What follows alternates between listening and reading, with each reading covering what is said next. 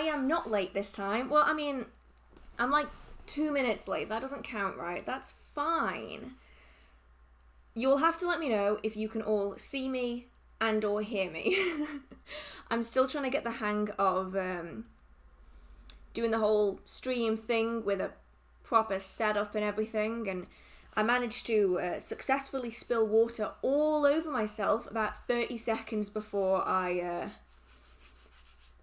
came on. So yeah, just excuse that. I can't believe I just did that. 4 whole minutes. Exactly, it's only 4 minutes. This is fine. I've been later. I've been like half an hour late to my stream before. Unintentionally. That was usually because I had like a technical problem. Oh dear. Hello, hello, hello. Wow, so many people are here already. So I'm a little late this month for the live stream. It was meant to be last week, but yeah, apologies for that. I was way too busy last week, so I ended up just having to skip it completely. So today we are here for a stream. I'm hoping it's not too bright in here. Unfortunately, my filming lights have like one setting, and that is bright. And it's also still light out, obviously, because it's only August, so it's very, very bright in here. I have the hiccups now. Oh no! Right. So, before we get started, I do just have a little bit of a public service announcement that I feel the need to put out, because a lot of you who follow me on Instagram will kind of have an idea of what's going on over there. At the minute, there's an account that's pretending to be me, that's trying to charge people for readings via Instagram DMs. If you get a DM from me on Instagram saying that I'm offering you a free reading, I'm not. I don't have the time to do readings publicly, and if I did, I certainly wouldn't be doing it via Instagram. I only have one Instagram account for my HearthWitch account, and that is linked in the description box on all of my videos. If you ever get a DM from someone that's not that account, it's not me. So I'm currently trying to deal with that on Instagram right now, but I just want to make sure that you all know that I only have one account and I can barely respond to messages that I get anyway. I'm certainly not going to be sending out hundreds of messages asking for payment in dollars, even though I live in England and we don't use dollars, but okay. So yeah, just wanted to put that out there. So before we get started, as you can see on the screen, we have some chat rules. Chat rules are, oh, thank you so much, Valerie. Thank you so much. Chat rules are there to keep everyone safe, everyone happy. Essentially, please don't spam the chat. Everything is done chronologically. If I haven't got to your question yet, I can't answer it. So I answer them all in order so that no one feels left out. However, if I've already answered wow, the words just stopped. If I've already answered the question, or I have a full video on the topic, or I simply don't want to answer it for whatever reason, whether that be personal or otherwise, I might skip questions just to help speed up the chat, because for any of you who've been here before, you will likely know that the chat tends to jump a lot, and when it jumps, I lose them. So my plan is I want to get through as many as I can, as fast as I can, so that none of you get left out because the chat deleted your message. Okay. The messages, the chat rules will be on the screen for the entire stream. So if you're in doubt, please check them out. That rhymed. And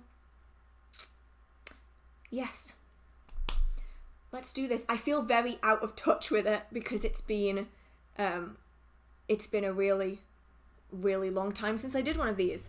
Oh, and for reference, my mods are joining me a little bit later, so right now, I am the one with the power to kick people out of the stream, so watch out, no spamming in the chat, because it gets really disconcerting for people to do that. So, oh my goodness, thank you so much, Paul. Thank you so much, that really means so much to me, and I will definitely continue posting videos, because I really like getting to share all that information with you. Right, you are going to be muted straight away because of spamming. This is how this is going to work tonight. I don't have patience to be dealing with spamming. So I'm going to scroll back up a little bit so that we can get through the questions as they come in chronologically. And I have noticed that the stream is a little bit behind. glitch-wise. I haven't quite fixed it yet, so hopefully I can get that sorted by next month. I say this, but I know that I was meant to order an Ethernet cable for this month, and I completely forgot. So that's arriving tomorrow, even though the stream is today. Whoops. Right, I want to start with tarot reading for myself and crystals, which I've purchased. And lastly, I want to know how to start practicing witchcraft as a solitary witch. How do I do self-initiation? So the idea of self-initiation largely comes out of Wiccan tradition. So essentially within Wicca, you would typically want to do an initiation ritual if you were to be a part of one of the main Wiccan paths, these being the initiatory paths that require initiation into a coven. When solitary Wicca became really, really popular, the idea of self-initiation or self-dedication became exceptionally popular. It was essentially the ritual that you would do within a coven, but you were doing it yourself so that you could practice the Wiccan religion as it was seen in the 1950s and 60s. You could practice it as a solitary practitioner without having to be part of a coven. Now, it's essentially just you stating that you are willing to dedicate yourself to your practice. And you can do this with witchcraft as well, but it definitely isn't required. If you don't want or don't know how to do a self-initiation ritual, it really isn't necessary for witchcraft. It mainly comes out of the Wiccan movement, especially the solitary Wiccan movement that happened in the 80s and the 90s. So it isn't required. It's essentially, though, just a ritual where you sit down and you dedicate yourself to your continued study and learning within that practice. That is mainly when it comes to witchcraft. If you want a self-initiation Wiccan ritual, someone else is going to have to give you that one, because I don't know any self-initiation Wiccan rituals because I never did that. Oh, I've missed loads of things on the screen. I'm so sorry. Thank you. Words are eluding me today. Thank you so much, Dragon Watter. I'm going to assume that's a name. And also, oh wow, this is a name I'm absolutely going to butcher. I know I'm going to butcher this, but I know exactly who you are, and I'm really sorry that I can't say your name. Barangeri. I'm terrible at pronunciation, but thank you so much, and it was so lovely to meet you, and also everyone else that came to the event last weekend. It was so nice just to get to meet everyone, and everyone was so kind, so thank you so much. Right, where are we?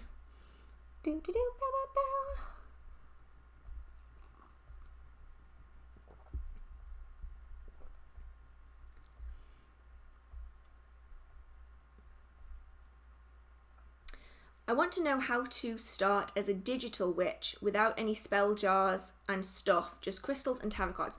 When it comes to witchcraft, you don't need to have anything. You'll often find that social media, particularly TikTok and Instagram, they really push the idea that you need all of these things, lots of things, and yet you really don't need it. You can practice witchcraft with your energy and your intention, and that's all you need. So to start off with, I always recommend that people start learning energy work. I have loads of videos in a beginner witchcraft playlist on my channel that could help you get started. And then there's other books out there that focus on energy work, such as Psychic Witch. That's a really good book for just starting out with energy work to really help you build that foundation before you start adding any extra things and items into your practice. How do I seal my spells? I'm gonna have to ask you to clarify that one, because obviously seal, do you mean like how do you seal in spell jars, or are you referring to magical seals, those kind of things? I'm gonna need a little bit of clarity on that one before I can answer that one. Can we see your grimoire? I cannot show you it right now. If you would like me to do another video about my Books of Shadows, I did do one in the past, but I ended up getting rid of it because I just really didn't like it. So I could do another one of those again in the future. Unfortunately, I don't have any right next to me. They are all in my apothecary cabinet in my other room, and they're all locked away. So yeah, I might have to do that in a future video because I don't want to have to dig them all out right now because there's a lot. Do, do, do, do, do. Do, do. I don't know what music this is today. It isn't any particular song. It's just like really motivational music that you might see in like I don't know, like Rocky, you know, where like he's like getting ready to fight. That's kind of the kind of music that's in my head today. I have no idea why. What's your favourite kitchen witchery recipe? I don't really have any because I don't really cook. Well, no, I cook. I cook to eat. I don't cook for any other purpose, personally. Which types of spells are best for new witches? No spells. If you are brand spanking new to witchcraft, I wouldn't recommend anyone attempt spells. Not because anything is going to go really wrong, but because I don't think anything is actually going to manifest. And that is one of the reasons why so many beginners get really disheartened. For successful magical practice, you need to have an underlying level of understanding. And without that underlying level of understanding, your spells aren't going to be successful. And so a lot of beginners get really disheartened and they quit straight away because it doesn't work. But it's because they don't yet know what they're doing. Once you understand the basic practices like energy work, centering, grounding, manipulation, visualization if you can, intuition, these kind of things, then you can start on something like protection. That's a really good option because it's relatively simplistic to do. It's also pretty instantaneous as well. I've got the hiccups again. And again. And again. Oh my goodness, this is going to get annoying. Do you think it's safe to do magic while pregnant? I've seen a couple of practitioners advised against it due to children being very sensitive to energy as they develop. I obviously do not know any first-hand answers to that, and everyone that I know who practices witchcraft and who has had children have practiced their entire way through and have not seen any problems with it in any way. As far as I can tell, based on the things I've seen written about this in the past, it seems to largely be a cultural divide. Some cultures will very heavily specify that you shouldn't be doing spellwork, ritual, or any form of magical practice while pregnant, while other cultures don't seem to put so much emphasis on it. And as far as I can tell, it seems to be more of a cultural divide rather than a universal belief. So it's more a case of do whatever you feel comfortable and safe doing, and if you don't feel comfortable or you're unsure, then it's best not to do anything, and then just make your own decision as to whether or not you feel like that's appropriate. Do you ever just talk and your mouth is just so dry you just can't pronounce anything? That is how I feel today, and I don't know why. And I just drank and I'm already like, it's so dry again. Okay. This is just going to be a continuous theme, I think, today. Do you have any knot or cord spells that you like? I do. I really like working with witches' ladders. I don't think I've ever done a video on it. Why have I never done a video on it? I don't know. But I really like witches' ladders. That's a form of knot magic. And then I also use a lot of plaiting. So what I'll often do, especially if my hair is like this, if I'm feeling particularly anxious, I will plait my hair, and I'll plait like just a little section, just like a little strip in my hair, and I'll plait all of that anxious energy into it. And then every time I feel anxious, I'll plait another bit in. And then at the end of the day, once I've done what I need to do, I'll get in the shower and I'll undo all of that and then wash out all of that energy. And it just helps me kind of manage it a little bit, you know, keep it locked away temporarily and then release it again when you can really get rid of it. So that's what I do really, really frequently. And it's probably my only really frequent use of knot magic, even though technically it's not magic, but it kind of falls under the same category. I'm not an avid viewer. What kind of witchcraft do you practice? Is there a video or introduction about your path or content? My path is largely British witchcraft, and nowadays I primarily focus on a more folkloric style, but it has varied. I also include a lot of candle magic. There's no really one introductory video because it's a very huge topic and I couldn't really fit it all into an introductory video.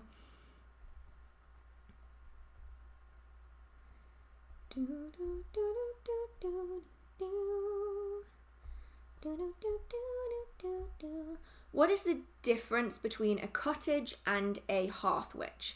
So a lot of people will classify them as one and the same. The term HearthWitch was actually coined by an author called Anna Franklin. She has a book. You'll be embarrassed by this, right? Would you like to see my stack of books? The Kitchen Witch book, not the Kitchen Witch, the HearthWitch book is right at the bottom of this stack. Just like casually chilling on my sofa. This book by Anna Franklin is really, really good if you would like to learn more about hearth witchcraft. And as far as I can tell from reading it and rereading it, Anna Franklin was the first person to use the term hearth witch as a distinctive practice separate from cottage witchcraft. Cottage witchcraft is a blend of green witchcraft and kitchen witchcraft that's kind of been grouped together, whereas hearth witchcraft is more of an individual style. It isn't just a collection of other traditions all grouped together. It's its own practice of using the items around and in the home, including household spirits and the like, to manifest results for the people who also reside within the home. So I would recommend reading a book on hearth witchcraft by Anna Franklin. It's fantastic, fantastic author, and it can kind of give a little bit more distinction. I've also heard a lot of people say that hearth witchcraft is just kitchen witchcraft, and that is not true in the slightest. There is a lot of difference between them. You can practice kitchen witchcraft and be a hearth witch, but you also don't have to either, whereas I think cottage witchcraft has a lot more emphasis on the kitchen aspect. It's essentially cottagecore just shoved into witchcraft. And that's not a bad thing. That's just the kind of the best way I can describe it. It's that kind of very homely cooking, cleaning, gardening put into a magical practice, whereas hearth witchcraft is a little bit more varied. As far as I can tell anyway. I know lots of people have lots of opinions on the difference, and it's worth checking out those people as well, but if you can read something by Anna Franklin, I would thoroughly recommend it. Do you have an opinion on Harmony Nice's book? I don't really have a massive opinion. I have it. Where is it? That's a good point. Where is it? I think all my Wicca stuff is right... Yeah, I can see it. It's right at the very, very top of my bookshelf, the bit that doesn't get used, because I have Wicca books for being able to share information for people who do want them. But I read the book and I found it a little bit bland. It's not designed to be intense. It's also not the form of Wicca that I'm used to. The Wicca that I studied was traditional British Wicca. I ultimately never ended up being initiated, but that was the path that I was primarily studied under. And traditional British Wicca is a very traditional form. It's one of the earliest forms of Wicca, as is seen, since the 1950s. Harmony's book is very much modern, solitary Wicca, which is really good if that's what you're after. It wasn't what I studied, so it kind of confused me a little bit, but it's a decently written book, and if you like Harmony Nice and you want to support her, then it's definitely worth giving it a read. If you're more of an advanced practitioner who maybe knows a little bit more about Wicca and witchcraft, it might not be suitable because obviously it is a very basic beginner book. But yeah, I have it because I wanted to support Harmony and I wanted it in my collection. I've read it once and I will probably not read it again, but that's because I'm not Wiccan, so I don't really, need to read it again. What's an obsidian mirror for? Ooh, interesting. I like this topic. Okay. Obsidian mirrors are also known as scrying mirrors. Now, you can use obsidian mirrors for more than just scrying, but they are primarily used as black mirrors, naturally forming black mirrors that are used for a form of divination known as scrying. Now, scrying is a form of psychic divination. So rather than using tarot cards, which you pick a card out and it already has imagery and it already has an associated meaning, with scrying, you're tapping directly into that psychic energy. Nothing is spoon-fed to you. Instead, you dimly lit a room. Usually it's dimly lit with candles where possible. And you're going to want to sit in a really quiet space and you're going to want to zone out into that mirror. And from that, you might get sounds, you might get colours or imagery or visions. And you're going to input that into your kind of thought process and derive from it a meaning or significance in relation to your life or the life of someone else. You can do this with other things other than just obsidian mirrors. You can do this with painted black mirrors. They're really, really commonly found. You can also do this with water. So if you have a dark bowl, you can do this with water. You can also do it with candle flames as well, though I wouldn't recommend doing candle flame scrying for too long because obviously you're looking at a bright object and it can really hurt your eyes. So if you want long period of time scrying, obsidian mirrors can be so good for it. And also the stone is wonderful because it has the extra benefit of being protective as well, which also helps to shield from negative entities and spirits who really want to influence you in a less than positive way. What do we have here? Oh, thank you so much, Lay. And I am Jessica. Thank you so much, and I'm so glad. I'm so glad that you put it out so I knew how to pronounce that. I'm so bad at pronunciation. I've always been terrible at it, so thank you so much for just understanding that I am not the best at it. I'll give it a go. I cannot say that I'm ever accurate. Right. When's the next video about weeds in witchcraft going to come out? I don't know yet. I'm currently halfway through writing the script. If you would like any particular weeds being mentioned in the next video, feel free to leave it in a comment either after this video or on the weeds in witchcraft video part 1 that I did. I'm kind of halfway through the script. I have a few in there already that a lot of you wanted to see, so I'm hoping that I'll be able to finish the script and film it in the next few weeks, although after that, I'm not certain on when it's going to come out.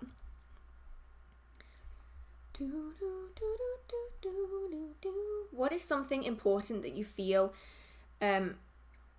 what? As you can tell, my brain is non-functional today. What is something important that you feel about of people? Feel a lot of people. I think that's meant to be a lot of people. A lot of people don't know or understand when it comes to witchcraft. Yes. The main one for me, right at this second, is that people don't understand that witchcraft isn't one thing. I get DMs and I get comments almost every day of someone being like, tell me the rules of witchcraft, or why aren't there any rules in witchcraft? And it's usually people who don't understand that witchcraft isn't just like one teachable subject. It's not like you can go to school and you can just learn everything there is to know about witchcraft and that'll apply everywhere. There's so many different paths, so many different traditions, and a lot of people really don't get that. I've reacted to a lot of videos of people trying to learn witchcraft, and usually they're learning Wicca, not witchcraft. And then at the end of it, they'll usually come up with some statement that doesn't really apply because they've only spent one day learning one bit of witchcraft. And in reality, there's so many different paths and so many different traditions, and different cultures are going to do things a completely different way. And so the way I teach witchcraft is not going to apply necessarily to someone who is under a tradition that I don't know anything about, and it's not my place to talk about. So I think that's the biggest thing that I think people don't get. Is it's not all the same, and there isn't one right way of doing it either, which good luck trying to tell anyone on social media, particularly Facebook, that there is more than one way of doing it, because they will lose their minds, which is why I tend to steer clear of Facebook witchcraft groups. Honestly, I just steer clear of witchcraft groups in general most of the time. Is it a bad idea for a new witch to start straight away with spell jars? I'm not sure how to cast a circle yet, so I'm pretty sure it's a bad idea. So you don't need to cast a circle. They can obviously be useful to learn and to train, and if you do feel uncomfortable working with energy, then they're a really good place to start because it stops anything from interfering with you. If you don't, I suppose the question is, do you not know how to cast a circle? Is that because you don't know how to work with energy, or is it that you can work with energy but you don't know how to cast a circle? Because if you are perfectly capable of working with energy and you're well practiced at working with energy, as long as you can put that and you can manifest it into a working, then there's no real problem with you creating a spell jar. However, if you don't know how to work with your energy yet, then I would say leave it a little bit, just so that you aren't disappointed if you don't manifest results, because you haven't successfully been able to add the energy into the jar. So it's really a case of weighing up how much you know about energy work, because circle casting definitely isn't the be-all and end-all of everything. I can remember the last time I cast a circle. It was last Wednesday. But you don't have to cast a circle, and actually most of the time I don't even bother. As long as your energy work is fine and you feel comfortable not casting a circle, you can go ahead and do it.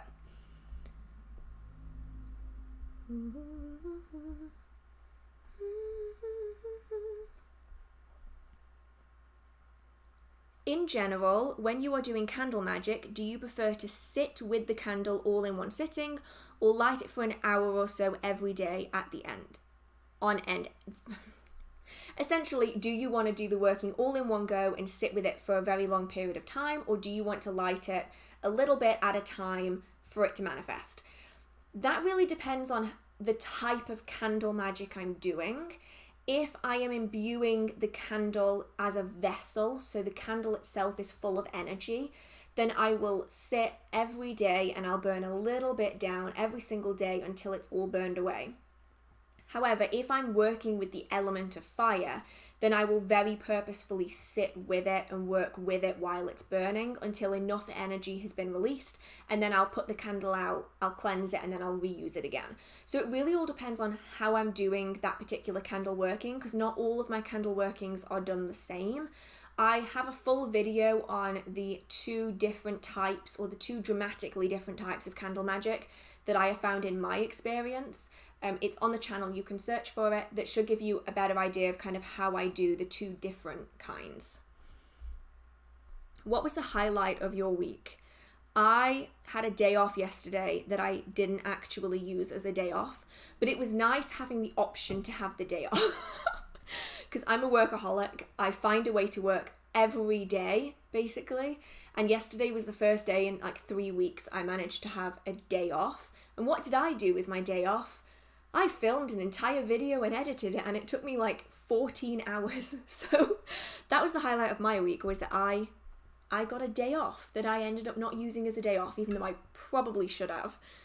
Do you recommend any books? Books on which topic? Because there's lots of books that I recommend, but obviously not every book is going to be suitable for every practice or every person even.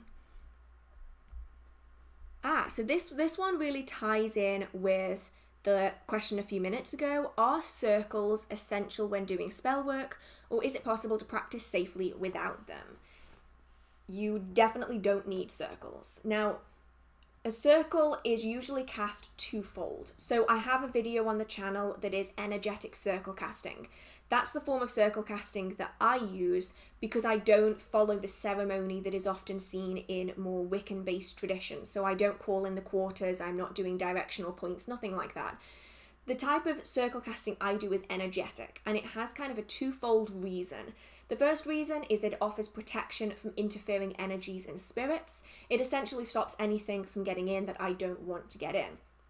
The second reason why you might want to cast a circle, especially an energetic circle, is that it actually contains the energy in that space. So if you're raising a lot of energy during a spell or a ritual and you want to release it all at once, it's much easier to cast an energetic circle because it contains all of the energy within it, and then at the end of the working you can release all of the energy at once by dropping the circle, which is really useful if you're just getting started and you're struggling with your energy maintaining and your energy manipulation. It makes it far easier because then you don't have to think about containing the energy. Your circle is already doing that for you. So it really all depends why you might want a circle. They can be very, very useful and effective, but if you're good at energy manipulation, you're good at energy maintenance, and you have personal protections, a circle isn't necessarily necessary, and so a lot of the time I don't even really bother with them. The only time I will ever really cast a circle is if I'm spending a long time doing a working, because that's more likely for me to be interfered with by energies and things that I've attracted into that space simply by doing the working. But for workings that take maybe half an hour, I won't bother casting one because it just isn't much use to me. But anything longer than that I typically do, just because you tend to get a bit tired and it's a little harder to maintain that energy. It's gonna jump. I know it's gonna jump. Have you done any spells on Not Magic? It jumped just as I read it. I haven't done any videos on Not Magic spells. At the minute, my workshop is currently under construction. construction. I am waiting for a worktop to arrive so that I can have a proper area. And when that's in place, I'm hoping to be doing more Spellwork videos because I'm going to have more space to work on and film on. Because currently my recording table is tiny. I can't even fit my laptop on it. I have to my laptop's like half off the edge of the table, and then I have my microphone just kind of precariously balanced on the other side. It's not enough space for me to be doing spell work on, so that's what the workshop is going to be. Oh, hello, Lance. I'm gonna have to jump back up again because it jumped and I don't know how much I missed, so I apologize for that. Scroll, scroll, scroll. Scroll, scroll, scroll, scroll, scroll. Oh wow, I really jumped a lot. Scroll. I love how people still ask me questions. I'm not exactly the spoon feeding kind on here. I have a list of chat rules on the screen, and the top rule, or the top guide, is that all questions are answered chronologically, and yet I still get people complaining that their message hasn't been answered quick enough. It's like, it's on the screen. It's right there. It's right there. Right, here we go. This is where I was. So this was the question about the not magic and cord magic. I started reading Psychic Witch and couldn't get past the first exercise, counting down to get in the right mindset despite trying any advice. It's halted reading, but it doesn't feel right continuing. It's one of those where some people are going to pick up on energy work a lot faster than others. It doesn't necessarily mean that you aren't able to do it, because you definitely can. It's just that the process of undertaking it is kind of tricky for some people. It's more tricky for some people than others. So I'd say definitely don't give up. You can continue your studies, but obviously it's important to be able to have this practice or these skills under your belt before you start doing spellwork and ritual. So you can definitely continue reading other things, start learning different aspects of the practice, and then just continue to chip away at the recommended practices that are in Psychic Witch, because it really is a fantastic way of doing it. And then just keep chipping away at it. So don't feel as though you have to stop dead completely, because you definitely don't. It's just really good to have them under your belt before you start actively practicing. How long does it take for a beginner witch to see or feel results? Sometimes I think I'm impatient, but some others I think my rituals just don't work.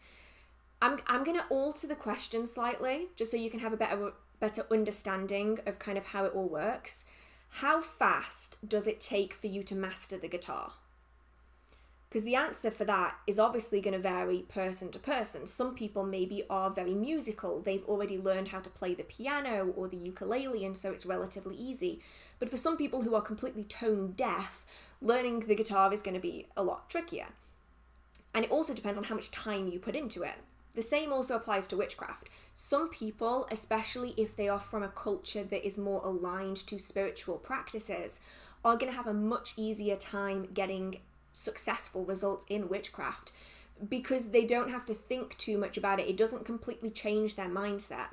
Whereas those people who maybe come from a background that condemns witchcraft might have a harder time with it because they've got to reprogram everything that they've previously been taught.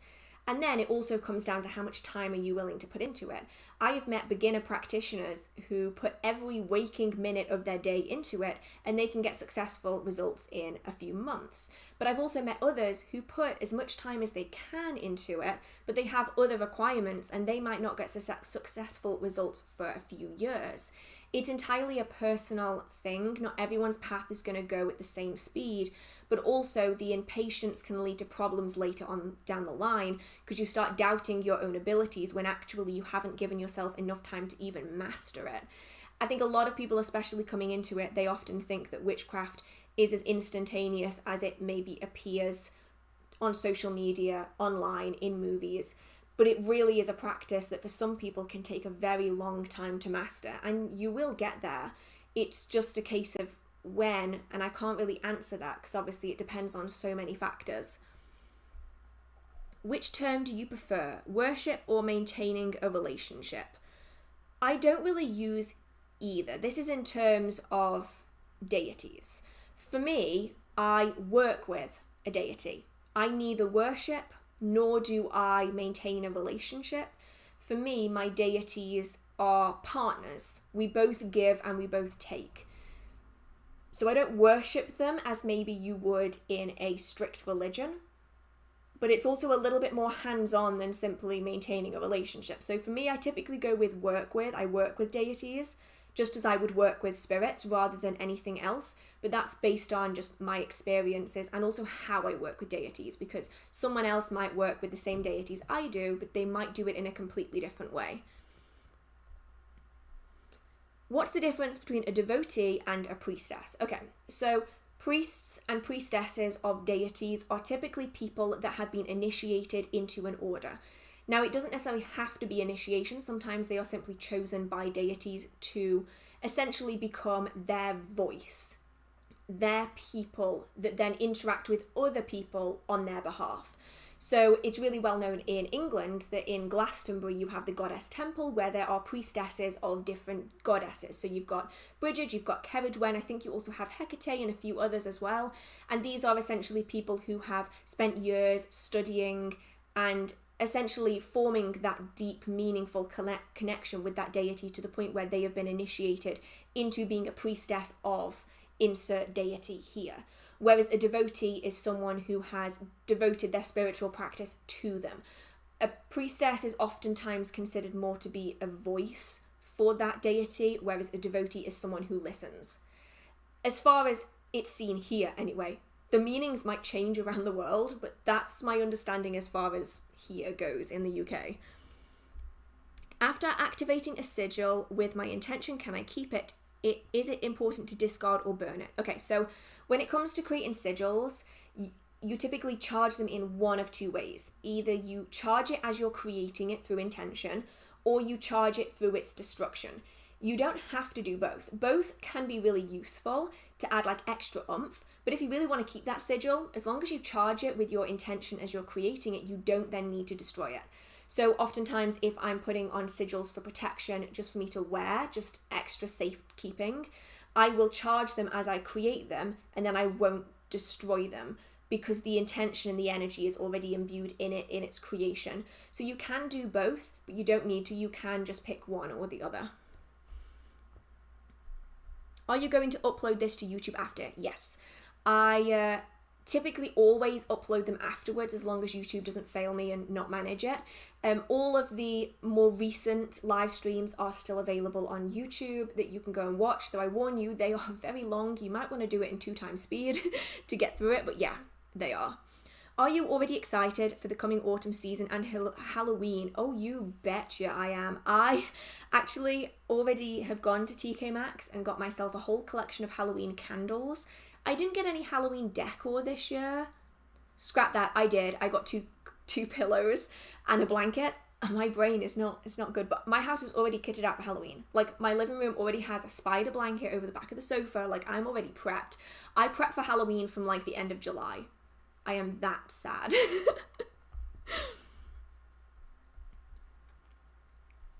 Could you paint your own tarot cards? I'm using old Uno cards and painting them. You definitely can.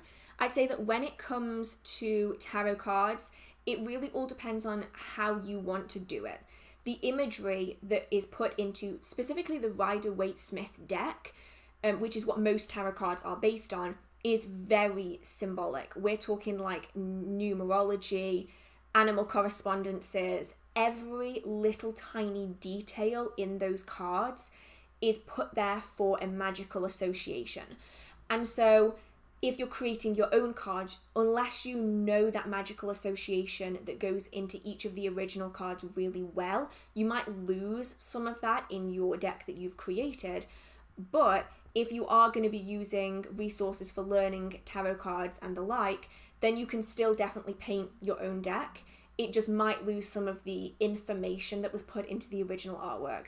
But I know lots of people who create their own tarot decks, and as long as you connect with them and as long as you can still read them successfully, then that is an amazing way of really fine-tuning a deck to be just what you want, which is ideal really, especially when it comes to divination where you want that kind of innate connection to the object.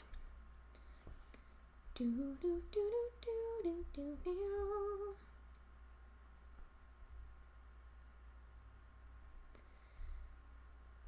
Do, do, do, do, do, do, do, do. Trying to figure out how much do you meditate daily? I don't. I try to make it as clear as I can in like videos and live streams and stuff that I don't, and you don't need to either. Daily meditation, daily practice, daily tarot cards, it can be an amazing experience if you've got the time to do it. And I think a lot of the time when people first get started, they want to do everything all of the time. But I've been doing this for long enough now that some days I just want to eat my breakfast cereal and watch someone make a painting on YouTube, and then I work for 12 hours, and then I cook food, and then I watch the magicians on repeat for 6 hours, and then I go to bed. I don't meditate daily. I don't do spellwork daily. I try as best I can to do a tarot or oracle card draw at least once a week, but obviously that really depends on how hectic I am. I don't have a daily practice, because obviously witchcraft is such an integral part of my life. I don't really think about doing it. Same with meditation. I don't do it every day. If you can manage it, fantastic. It has some amazing results and it can really help calming the mind. But for me, my life is too hectic for me to be doing daily meditation. I don't have the time, sadly. Ooh, can you do a video about shadow people and shadow guardians? I will add that to the list. Where's my pen? Do I have a pen around here? I have a notebook. Do I have a pen? Pen. I have an eyeliner. That works. I'm going to write it in this notepad with eyeliner. I mean, it's kind of dead, but just a dying eyeliner. That's fine. That'll do. Shadow people video. There we go. I'll add that to the list. Unfortunately, doing the streams, it runs my computer so hard that I can't actually like open anything on my computer, or it will fail on me. Are you still doing a video on how to cast a ceremonial circle? I am 100% planning on it. At the minute, the only room that I have the space to do a large enough ceremonial circle in is my workshop/office, which is currently under renovation. So hopefully when everything is back where it's meant to be and I have all of like the storage put in, I'll have a large enough workspace where I can do that, because I know I've been saying I was going to do it since like 2018 and it's been like 3 years. I need to do it. So hopefully I can get that done. If I remember and I don't immediately make my room a mess, because I am literally like a tornado. I just tear through a room and I just destroy it in the process. I have a very chaotic personality, did you notice? Ba ba ba ba ba ba ba ba ba ba.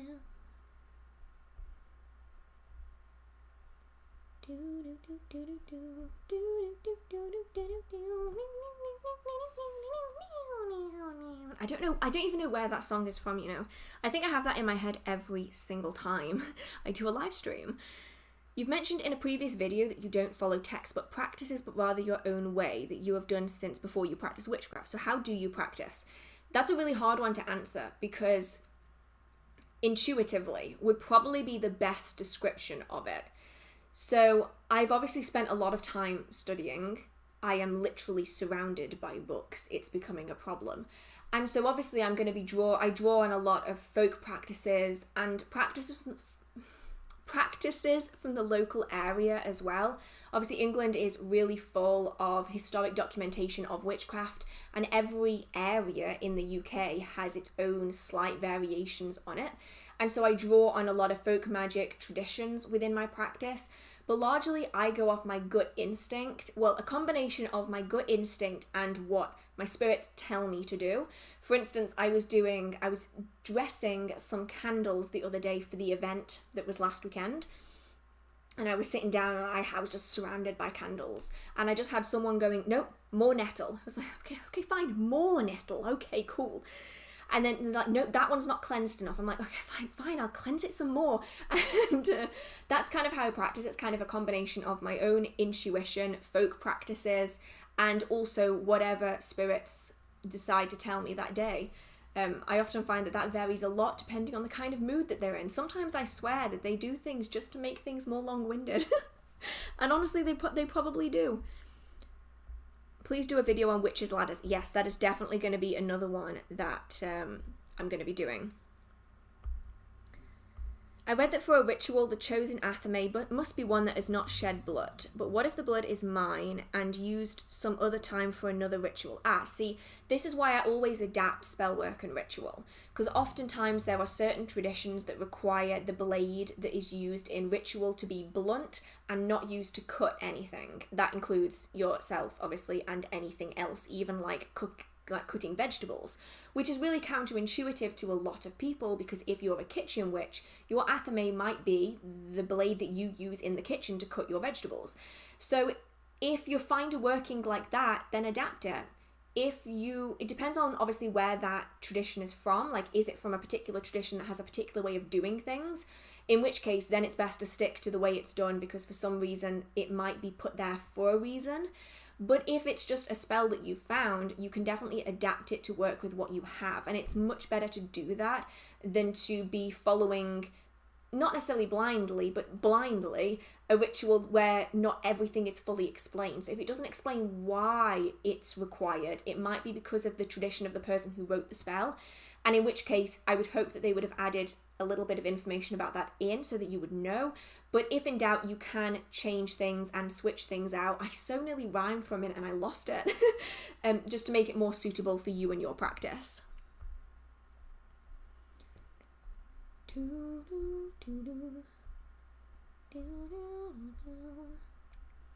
you have a favourite book on jar spells? I don't. I have a very simplistic way of doing jar spells, and that is that I will sit on my floor. Yes, on my floor. I have a giant floor cushion that I sit on, and I surround myself with herbs, and I will sit there and I will have my intention, and obviously in my head I already have memorized all of the herbs that I use for each intention. So like if I'm doing something for self-love, I have in my head a list of all the herbs that I will use, and as I'm doing it, I will just put my hand over each of the jars and I will just see what feels right, see what's told to me is right, and then I'll just stick it in the jar.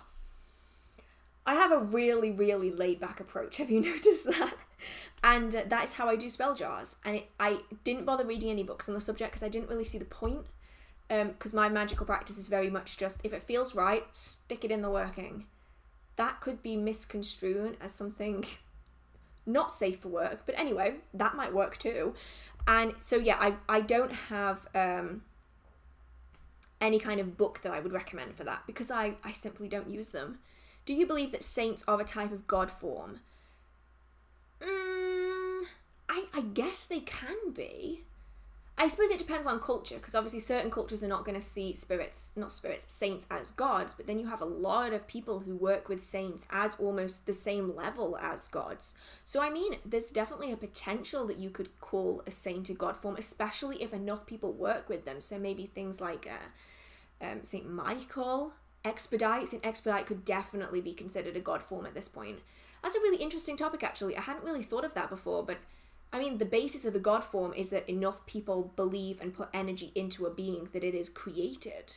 So in theory, if enough people were to believe and worship a saint, then they could be a god form. I like your way of thinking. This is an interesting topic. Do you have to use oils in candle magic? Not at all. Not in the slightest. I like using oils in candle magic because it's something that I've created. It's something that I can imbue extra energy into. It's also a really great way of adding herbs and plants into spellwork and rituals without having the fire risk of putting like physical plants on a candle. And so I really like using oils, but you definitely don't have to. You can just use your intention. You can use waters, that's an option. You can use powders or herbs or really anything else that you like. It's just, I obviously mention oils a lot because I'm documenting my own magical practice. And in my magical practice, I typically use a lot of oils because I love making it. I'm obsessed. I have an entire like unit in my workshop that is just full of oils. And so that's why I typically talk about it, but you definitely don't need to.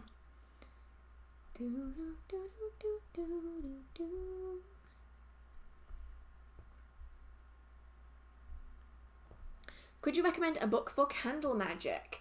Now, I haven't actually fully read any book on candle magic because, as mentioned, mainly I'm just a throw it in the mix and hope for the best kind of a practitioner.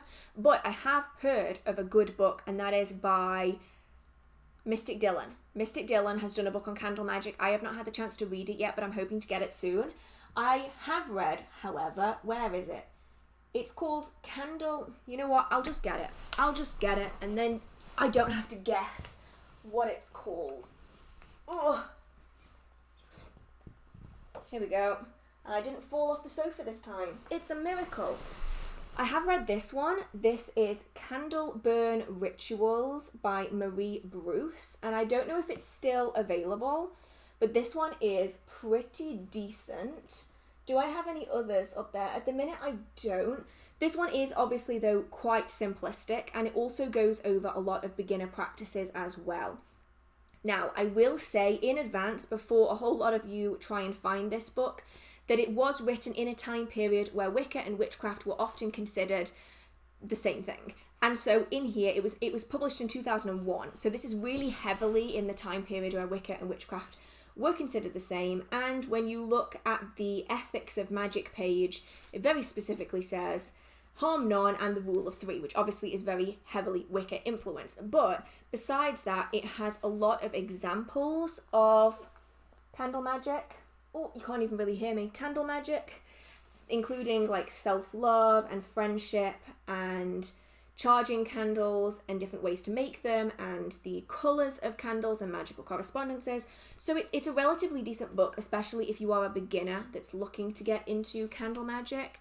But obviously, once you get past the beginner stage, there's not that many candle magic books out there that are that good. Most of them are designed for beginners and just very basic practices, unfortunately. And that's something that you'll see as a theme throughout the world, is that most books on witchcraft are designed for beginners and beginner adjacent. You don't find that many books that are designed for adept magical practitioners, because you get to a point where you don't really need like a step-by-step guide so much anymore. Can you do a video on your most used books as of recently? I've actually never thought of doing that before. Is that the kind of thing that you'd like to see? Like every, I don't know, like couple of months or something, I do a video on the books I've currently read and what I think is good and what I didn't think was so good. Is that the kind of thing that you'd like? Let me know, because yeah, that'd be cool. Do you think spells are more effective if they're tested by other witches or made myself? 1,000,000,000% made myself. I've still got the hiccups, oh my goodness. Mainly because every practitioner is going to have a different style and a different approach. So I could go onto the internet and I could get a spell that is a self-love spell that calls on Aphrodite and it uses this and this and this and this and this.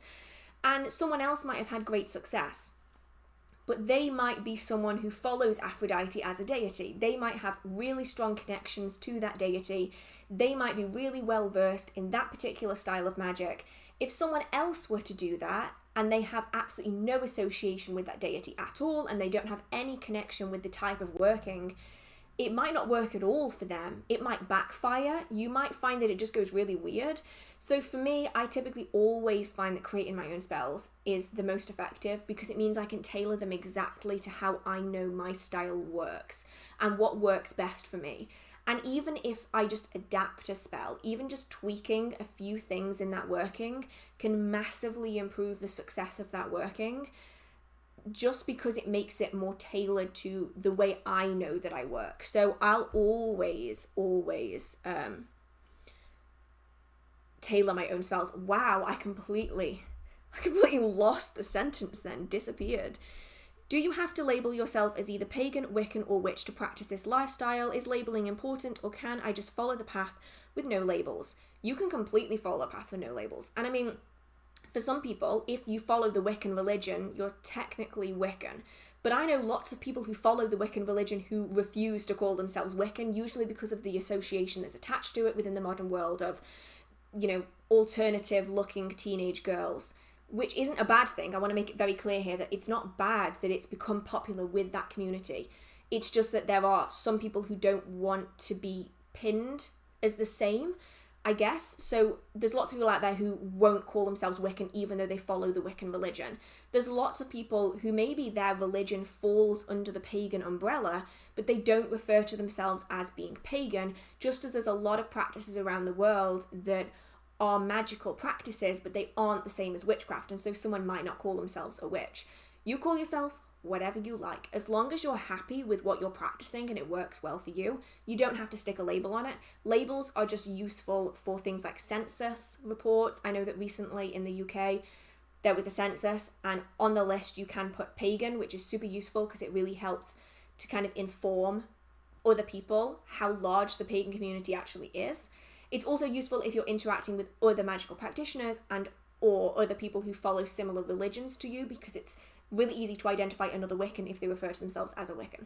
But besides that, you can really call yourself whatever you damn please. Honestly, labels are overrated. They are really overrated. Do you work with Dark Goddess? I work with a goddess that is considered to be a dark goddess, and that is Ceridwen. She is considered a dark goddess of the Welsh pantheon. Really fascinating backstory and folklore. Thoroughly would recommend a read if you don't know it already.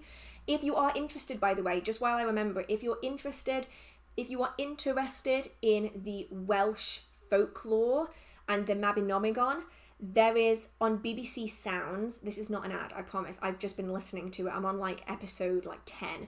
On BBC Sounds, there is an entire podcast that is kind of like a screenplay, it's like a radio play of the stories of the Welsh Mabinogi, and I think that's what it's called. I think it's called Mabinogi, and it's so cool, so well done. If you do want to learn about Welsh mythology and you're not good at reading it, that is amazing. It's free on BBC Sounds, and I think it's on Spotify as well. It's well worth a read. A listen. Did you finish reading of Blood and Bones yet? No, it's currently on my bed waiting to be read. I was meant to read it yesterday, and then I ended up filming a video, so I didn't. So I'm hoping to start it this week and kind of slowly start chipping away at it, and then I'll have to let you know. But if I do end up doing these videos, so every 3 months, where I go over every book that I've read during that time period and whether I liked it or not, then I can include it in one of those. What do you think about Llewellyn's books, like Llewellyn's 2020 Magical Almanac, Practical Magic for Everyday Living? I don't have any of the recent ones. Where is it? I have one of the almanacs, but I have the 2014. I think I have the 2014 almanac, and I like them. It's important to remember that Llewellyn is very heavily Wiccan influenced, so a lot of the books that do come out of Llewellyn do have a little bit of that sway to them. I think they can be really useful if you're a beginner and you're trying to learn about seasonal practice and you want to know when the moon phases are so you can really get in tune with that energy. They have a lot of good information in it. A lot of it is a little bit Wiccan swayed, so if that's not what you're after, just keep that in mind. There is so much good information though in the one I have. I can't remember if it's the 2014 or the 2016. It's one of the two Llewellyn almanacs. And there's still good information in there to this day. Because although, a lot of it is, dated and there's full moons and stuff, a lot of the raw information is actually good even now when it's been, 7 years? So if you have the chance to pick one up and it's something that you're interested in, it could be worth giving it a go. But obviously, I would just check through reviews and just see what the modern ones are like. 'Cause obviously, I haven't bought one in a long while. Have you had experiences with other deities besides your own? I have worked with Nyx and Poseidon very briefly, and by briefly I mean for maybe a month, 12 plus years ago. Besides that, I only work with the deities that I actively work with. I don't really have any experiences beyond that. What topics or subjects do you wish were talked about more in the online witchcraft community? Anything that isn't sunshine and rainbows. Oh my god, I get so fed up of it. like, that is a perfectly valid practice if that's what you're interested in. But I have been in enough online communities now where people have been bullied out of the community because they asked a question. They asked about curses and hexes, and they got like banned from the Facebook group. And it's like, wait, what? The what? I'll never understand the approach that a lot of people have when it comes to negative magic. As far as I'm concerned, if you want to learn about it, then that just gives you more ability to defend yourself against it. If you don't know what you're defending against, how are you meant to defend against it? Like, if you don't know what your enemy is, how are you meant to put up defenses that are suitable for it? And it confuses the hell out of me when people refuse to talk about negative magic. I get it every day. I get someone throwing a hate comment at me, verbally abusing me in my comment section on the video I did that was about breaking up friendships. People went 8 on me on that. They hated me for it. But it's like, if you don't want to do it, then don't do it. I don't understand why we can't talk about negative magic even if we aren't going to do it. And I think that's something that we really need to start pushing to change, because there's so much more to the magical community than just what is touched on, because people don't want to talk about anything darker. And the problem is about witchcraft and folk magic, it can get pretty dark, you know? Not many folk magic practitioners 500 years ago were only love and light. A lot of them were doing a lot more. And I think there's a lot of the practice that people refuse to look at because they don't know where to find the information, because no one talks about it. And it's a real shame that no one does talk about it. Do you have crystals? I do. I have a large collection of crystals from the start of my magical practice. I don't buy crystals anymore because I don't need them. The only time I really do is if it's something that's really, out of the ordinary that I haven't seen before. I have a large chalice. It's like this ginormous goblet of crystals, and then I have a few specialist pieces that I work with regularly. But besides that, I don't have any kind of ridiculous volume of crystals. Oh, thank you so much, Taylor. I really, really appreciate it. Thank you. Right, Ty, we got to stop posting this comment. I've had this comment about someone turning into a fox forever on 8 different videos today. Oh my goodness.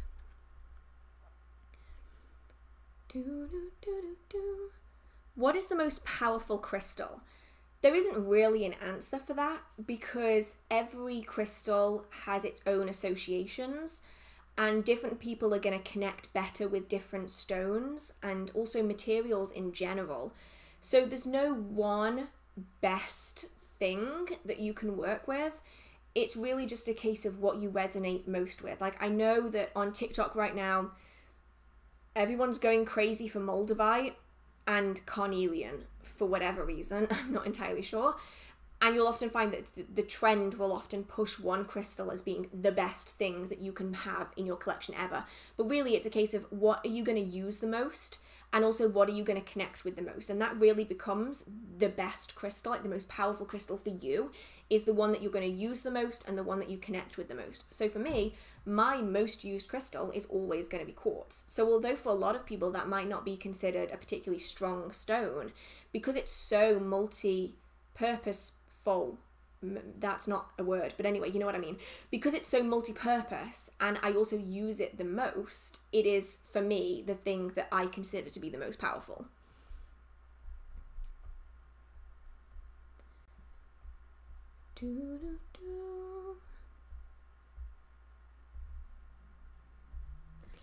I always thought hedge witch referred to a solitary witch, but I have read a bit and now I think I may be wrong. Is it just referring to someone crossing the hedge, or can it mean a solitary practitioner?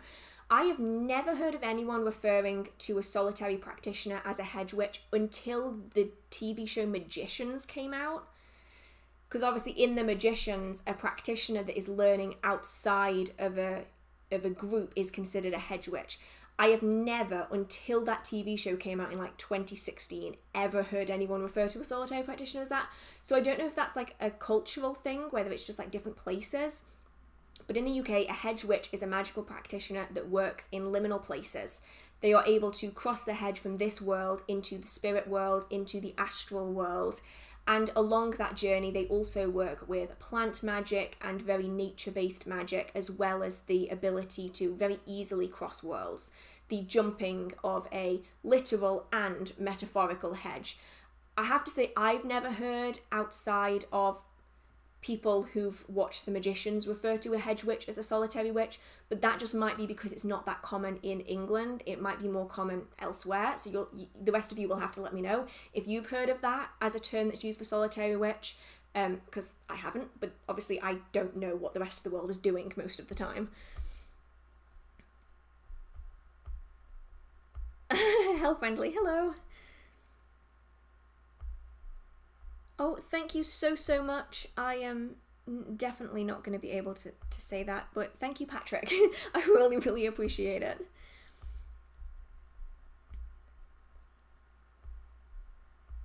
Right, I'm getting fed up of this. Right, I'm going to mute you for a while because I'm getting really annoyed of the fox.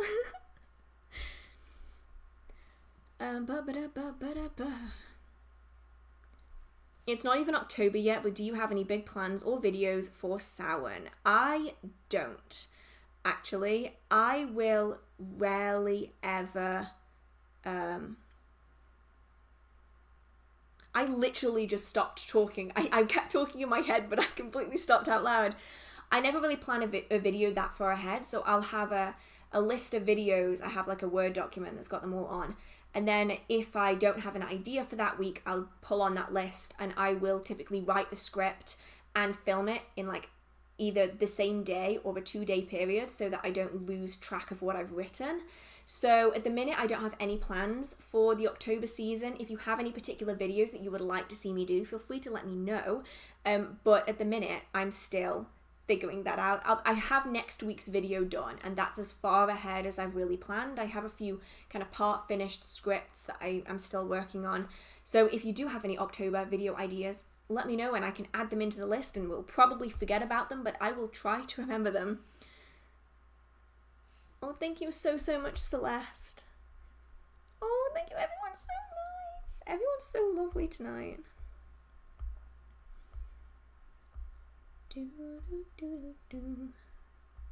Have you ever gone mushroom foraging? No, mainly because I am so scared of making a mistake. I have a book on British mushrooms, and I used to read through it when I was a kid because I was that weird kid that used to like reading forage books on mushrooms and trees and plants and things like that. And there was always this one picture that I was obsessed with, and I can still see it in my head now. And it's very poisonous. And it scared me forever. I was like 6 when I read that book, and I'm still scared of mushrooms. I also just don't like eating mushrooms. So for me, I don't see the point in foraging for them because I just don't like the texture, which I know some people love. I personally absolutely hate it. So for me, I just leave the mushrooms where they are and I look at them from a distance rather than foraging them. I also don't trust myself. Where do you get your spells from? So I create all of my spells. Oh, thank you so much, Ashley. Thank you so much. I create all of my spells myself, usually based on the experiences that I've had with other spells and just general folk magic practices. What is with my English today? And so I just create them all myself. I just find it easier. Sometimes, at the minute, I'm currently working my way through slowly the Encyclopedia of 5,000 Spells, because that includes a lot of folk practices, and I really try and pick out the ones that are from Britain and Wales and similar locations, because that's really what I focus on. And then I will take inspiration from those and I will then adapt them into my own workings. So sometimes I will draw inspiration from a particular working. The only time that I will use a working word for word is if it's a very specific traditional charm. So an example for this is in my Rowan Protection Charm video.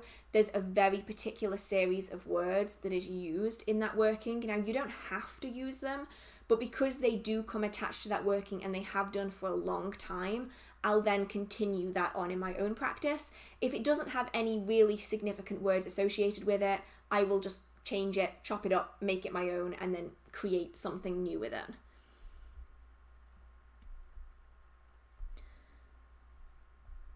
Are you part of a coven? I am not.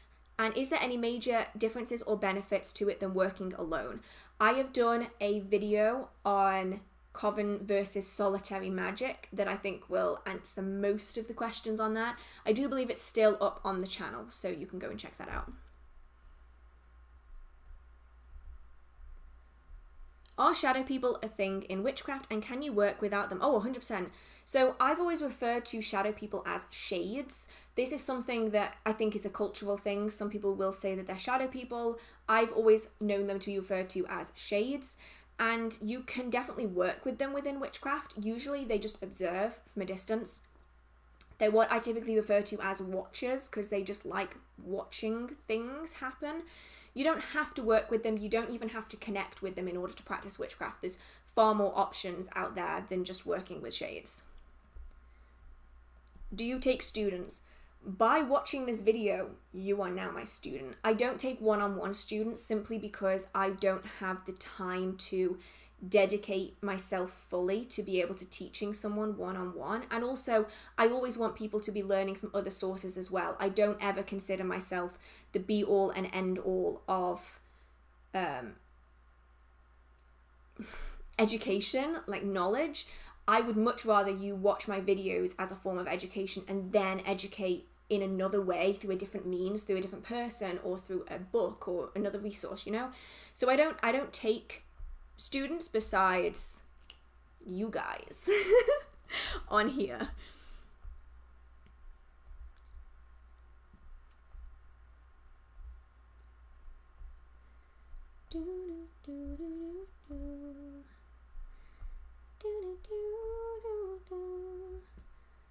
How could we know if we are making progress in witchcraft? Things will just start coming easier to you.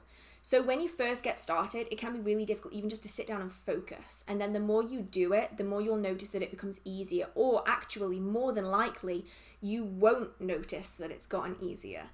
One day you'll just realize, hang on, I just ground myself and I didn't even think about it.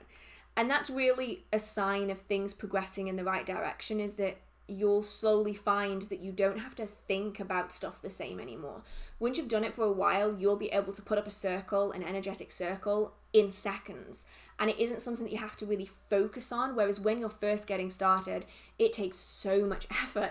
And you might not be able to put a circle up straight away. You might find that you only get halfway and then you've got to drop it again. So the best gauge that I've ever found is simply that things become easier to understand, and they become easier to do as well. And it's usually something that you wouldn't necessarily notice to start off with. It isn't like a recognizable thing. It's just one day you'll look back and you'll realize that it's now so much easier than it was before. It's gonna jump. I know it's gonna jump. It jumped. It definitely jumped. Okay, right. Scroll, scroll, scroll, scroll. Scroll. I still haven't reached it yet.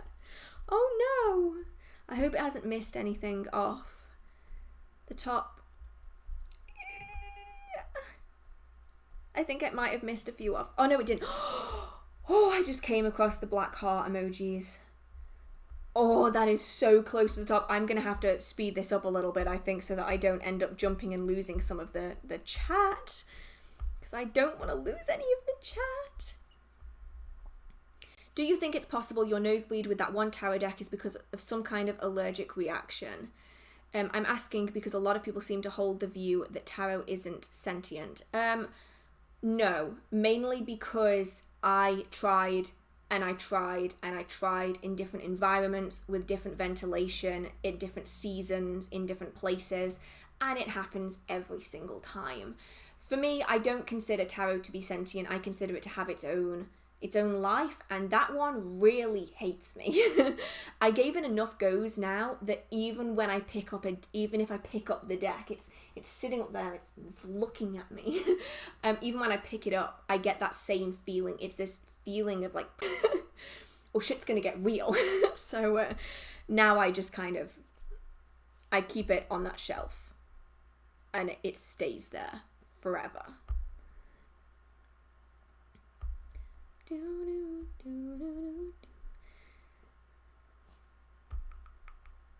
Okay, this question is about, if I cleanse crystals, will it remove all their energy? No, because crystals have their own energy. It is self-sustaining. The reason we maybe cleanse crystals is to remove interfering energy. So if you have crystals that are all sat next to one another, you might find that they pick up on the energy of the crystal next to it. If you have a crystal or a stone that is designed to draw in negative energy, such as black tourmaline, smoky quartz, obsidian, you may then find that it will stop working because there's too much energy in it. It can't continue absorbing it because there's too much in it. And so we want to get rid of that excess energy. So you'll always find, doesn't matter how many times you cleanse a crystal, its natural energy will always return, because it's just in its being. It has that energy. And this is where a lot of animist traditions come in, and the idea that every being and everything in the world has its own energy and has its own spirit. And you can't scrub out that spirit. That spirit is always going to be there, but you can move on the interfering energies that are impacting it, which is the main reason why people do cleanse items and themselves and stones and everything else before they do spell work and ritual, especially if it's been handled by a lot of people, because every person that touches an object leaves behind a fingerprint of energy. And so once that builds up, it can interfere with that working, especially if someone who's touched it is very high emotion. So it's always good before you do a working to get rid of any of that excess energy, and then you have a clear object to start with, instead of trying to fight against interfering energies that might negatively impact your working. What do you do when you first receive a tarot deck? What are your favourite methods for cleansing and bonding with decks? What I do with it really depends on the deck. If it has very strong negative energy, then I will cleanse the deck. If it already has a spirit attached to it, then I won't. My Magick manga deck has a spirit attached to it. He is perfectly content being in that deck. I am perfectly content working with him and that deck, so I didn't bother cleansing it. Even though that deck had been with a practitioner beforehand, I didn't bother cleansing it because I like the spirit. The spirit seems to get on with me relatively well, and so we can work together to do readings. Most of the time, I don't bother cleansing my decks unless they've been handled by a lot of people and there's a lot of nasty stuff on them. When it comes to bonding with the deck, I'll simply just use it, and I find that it just builds day after day. You might find that the first few readings aren't particularly in tune because it hasn't had time to really connect with me yet. I'm a very practical practitioner. I don't really do a lot of the kind of ceremony of stuff anymore. So for me, I won't do any kind of bonding ritual or anything like that. I'll just use it, and it will just have to get used to me, and I'll just have to get used to it as well. And that's typically how I work. Where's your jug of water? My jug of water is just down here, but I picked it up at the start of the stream and I spilled it all over myself, so I'm going to try not to pick it up again because it will go everywhere.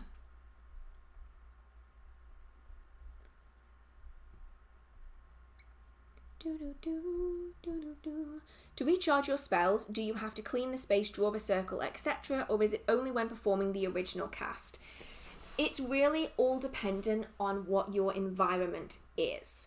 If you need to use those protections again, then use them. You know, if nothing has changed and the reason that you did it in the first place was because you didn't want interfering energies, it was because you wanted to get rid of any of the excess energy that was unwanted in that space, it's better to do it again the second time if the energy is still the same. If you did it because it was a temporary problem, then you don't necessarily need to do the same again. But if the interfering spirits and energies that you wanted to cleanse and get rid of and protect against the first time are still present, if you don't do those things, you may find that they influence the working. So that one is really going to depend on what you need at that given time, based on what you can sense around you and the kind of energy that's going to be hanging around.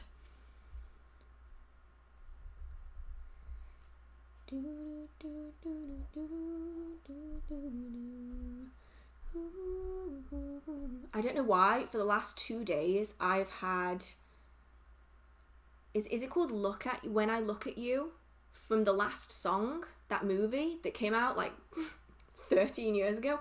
I've randomly had that song in my head just on repeat for the last 2 days, so it's back again. It's come round the loop.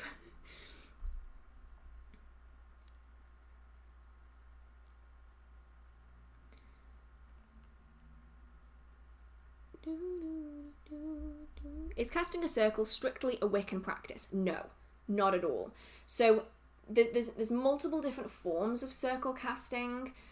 The more Wiccan form is what is known as ceremonial circle casting. It's usually a ceremony of calling in the quarters and placing objects at directional points. Now, it does have a very powerful use, especially if you are wanting to work with elementals and if you are calling in deities. Having that ceremonial circle in place is super useful, but it's not going to be necessary for everyone.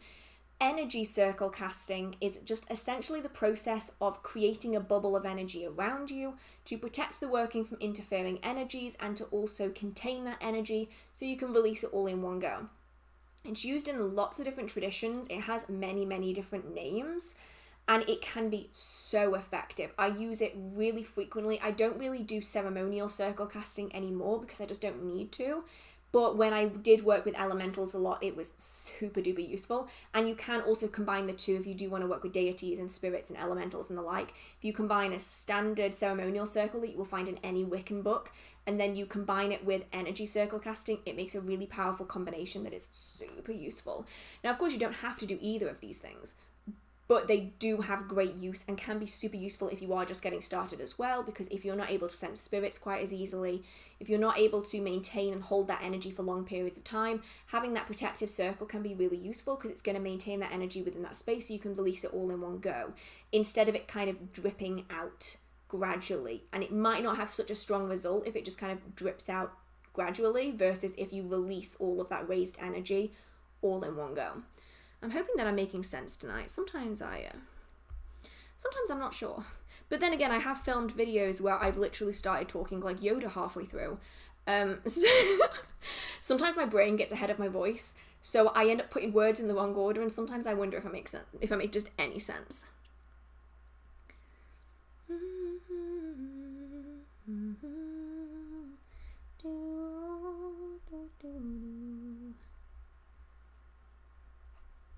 Right. How do you destroy a sigil?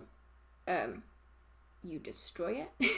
That's a very simple answer, but burning it, burying it if it's made of paper and everything is biodegradable. You can liquefy it in water. If you're really passionate about it, you can stick a sigil in a blender if you really want to. The whole idea is you destroy a sigil in a way that imbues it with power as it is destroyed. So depending on what it is you want to achieve, you might want to change the way of doing it. So if you want to remove something from your life, if you want to rip it away and you never want to think of it ever again, then destroying that sigil by tearing it into little pieces while really angry and then throwing it in the bin could be a good option. If you want to attract more passion and fire and drive into your life, then burning that sigil could be a really good option. If you want to help heal, then soaking it in water could be really good. And if you simply want to return the energy to the earth or to bring positive, abundant, fertile, nourishing energy into your life, then burying it's a good option as well. It's just any way that destroys that object. And usually it's an element-based destruction. Typically when it comes to sigils, it doesn't have to be, but that's often the most well-known way of doing it. And as long as you're choosing the appropriate destruction for the working and also for the environment as well, because obviously if you've drawn it on a piece of plastic, then burning that is probably not a good idea. But if you're doing it on a piece of paper, which is what I would typically recommend, as long as everything that you're using can degrade, then you can really do anything with it.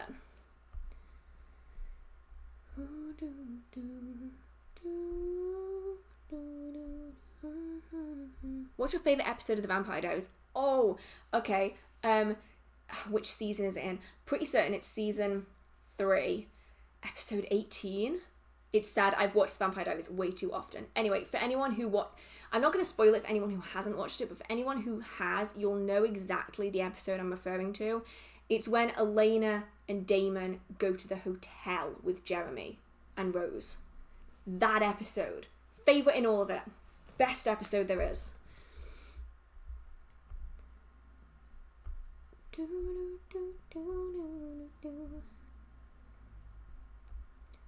Right.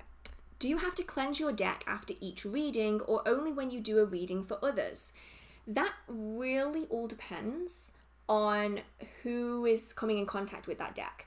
So when I'm doing my readings, I never cleanse my deck, because even though I'm doing different readings with different questions, it's always my energy that's in contact with that deck, and so I never feel the need to cleanse it. However, if I'm doing a reading for someone else and they've touched the deck, then that energy fingerprint is going to be left behind. And so then, depending on their energy and how well I know them, I might choose to cleanse the deck, or I might not, depending on what I feel is appropriate and what my deck is telling me is appropriate. Typically, I don't cleanse my decks. I don't even bother, because I like building up that energy in them. It really helps me get successful results. But I do know a lot of readers who come in contact with, dozens of people a day. And so between each reading, they will cleanse their cards, just so you aren't getting someone else's energy in an individual reading, because that's more difficult, especially if you're reading for other people.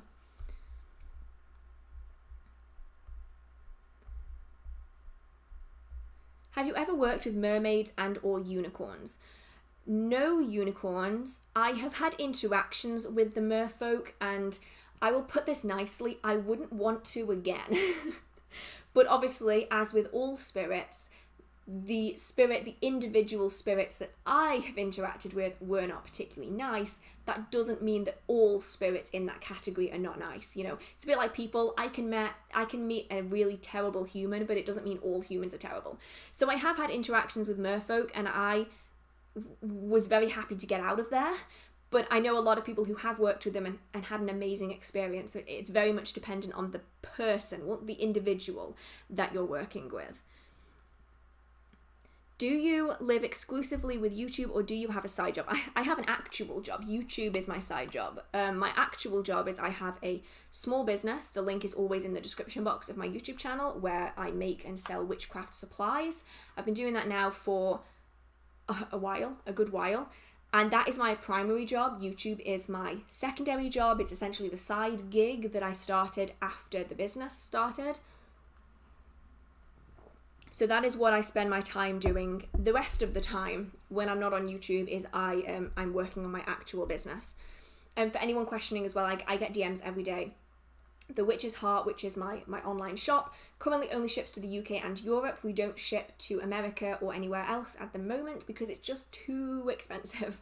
Maybe in the future, but at the minute, UK and Europe only.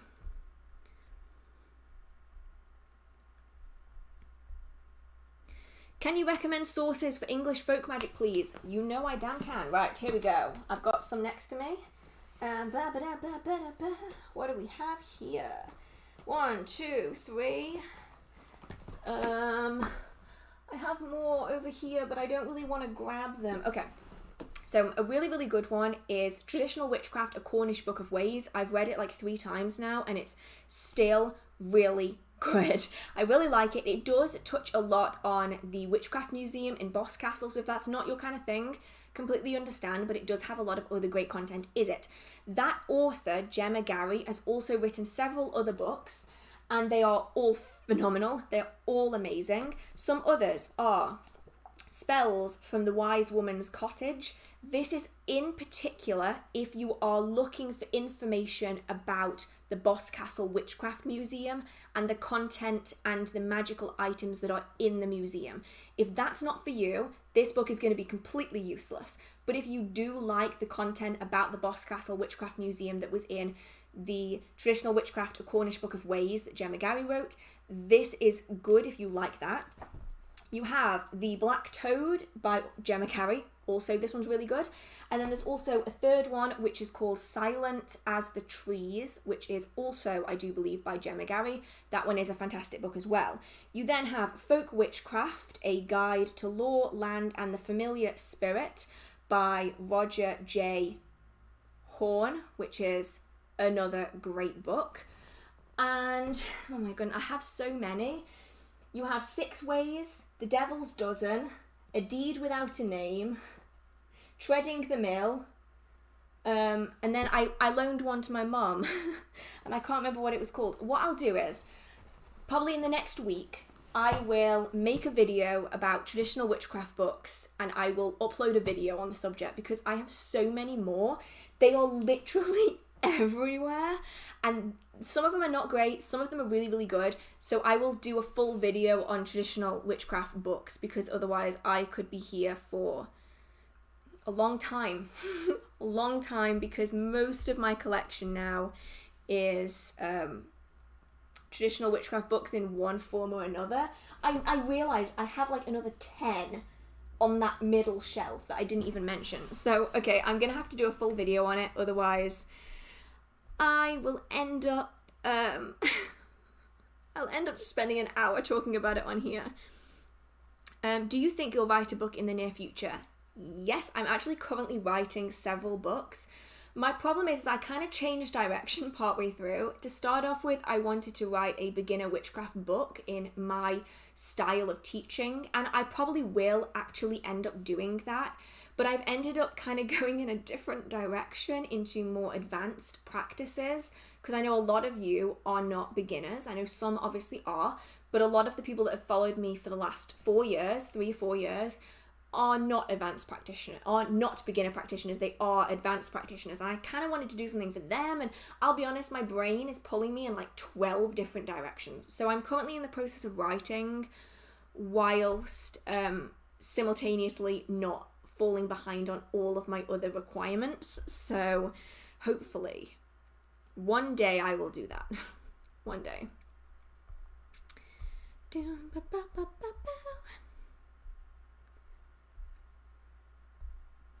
you think it's a good idea to read up on all different kinds of magical books if you have the time? Oh, 100%. Most definitely. Once you've been studying for a while, you'll notice that there's a lot of kind of similarities between different practices from different traditions. And it's really interesting just to learn about them. Like, I'm not saying that you should be practicing every single thing that you read in every single book, but every little bit of information that you get gives you just a little bit more understanding of the magical practice as a whole and the different aspects of it for different people. And it's just a really beautiful way to understand a little bit more about things that are outside of yourself in a way. And also, let's face it, learning about witchcraft is just really freaking cool.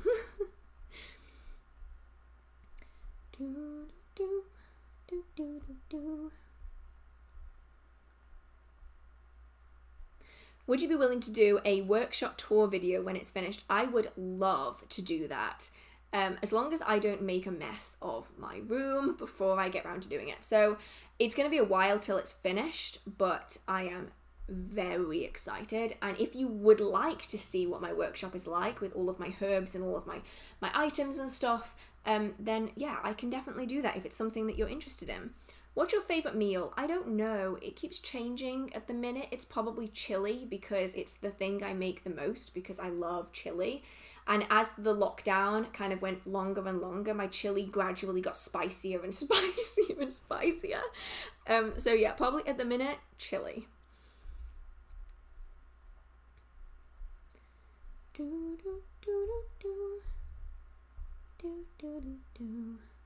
Yes, do quarterly book reviews. Yes. Okay, I'm gonna write this down again. I'm back with my eyeliner.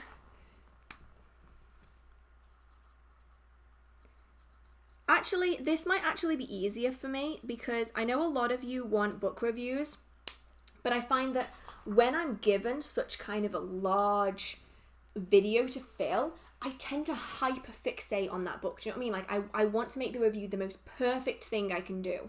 Whereas if I were to do quarterly book reviews, it would just be kind of like a brief bullet point review on that book, which then takes the pressure off me. I don't have to like hyper-fixate on that book, which is actually probably going to be considerably better. What's your favourite way of cleansing a space or items? Currently, it is music. I have just become obsessed with it. I use it for cleansing and I use it for charging in different notes for different periods of time in different ways. It's just become like my obsession. I mean, you have already heard so far today the fact that I cannot sit in silence under like any circumstances. I cannot do it. If there isn't music playing, I am humming something or I'm annoying my neighbours by singing something. And I do it on the live stream as well. I just fill the blank spaces with me humming, which I know it really annoys some people, but it's just the way I work. And maybe if it does annoy you, then I would say the videos are probably the best option rather than the live streams. So I use a lot of sound when it comes to my magical practice, especially recently. I don't know what happened. It's like a new thing. So at the minute, sound is actually my favourite way of cleansing things, especially if it's just a temporary cleanse. So if I've already cleansed it really intensely, the next time I cleanse it, I'm not going to need to do half as much, so I'll use sound instead of a more intensive method.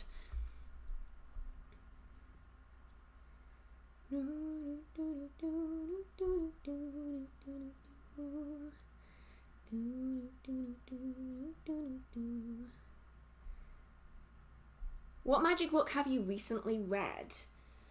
I've started I'm already most of the way through rereading A Cornish Book of Ways, because I loved that one so much.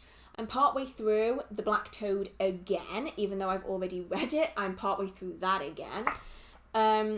I'll be honest, I never really sit and finish one book all the way through in one sitting. I tend to like bounce from book to book to book, especially if I'm interested in different topics. And I also use Kindle Unlimited a lot. So there's a lot of books that I don't have a physical copy of, and I probably don't even remember the name of it, but it's in my Kindle Unlimited library because I use that so frequently.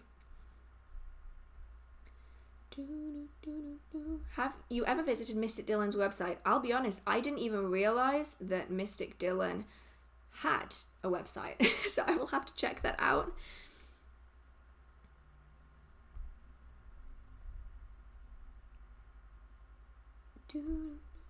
Can you give us some advice for daily routines for beginners?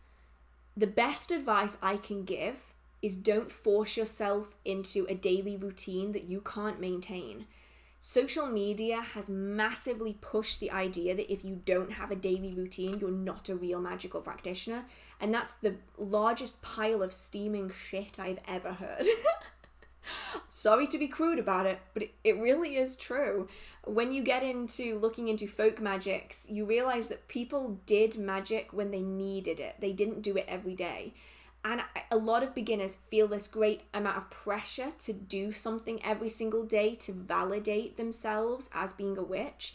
But you 100% don't need to unless you really want to. And if you do want to take on daily practices, just make sure it's something that's manageable. Don't beat yourself up if you're not able to meditate for an hour every day. You know, if you're too busy one day to do a tarot card reading, it doesn't invalidate you. And that's really the best advice I can give is if you want to have a daily practice and it works well for you, then that's amazing.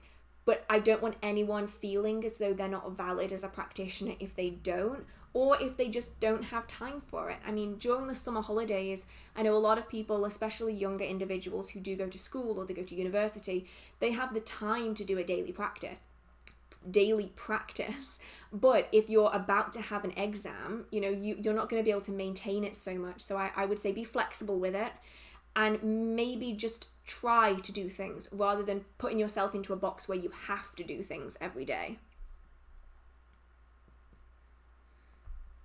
Mabinogi, as in the album by Down the Bard. No, Down the Bard has done a spoken word album on the stories. The one that I was referring to earlier was very specifically the BBC Sounds podcast playlist that they've put together.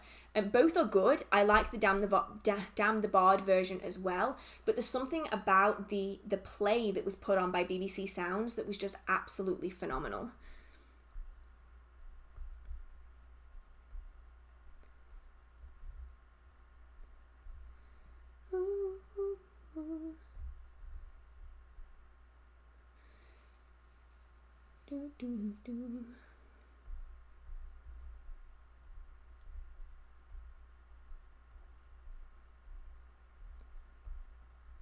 Right, where was I?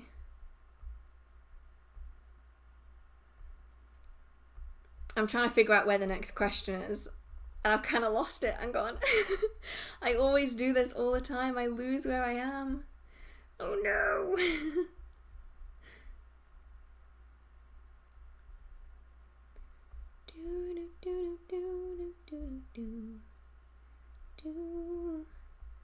Oh my goodness.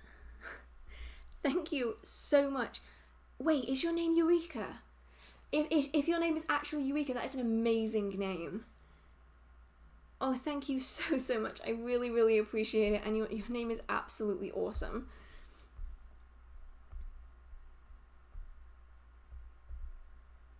I'm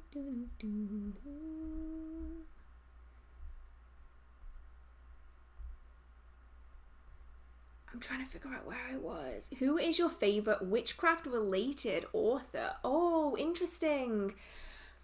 At the moment, I think it might be Gemma Gary, simply because I'm just loving their work so much. They just put so much effort into studying everything so deeply.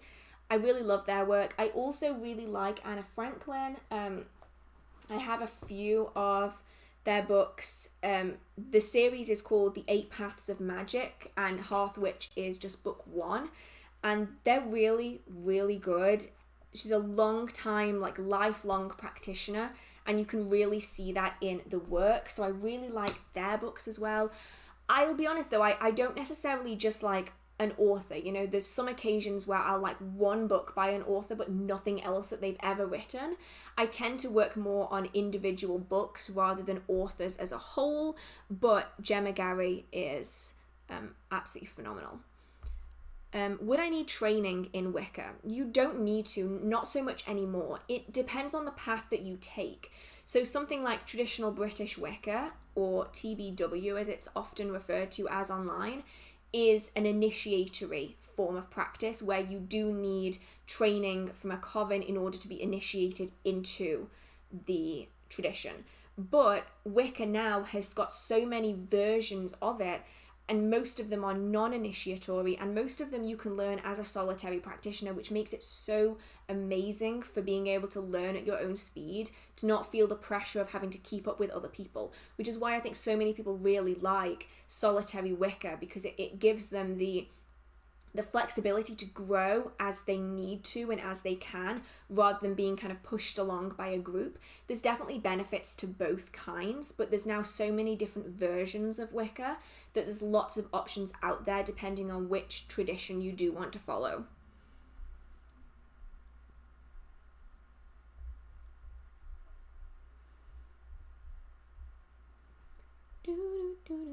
Right, it has been, I'm not even sure how long it's been. It's been nearly 2 hours, so I'm just going to reiterate really quickly exactly what the chat rules say on the screen, as well as a few other bits and pieces. I answer all of the questions chronologically. I usually work about an hour behind the chat because there's so many messages.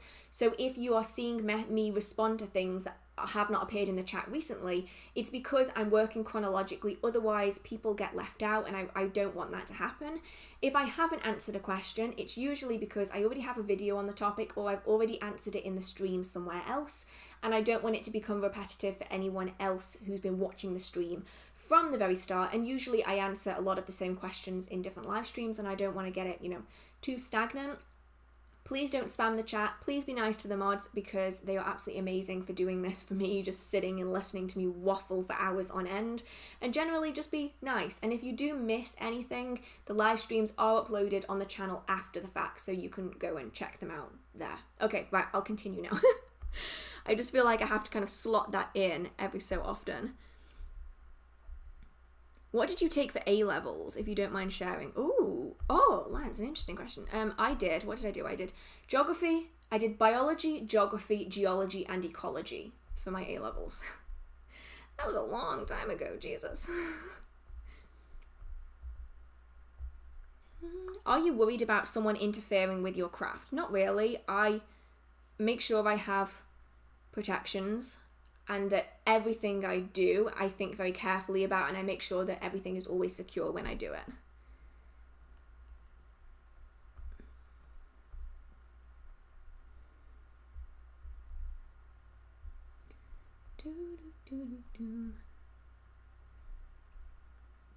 Can someone, I can never say the word, but it's essentially the inability to visualize still practice. This is something I struggle with and find discouraging. Oh, you completely can, 100%. Visualization is a really useful tool, but it's only one method of doing it.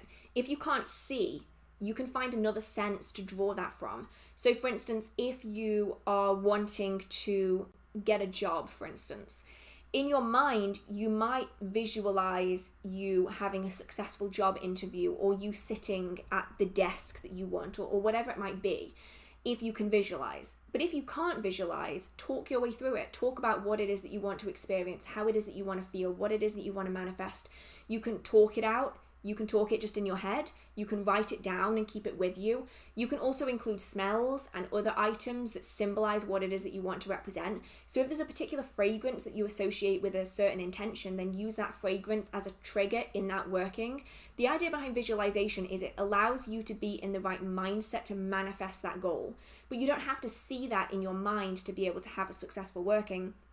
You just need to find another method of putting yourself in that right mindset, whether that's going to a specific place that brings up these emotions and energies that you want to work with, a particular fragrance, being able to write what you want down or say it in your head or describe something in your head. There's so many different options of doing it. I know a lot of books don't touch on it and it's a real shame, but there's so many options out there. It's just a case of getting a bit creative and trying to find an alternative route to essentially be able to evoke strong emotions that are associated with what it is that you want to achieve. Do you think it's improper to ask the spirits of your closest ancestors for help if they were Christian? On one hand, they would be against witchcraft, but on the other, wouldn't they want to support you? This is very much a personal thing because there's lots of practitioners around the world that are Christian who also practice witchcraft. There's a lot of cultures around the world who heavily include Christian practices within their magical practice, and they do so seamlessly.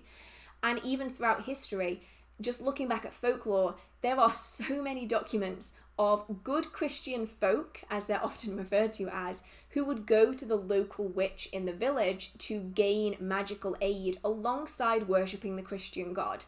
So it's really going to depend on how far back the ancestors are. It's also going to depend on what their personal beliefs are.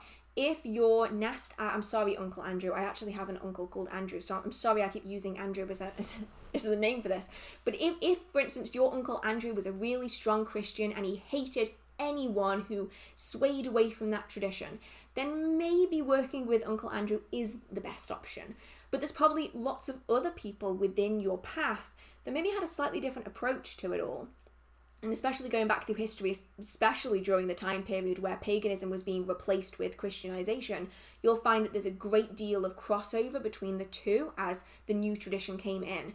So it's going to depend on who they were, what they were like in life, and also just asking them. A lot of the time, if they don't want to work with you, they'll make it very, very clear that they don't want to work with you.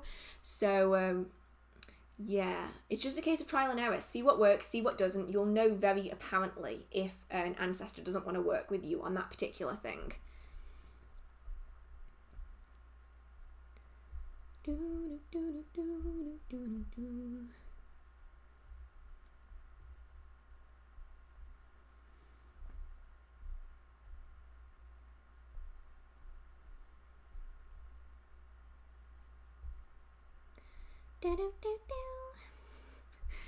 There's me just filling in the blank space while I'm trying to find who I am again.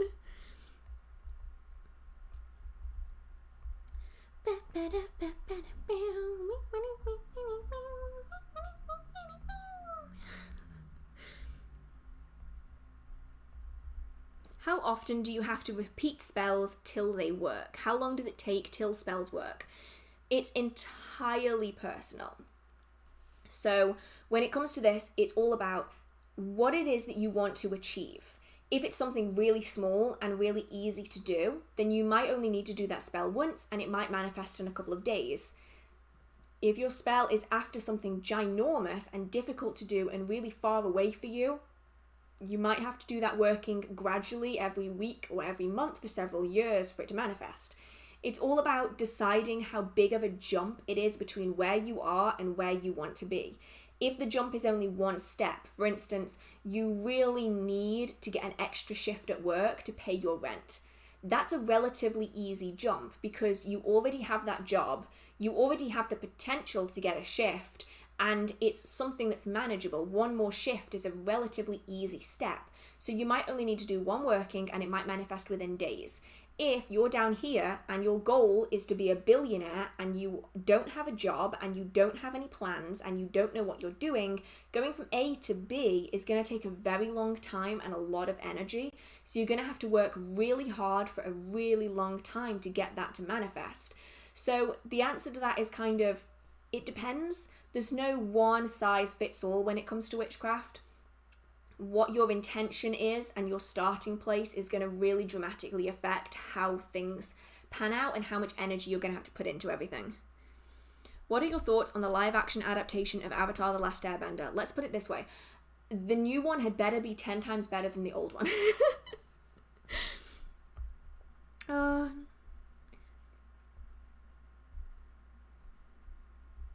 I love how people continuously keep asking me where I'm getting the questions from when it literally says on the screen that the top thing is that the chat is read chronologically. People confuse me. Or maybe I just overthink everything. I always double check everywhere to make sure I'm not, I don't know. I think I just overthink everything, but yeah.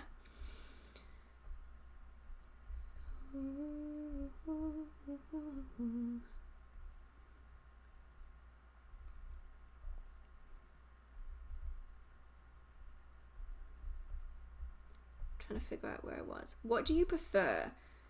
What do you prefer? American buttercream frosting or meringue buttercream frosting? There's a difference. I didn't know that was a thing. In England, it's just called buttercream. And we have like one version of it. What items or songs do you use for sound cleansing? I don't use any items, and it isn't really a song. It's a very particular note. And it's gonna vary, I think, depending on the acoustics of the space, and I am not going to do it on here. But if you hit, there's one particular note, there's probably more than one, but there's one I use a lot, and it reverberates through your chest, and it makes everything around you kind of vibrates. Like if you're holding like a glass, you can feel it vibrating through the glass. It's so weird, and you can feel it in your ears, like vibrating. It's really strange. That's what I use for cleansing, and it's going to be different for everyone depending on your range. But if you can find that note, it's really useful for cleansing because it uses really strong vibrations to just get rid of all of the stuff, the gunk out of the space, which is super useful.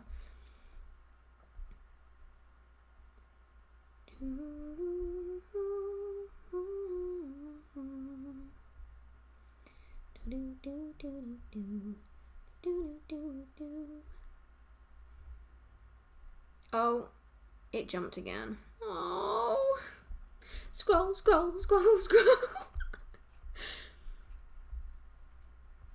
I don't think I'm that far behind, actually. Wow, this could be the quickest stream ever. What is happening? Strange.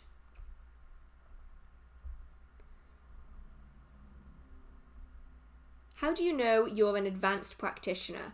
Generally, it's when you read books and you're like, yeah, I know that. And then you get to the end of the book and you're like, well, that held absolutely zero useful information. That's how I typically determine it, because the majority of books are written for beginners and beginner to intermediate practitioners. And so you do get to a point where you're reading all of these newly published books, and every single one of them, you maybe can find a paragraph that's something that you didn't already know. And that's how I gauge it, because then you get to the point where you're like, okay, maybe I should change up the kind of books that I read.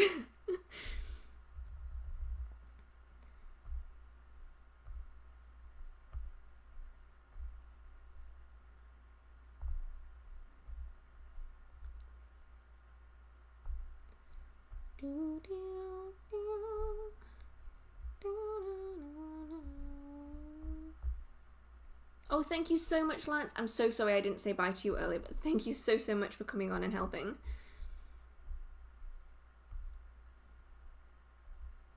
Do you consider some edition of the Key of Solomon useful, even if it comes from a kind of extremely even if it comes out kind of extremely supernatural? What's your opinion?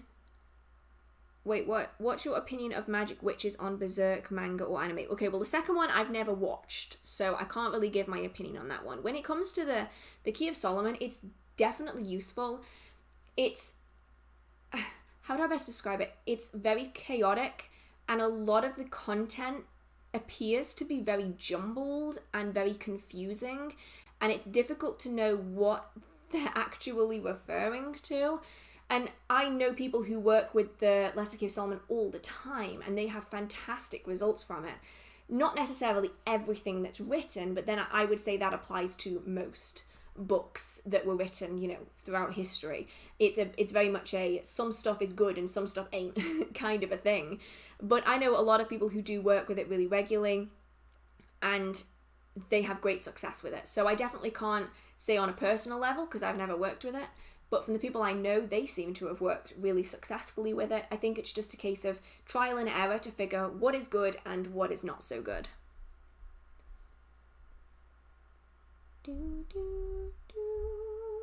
What is something you like the most in your practice or witchcraft in general?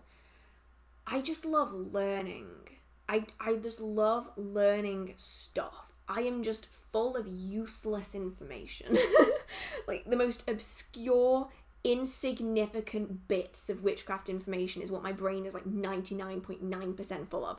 It's just so fun to learn about it, and there's so much out there to learn, and there's new people to talk to, new people to interact with, new things to try. You can blend together different practices and incorporate science and physics and biology, and it's so cool. It's so cool, and that's my favorite bit about it. Like, it's not what I can get out of it, because the biggest thing I get out of it is I get to learn about it, and that's the thing that I love doing the most, which is why I have so many books on the subject, because I just find learning about occultism in general just really fascinating.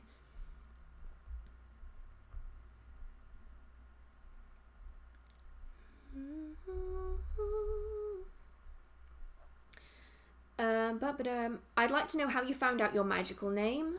Okay, or if you've already done a video on it. I haven't done a video on it, but there's two main methods, or there's two main types of magical name out there, and the way you find it is going to be very different depending on the type that you mean. The first kind of magical name is oftentimes it's used to describe the name that's given to you by other members of the practice. This is usually during coven work, especially if you are joining a coven or a group. You'll often be given a coven name or a magical name that is used to differentiate your magical life from your mundane life, and it also massively helps if there's multiple people of the same name in that group. So if there's 4 Marys, each one of you is going to have a different magical name so that you can identify each individual without any confusion. You can also have a magical name and create a magical name if you're just getting into the practice and you want that difference between your mundane life and your magical life. It's a really good option. This name is usually either given to you by a coven or you can create it yourself. A lot of people will use animals and symbols and colours that they're really interested in. So you'll find a lot of people will use wolf or raven or fox, things like that in their name because it's something that's symbolic to them. The other form of magical name is what's known as a true name, and the idea behind a true name is that it is your name upon your creation. And I don't mean your creation in this life, I don't mean your birth name, I mean the creation of your energy has a name. And this name is exceptionally private. It is what the idea of Rumpelstiltskin is based on. If you know the story of Rumpelstiltskin, he uses names as power. It's also where the stories of Fae being able to control you if they know your name really comes from. The idea being that your true name holds power, and if anyone else knows your true name, they have power over you.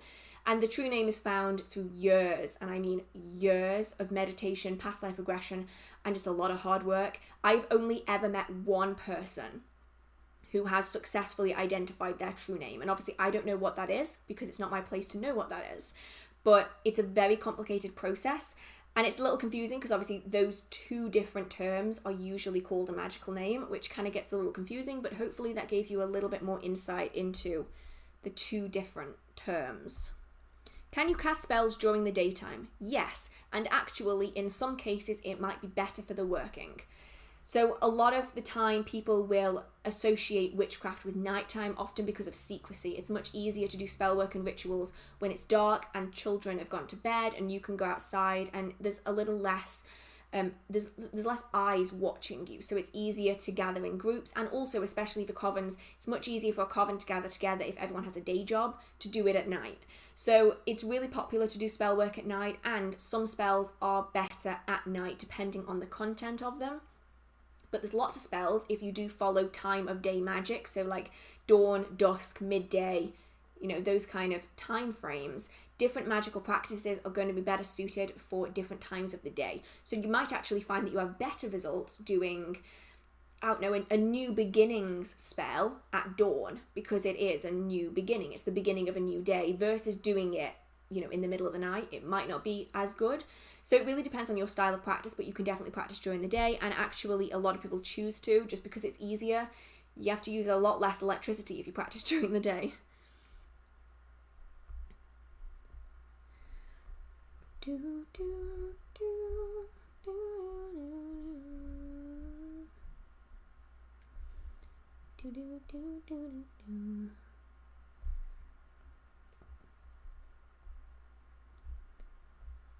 How many altars do you have? I have 1, 2...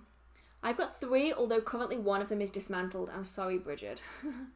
I have 3 currently that are constant. Obviously, I have a Bridget altar in here that I really need to put up again. I took it down when I decorated this room, and I did that last October, so sorry.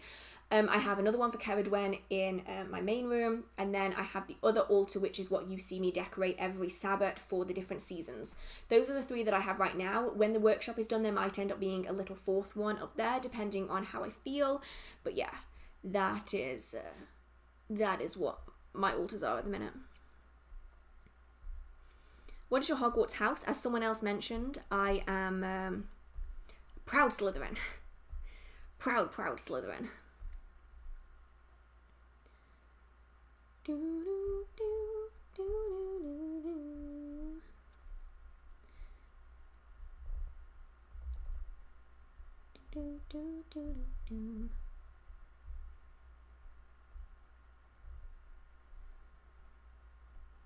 Have you made a video on advanced books yet? No, mainly because I'm going to split it into different categories, because beginner books all fit into one category. You know, they all cover the same topic. They're all basically the same stuff, just regurgitated time and time again. But when it comes to advanced books, every advanced book is going to be on a very different topic. You know, advanced books on ceremonial magic, even that one category is going to have so many different topics in it.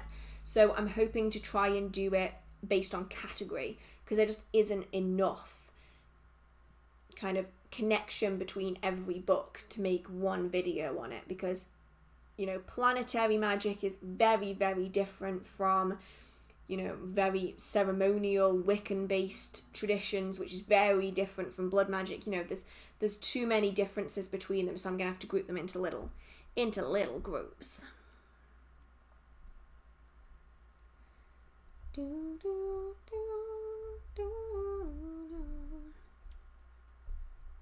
Is it just me, or does Hearth look like Morgana from the BBC Merlin series? Oh my god, I think you just made my day. I wish I looked like Morgana from the BBC Merlin series. I absolutely love that series as well. I really need to rewatch it again. Oh, it jumped. What is a dead name? A dead name, as far as I'm aware, has absolutely nothing to do with witchcraft. A dead name is the name that belongs to someone who has changed and they no longer want to use that name. It's often seen within communities where they no longer identify with their previous name, and so they no longer want to use it, and they don't want you to use it either. As far as I know, it has no association to witchcraft. It's mainly just found outside of the practice, although of course if someone has changed their name in a working, use their current name, not their dead name. That's really the only application that I can find off the top of my head to connect it to witchcraft. But if you know someone who has a new name and that is the name that they connect with, if you're doing spell work for them, they've requested it or they would like you to, or whatever it might be, use their current name rather than dead naming them, which is just really rude. Honestly, dead naming is just really rude. Okay, I'm going to say it again because some people don't seem to realize this. I'm not answering every single question if I already have a video on that question or I've already answered it multiple times before. I do things chronologically. I might not have got to it yet. If I have got to it and skipped to it, it's worth checking out the rest of my content on my channel because I've likely done a full video on it. It's on the screen, please. Please, it's on the screen. That's why it's there. Right, where was I? Hi Hearth, can you create your own method of magic? I think everyone has their own unique method of magic. You know, I think everyone has their own individual style. Unless you are part of a tradition that has very strict rituals, you know, some aspects of ceremonial magic has exceptionally strict rituals and you need to follow them to the T. If you're outside of the traditions that are like that, everyone has their own unique style of practice. You know, even just the friends that I have, each of us practices in an exceptionally different way. So if anything, I'd say that everyone has their own unique style of practice. I think everyone's created their own magical tradition in a way, because everyone is going to find that they resonate with things more than others. So like that's why I always recommend on here that you always take any bit of information that you might get from me and you do further research on it, because what works for me might not work the same for someone else, because you know it's just the way that I work and that I found is really good for this. How do I learn all this? Is there a course or a book? You simply learn. There's tens, hundreds of thousands of books around that you can learn from. I have a playlist, well not a playlist, I have a beginner witchcraft playlist, which is a good place to start. And I also have a video on beginner books that I recommend, which is great for people who want their first kind of step into witchcraft and want their first book on the subject. Beyond that, it's just a case of learning as much as you can from as many different areas as you can, whether that's social media, whether that's books, whether it's people like me, whether it's talks and events and people that you interact with in your personal life, to really build up that practice and learn gradually. I'm going to warn you though, it's not an instant fix. If you want to instantly be able to manifest whatever you want, this is not the path for you, because it's going to take a very long time to get to the point where you're able to very successfully, repeatedly manifest workings in the way that you want. But if you're willing to put the time and the effort into it, it can be a really fulfilling journey to go on. And it is about the journey, I think, more than anything. If someone's goal in witchcraft is to get to the end, then they've missed the point of witchcraft. Do do do do do do do do do.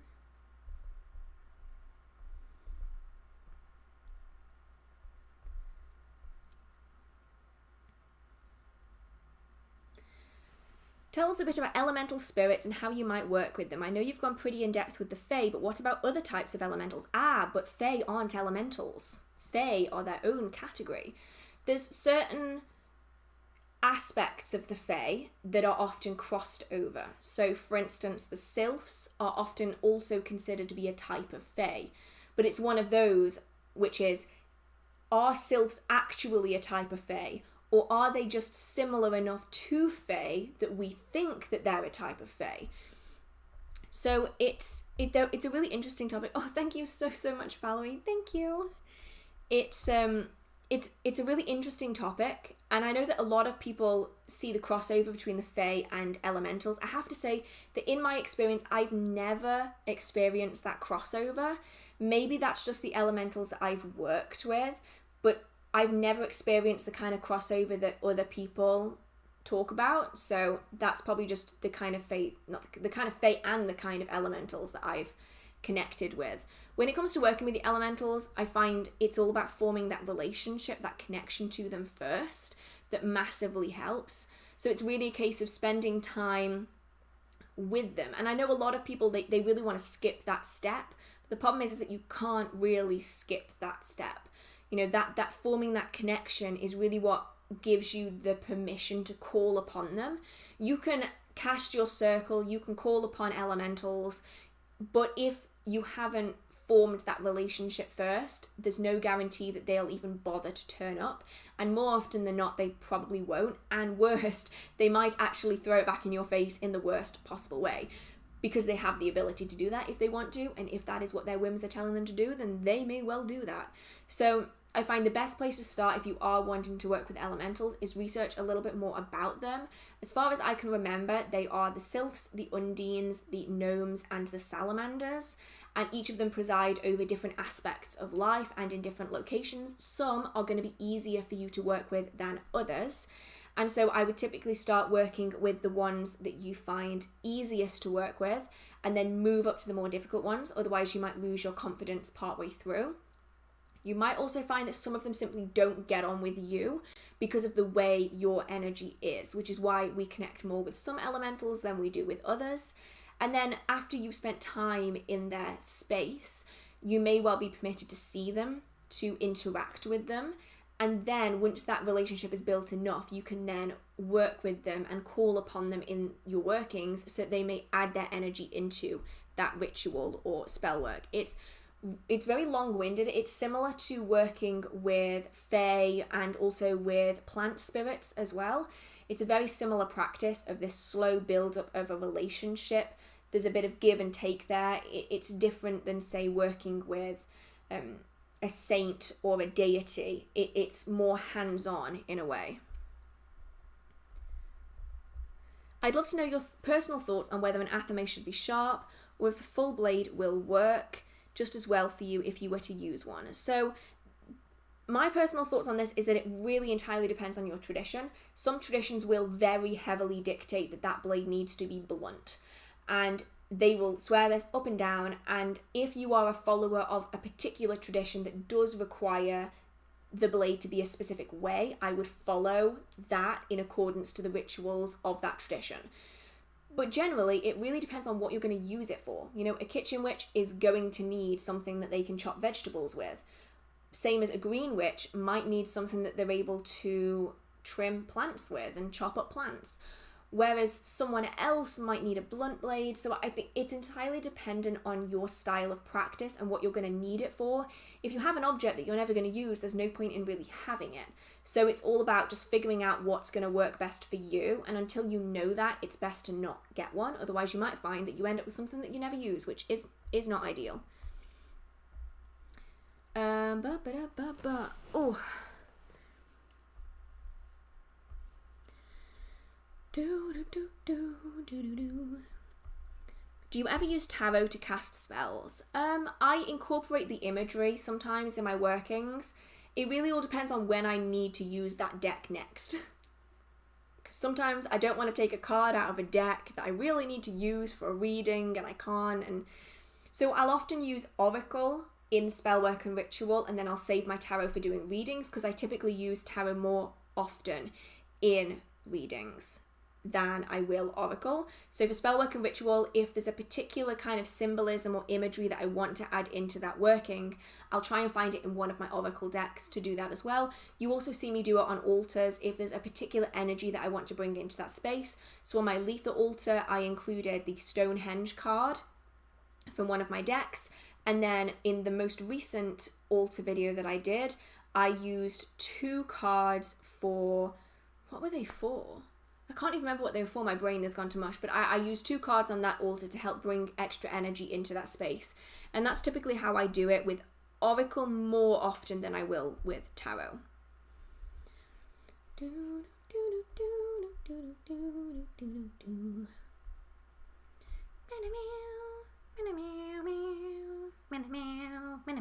What is going on? Oh dear, it switched again. Thoughts on sigils, do's or don'ts? I don't really have any immense thoughts on sigils. I've got 2 videos on sigils on my channel that could be useful if you are interested in learning a little bit about their creation and use. My thoughts on sigils are that TikTok and Instagram likes using sigils way more than a lot of people will usually use them. I've noticed this really recently. Every time I click on a Witchcraft TikTok that's been put on Instagram, because I don't use TikTok, but I do use Instagram, there's always sigils in it. And I can't remember sigils ever being that highly used when I was a beginner. But they're everywhere, and you don't have to use them, I suppose, is the big thing. There's no real do's and don'ts. It's just know how to work with your energy, know what it is that you're trying to manifest, know how to put your energy into it or how to destroy it effectively and safely. I've seen so many people destroying sigils by fire in really dangerous ways. Always be careful of how you're doing everything. And also remember that sigils aren't the be-all and end-all of magical practice. There's so many other options out there. I noticed that social media just really heavily pushes it really, really badly. And it's not that it's necessarily a bad thing to use sigils, it's just don't feel as though you have to if you don't want to. Thoughts on casting spells without all the proper ingredients? Why do you need all the proper ingredients? And I'll leave you with that question. There you go. That is my answer. Why do you need them? Because if the answer is I don't know, then you don't need the ingredients, because there's no point in adding ingredients into a working if you don't know what they do. If you do know why you're using the ingredients and you don't have the ones that they're listed, then use ingredients that you do have that do the same job as the ones that were originally in the list. And if you don't have any of those, then find a way to adapt that working or create one yourself that you can do to manifest the same results without the need of those ingredients. I hope that answers it as concisely as I can. I hope.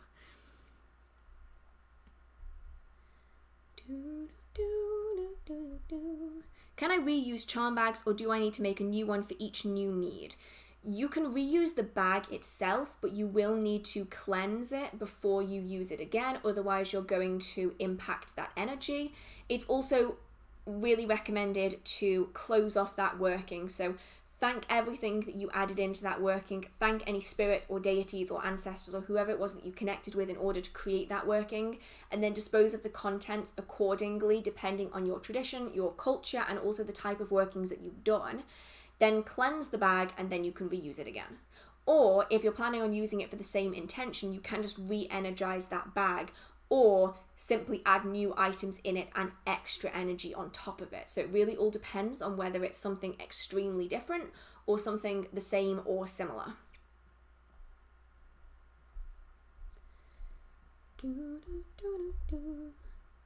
How did you teach How do you teach yourself tarot? Do you have a book you would recommend for people wanting more in-depth teaching? So for me, I taught myself the tarot by doing daily draws. I have a book, and it was actually given to me by one of my closest friends like 10 years ago, and I can't remember what it's called, and it's currently upstairs with my most used deck. I use it a lot if I've spent some time away from the deck and I've forgotten the real detailed aspects of the imagery. I am planning on doing some books on tarot divination though, if you are interested in learning more. That is happening once the workshop is finished. I'm hoping to do some teaching videos on learning tarot. My main recommendation is to do daily draws. It stops it from becoming very overwhelming. Every day as you're learning, you just draw one card out of that deck for the day. You write it down in a notebook. I have a tarot journal thing that I use. And then you look at the imagery and you try to pick out the aspects of the imagery that are really calling out to you. Is it the number of stars? Is it the animals that are in the card? Is it the colors? Is it the buildings? Pick out what it is that you see significant and note it down. See if you can figure out what that card means. Some cards are quite obviously bad. You know, the Tower is generally not a nice card to get. I mean, obviously it has its benefits, but it's very obviously not a nice card. So have a look, see what you can gain from it, see what insights you can get just from the imagery and your intuition, write that down, and then look through a guidebook that you can find. It's especially useful if you have a deck that's based on the Rider-Waite-Smith system. Have a look through and see what the actual meaning of that deck is. Note down kind of a brief description. And then have a look at how the imagery relates to the meaning of the card. And then have a look at how your reflection on that card, what it is that you thought it meant, relates to what it actually means. And see if you can draw any intuitive points that you maybe made naturally without having to look at the book. And then put the card away and then do the same thing the next day. And slowly but surely you'll start working your way through the cards, and you'll find that similar cards might come up and you'll be able to instantly know, okay, this is what this means by the book, but this is what I'm picking out today. And then you can slowly work on your intuition whilst also learning the entire deck of cards. And it can take a long time. And I'll be honest, my brain is so forgetful that I often have to redo it because I will forget the meanings of cards. But after a while, you'll slowly start to get the hang of what each suit means, what each type of card means, the imagery, and then you can just start working on your intuition and your psychic connection as well.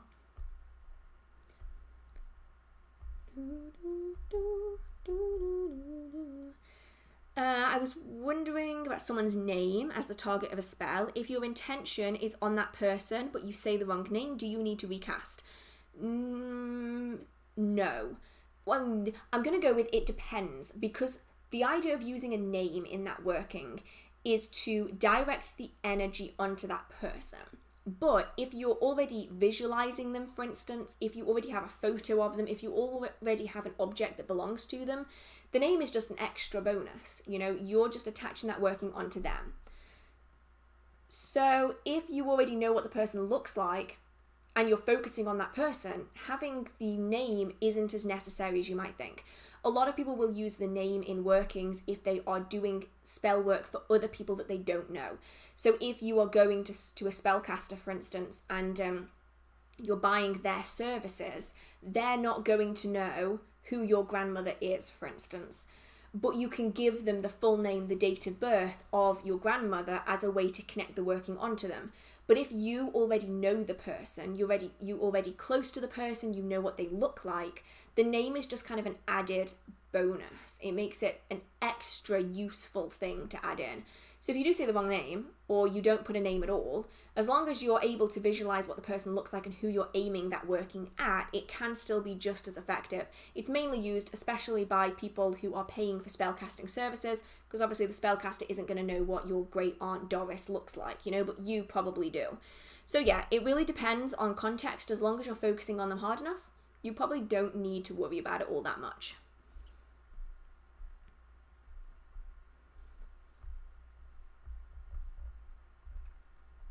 In your opinion, when is it time to say I'm ready for spell work? Oh, okay, hugs from Brazil. Oh, Brazil, very cool. I would say it's one of those where you no longer have any kind of fear. Now, fear is obviously a good thing. It allows us to be cautious when we put ourselves in harm's way. But when I say fear, I mean doubt. It's more like doubt. You no longer doubt that you can manipulate your energy. You no longer doubt that your protections are strong. You no longer doubt that you're going to forget what you're doing, that you're going to get confused and fumbled. It's that feeling that is really indescribable when you go into a working and you have no self-doubt. You know that each individual component of that spell you're capable of doing alone. And if you're capable of doing it alone, you're capable of putting it all together. And it's that feeling of, okay, I feel completely comfortable doing this now. Whereas maybe a month or two beforehand, you hadn't felt entirely comfortable on something, which is why I always recommend that you practice each of these individual things like centering, like energy sensing, energy manipulation, grounding. You practice them all individually and repeatedly until you get to the point where it's easy. Because once you have no doubt in your ability to do the individual things, putting it together is actually really simplistic. But when you're ready is going to vary person to person. You know, some people are going to be ready really, really quickly. They're going to grasp onto the principles of everything so fast. But for other people, it might take longer. And it's really important not to put yourself in a certain time frame. You know, you're going to be ready when you're ready, and you will know when you're ready. It'll become blindingly apparent. And if you haven't got to the point where it's apparent yet, it's probably because you haven't reached it. It is literally like a slap in the face. You will have that immediate feeling of no longer doubting yourself. Although, that being said, it's important to remember that if you're further on in your practice and you have a little bit of a wobble with doubt, that is completely normal as well. But I mean with like the basic practices, it's having that knowledge that you can do it.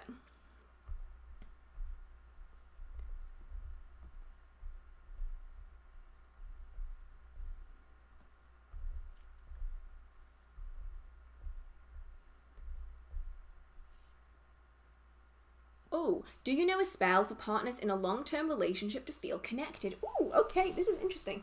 So I don't have any particular spells because obviously I create my spells as and when I need them, but I have some ideas for you that could work really well. So one of my favorite techniques to use for people long distance are poppets. These are essentially spell dolls. They are found all around the world, but in the UK, they are always referred to, or almost always referred to, as poppets. It's derived from it's an English term for the word puppet, is poppet. And they are essentially spell dolls that are used to represent a person. So if you're in a long distance relationship, you would create one doll for the person you're in a relationship with and one doll for you. And you make these dolls represent the way you appear. So they might be a certain colour that you really like, you know, like maybe their favourite colour is pink and yours is green or something. You can make the doll in like colours that you are really connected with, or you can make them look like each individual person. And then you stuff them with either something like stuffing. I use rice a lot because it's really easy to get hold of. And then inside them, you put an object, a photograph, anything like that that represents that person. You put it inside and then you seal the doll up. And then typically you go through a process of naming that doll. Essentially, you assign that doll to be a physical representative of that person. So the energy work that you're putting into that working will slowly infiltrate into the life of the person that working is for. But if you want to keep that relationship really strong and really close, you can then put the dolls together once you've done this naming, where you essentially name the dolls as the person that they represent, and then you can put them together and bind them really close together. And this isn't a binding like a forceful binding, it's just to keep people close. So even if distance is long, and even if you haven't communicated with someone for a really long time, they know that you're always going to be there for them, even if it's been, you know, several days or several weeks. It's just a way of really maintaining that bond, even if you've got distance that goes between you. And if you ever want to dismantle it, it's super easy. You just take the cord off, but you just make sure that they're in a nice cozy safe space, and you can just keep them safe like that. And it's a really cute way of people doing it. I've known of people doing this for their children. If their children are far away for work or for education, they'll do this just so their child feels like, you know, their family is close to them, even if they're like half a world away. It's really, really cute. You don't have to do this with dolls. You can do this with any item that can represent two people. This can be like candles as well. You don't have to light them, just use the wax of the candles. You can do this with wax poppets as well. It's just a really cute approach. I really like it. It's really adorable. It's the kind of thing that you would often find, you know, like in walls and stuff. In the UK, you find a lot of magic stuff in walls from like 400 years ago. It's the kind of thing that I can imagine you would find in a wall, and that's just adorable to me. Oh dear, it jumped. Do you have a cat? No, I am very, very allergic to cats. I wish I could have a cat. I've always wanted a cat. I am the person who always wanted a black cat called Salem, and yeah, always, but no, I'm allergic to cats, so no cats for me. Have you ever worked with saints? Sorry, I've got the hiccups again. And again. I don't think I ever have. I've never really felt the need to. I typically focus on the spirits that are present within the space, and also ancestors, more than I fall back on saints. You're going to your first moot in 2 weeks. I hope it is fun. I am waiting for my local moots to reopen again. They might actually already be open. I'm going to have to check. I've been so busy. Can you use your fingers as an athame? It depends on how you're using an athame. So within ritual practice, especially within Wicca, an athame is primarily used as an energy director. And in which case, you can use your fingers as an athame instead of using an athame. But in other traditions, you're going to want to use an athame to cut things like vegetables, and in which case, you can't really use your fingers unless you can like really impressively use your fingers to chop vegetables. I actually don't even want to know what that would look like chopping vegetables with your fingers. That sounds like it would be painful. So it really all depends on the context of how you're using that tool. As an energy director, you can completely use your fingers, and that also applies to wands as well. Do you think you'll be when do you think you'll be shipping to America, especially Alaska? I have no clue at the minute. When I last got a quote on insurance to America and Canada, because yes, they get lumped together because they're both North America, was so expensive I would never be able to afford it in 1,000 years. So at the minute, it's not happening. But hopefully in the future I might be able to do it. But obviously everything we make is handmade, and so I don't want to put too much pressure on the creation process. Otherwise the quality of items is going to drop, and I really don't want to do that. I do know of some people though who order things through other people, if that makes sense, to get it shipped abroad. I don't really know how that works, but apparently some people have done that. I don't really understand how that works. I think sigils are so prevalent because they're visual. Like TikTok and Instagram is a very visual medium. Yes, completely. I've noticed that a lot. The number of questions I get about spell jars and sigils has gone through the roof since TikTok became popular. And it is very much because energy work is something you can't really put on TikTok because people can't see it. It's not really interesting. It's not quick and entertaining. So I'm finding that there's kind of been a massive shift in the way people practice because of TikTok and because of this very visual item heavy practice, which is definitely valid and it can be really successful. Sometimes though I do worry that new practitioners are not learning the energy work that goes behind it because it isn't visually appealing. It's not TikTok worthy in a way, even though I'd say it is TikTok worthy, but it's not easy to show on TikTok. So it might start getting lost, which is actually kind of a scary thought.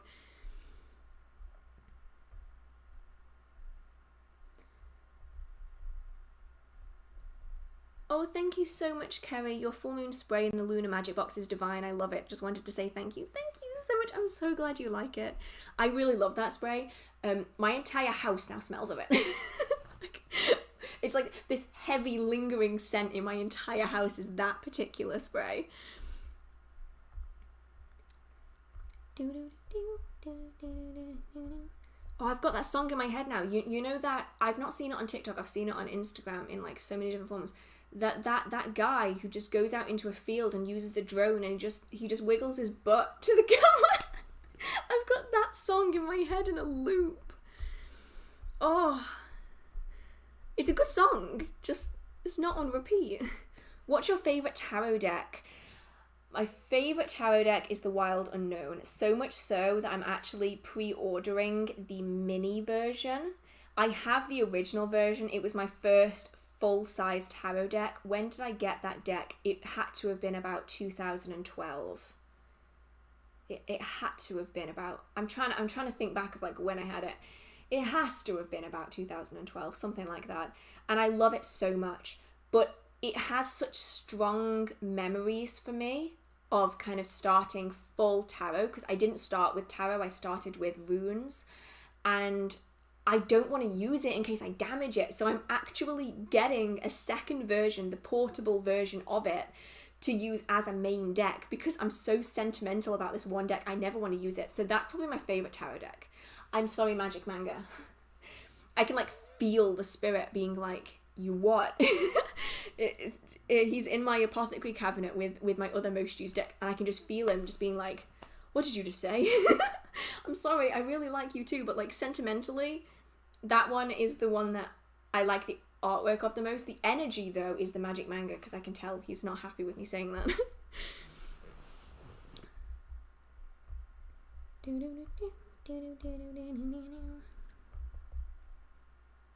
The only good divination practice I use is bone throwing. Have you heard of that? I have heard of it, yeah. I haven't practiced it. I mainly stick... The only kind of throwing that I do is Ogham, typically.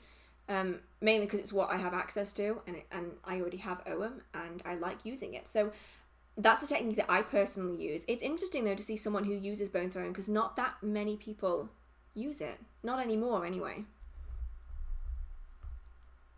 What time is it for you? Currently, it is 6 minutes past 9. I'm actually nearly at the bottom of the stream, and I've only been on for 2.5 hours. This is impressive. I can't tell if you're just withholding questions from me today, or if I've just gone through them extra fast. Wait, it jumped. What's the difference between a poppet and a fetch? Ooh, very different. Okay, so a poppet is a doll that is used in spellwork and ritual. It's usually used to represent a person. The working that is done on the doll then slowly trickles over into the life of the person. So they're generally kept really safe, and they're often created by the person in many cases, actually. And also they're often used for long distance magic because it gives you a physical item that represents that person that you can work on. So if you're doing, say, healing spells for someone remotely, you can use their puppet as a physical representation of them so that you can specifically undertake energy work or healing on a particular aspect of the body of the doll so that it manifests in that particular aspect of the body on the person. A fetch is an aspect of yourself. So it's a form of spirit work and astral projection in a way. A fetch is an aspect of yourself that you are capable of sending out to undertake magical work and spirit work and also information retrieval for you, which will then return again. It's similar to a thought form, except a thought form has been created by you. A fetch is an aspect of you that you send out, and it's really important that you retrieve it again. You can, although you really shouldn't, leave thought forms to just kind of pitter out when they run out of energy, but you really need to bring a fetch back again because it is an aspect of you that you are sending out, and it is, other people are able to tamper with a fetch if you do leave it unattended. So typically it's used to work much in a way a familiar will, except a familiar is an external spirit, where you can use a fetch to assist you spiritually, astrally, and also for observation and information gathering, and then you can bring it back again. And once reconnected again, everything that the fetch has learned can be added back into your own kind of knowledge bank. It's a really complicated topic, and I wouldn't recommend any beginner even consider trying it because it's so easy for the fetch to just wander off. You really have to keep a tight leash on them to make sure that they come back again. But it is really interesting if you are looking for more astral style work. Fetches are really interesting to look into. I don't know if a fetch has any other term, if it's used to describe anything else. So for me, a puppet and a fetch are two exceptionally different things, but I'm not sure if the term fetch is used to describe something else in other areas. I know that, especially in the UK, the term fifth fath is also used for a puppet, which is kind of similar, I guess. So you'll have to let me know if where you are, the term fetch means something different than it does to me, because that's what a fetch means to me. How would you know the difference between a medium and just being your third eye open? So I don't work with the chakras, so I'm going to go with third eye being kind of psychic abilities, because that's essentially what a third eye helps with, along with many other things. So a medium is a go-between between spirits of the dead and the living. They are almost always in contact with spirits. They can turn it off as long as they're trained, but it's someone who finds it very easy to communicate with spirits of the dead, whereas a psychic isn't always going to be able to pick up on spirits of the dead. A psychic might be someone who has premonitions. It might be someone who can see things from another person's perspective. They might be able to pick up on ancestors or the fae or angels or other types of spirits. So a medium is psychic, but they're primarily focused on the spirits of those who've passed over, whereas a psychic has the ability to pick up on emotions or precognitions or auras, those kind of things. So it's kind of like one is a small part of the other. So all mediums have psychic abilities, but not all psychics are mediums.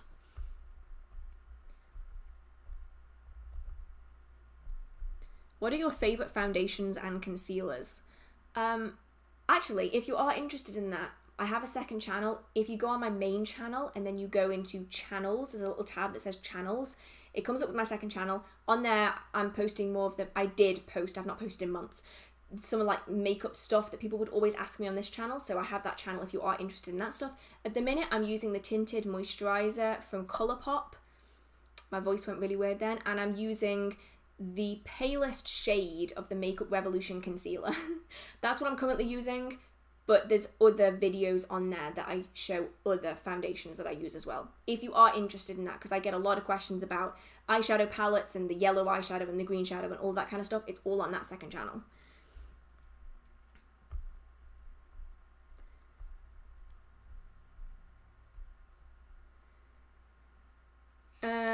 Is it important where I keep these bonded items? Should I leave them near myself or at home with my boyfriend? So this is with the dolls, where you bind them together so that they have that loving relationship. It really all depends. I would say just in a safe space. So a lot of people will use shoe boxes. They'll wrap them in a black cloth for protection, and then they'll keep them in a shoe box. And usually under a bed is really good because it's your space. You know, that's your place.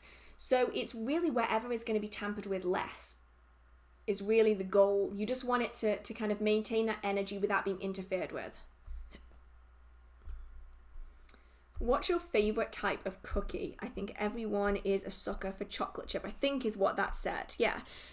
My favourite type of cookie are the triple chocolate cookies that are like dark chocolate with like white and milk chocolate chips. I have like the sweetest tooth though imaginable, like it's ridiculous. So for me, I could eat an entire pack of triple chocolate cookies and be like, can I have some more please? So I don't really eat that many cookies though, to be fair. So those are probably my favourite.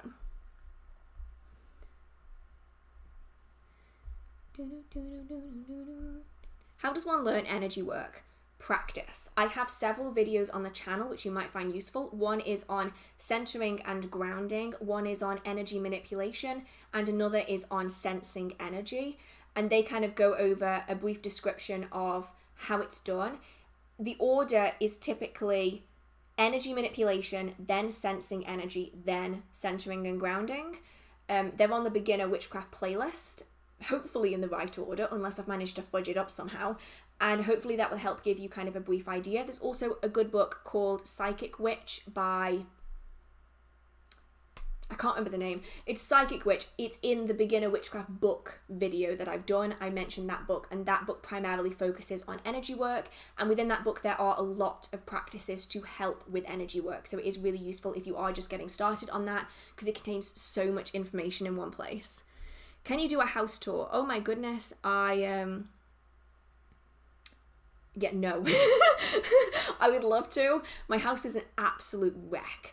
Like, absolute chaos. This is the only section of my house that makes any sense. The rest of it, nonsensical. So maybe one day, maybe when I move and everything's kind of empty, I might do a house tour, but not right now. Have you ever had anyone astral project into your house? No. Lots of protections, and also just most people just can't be bothered. That takes so much effort for such insignificant gain. Do you think that magic can be done if you don't feel energy or don't do energy work? It really all depends on what you consider to be magic. So for a lot of people, asking a deity to undertake a working for them to gain a magical response is magic. But for a lot of magical practitioners working alone with only our own energy, you can read a spell as many times as you want, but if there's nothing behind it, then it's never going to manifest.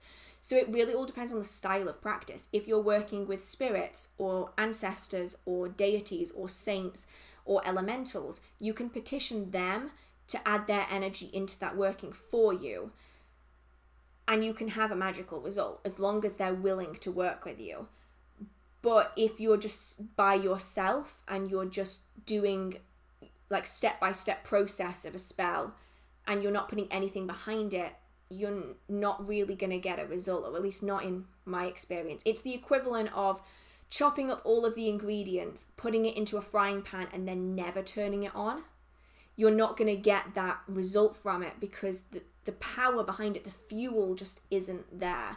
So it definitely depends on how you work. There's definitely some traditions where you can get results even if you yourself don't work with energy, if you are working with other things that do work with energy, which leads me on to next week's video. If you would like more information on energy and where to get it from, next week's video, I've already filmed and edited, it's ready to go, is all about how to power your spells and the different techniques. It's a long one though, so brace yourself. It's about 45 minutes long, but that's next week's video, should I say.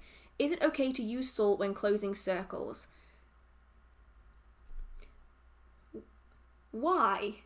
I really want to know why you're using salt to close a circle. I have never heard of anyone using salt to close a circle. Why do you need salt to close a circle? This is me just being genuinely curious. I would love to know why you use salt to close a circle, because that's something I've never heard of before. So if you can let me know that, like the why, I will definitely answer that. I just don't know the context of what the salt is being used for.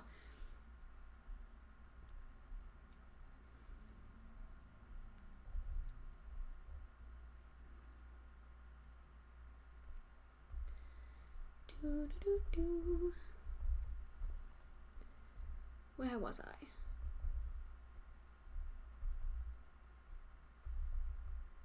Do you know anything about Norse paganism? Not really.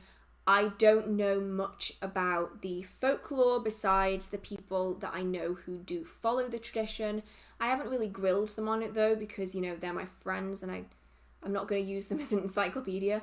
But I don't know very much about it, which is why I don't talk about it, because it's not a tradition that I follow and it's not something that I'm particularly well versed in. There's lots of people on YouTube who are practitioners of it and they do follow it and they do understand it a lot better than I do, which is why I don't talk about it, because I don't have the information to do it, you know? Oh, it jumped. Oh no. Any alternatives to grounding if you don't want to connect with the earth? I mean, my question is, how are you using grounding? Like, what are you using grounding for? Because if you're grounding for energy, you actually aren't working with the earth element. You're working with the energy of the earth as a planetary body versus working with the earth as an element. I'm confused. I'm not sure if I'm confusing myself. I'm probably confusing myself. This is how this usually works. So I'm confused. You might have to clarify this one. My brain is just non-functional. Oh, right. I did jump, so I'm gonna go back up and see where I was. What's the difference between a tulpa and a servitor? I'm pretty certain that a servitor is a tulpa. It's just the different name for the same thing. Based on what I've researched in previous live streams, I'm pretty certain that it's just the same. It's just the same thing with different names. Are you an animist? I've really been enjoying this live. Much love to you. Oh, thank you so much. I don't really put a label on it, but I guess I kind of am. Even when I was a kid, everything, I would apologize if I walked into a rock. You know what I mean? I was that kind of a kid. I was like, oh, sorry, Mr. Tree. Because everything just had this life about it, and it still does. It has this, even inanimate things. I am that kind of person where I will walk into a mannequin and I will apologize to it. So for me, I guess I am kind of an animist, because I believe that everything has its own energy, and I'll always ask permission from the spirit of the object before I use it. So I guess that counts as animism. I think that counts as animism. You'll have to let me know. I'm not really sure. I've never really put a label on it, but I guess that's what it is. Do you think that websites like Cafe Astrology are good tools to see your birth chart? They can be, as long as your birth time, your location is accurate. Because the bonus of going to a professional astrologer is that if you don't know your birth time to the minute, and if you don't know your birth location to the meter, they're able to adjust your chart accordingly. So I know a lot of people don't know the time they were born, or maybe they know the hour, but they don't know the minute. That makes a huge difference when it comes to astrology. It's the difference between being in one house and being in another for a certain aspect of your chart. So going to a proper astrologer gives you the ability to know that your chart is being handled by a person who's able to make the correct adjustments as is needed. If you don't know those things, Cafe Astrology is going to give you just the nearest reading. It's going to give you the nearest chart to what you've put in, which might not be entirely accurate depending on how close you are to the next house for certain aspects of your chart. So if you know exactly where you were born and you know the time to the minute, ideally to the minute, it's good. But if you need any adjustments, you're probably going to need to go to a proper astrologer. You can often find them at MBS shows. I know that the MBS show I was at last weekend, there was an astrologer there. A lot of mind, body and spirit shows and holistic markets do have astrologers going, so it's worth checking out those if you do want to have your chart mapped. Oh, thank you so much. That dog is really cute. Thank you so much. So I see a picture of a dog and I immediately put on the dog voice, you know, the, oh, who's a good boy? You're a good boy. You know, that really annoying voice. It can just be a photo of a dog, like just a cute little gif like that, and the voice comes out. I'm annoying with that. I do it with cats all the time. It's a nightmare. Well, I mean, not a nightmare for me. It might be an audible nightmare for them, having me go, oh, kitty, come here, kitty. Just being dead obnoxious with it. Any advice on involving non-practitioners in a ritual? Because my best friend is curious and wants to join me but doesn't know anything about witchcraft. Okay, it's a little bit of a tricky one because the presence of another person within that working is going to influence the energy of that space. And so observation of a ritual is very different to accompaniment in that ritual. So a lot of the times when I was part of the coven, we would have people just observing. So we would be doing the ritual inside the stone circle. We would be having the bonfire. We would be cloaked out, you know, in all that jazz. We would be doing the singing and the chanting and the movement and the actions, and everyone else would be observing. That allows the energy to maintain raised and in an appropriate form for what we want to do, while other people are observing what we're doing and gaining information from it.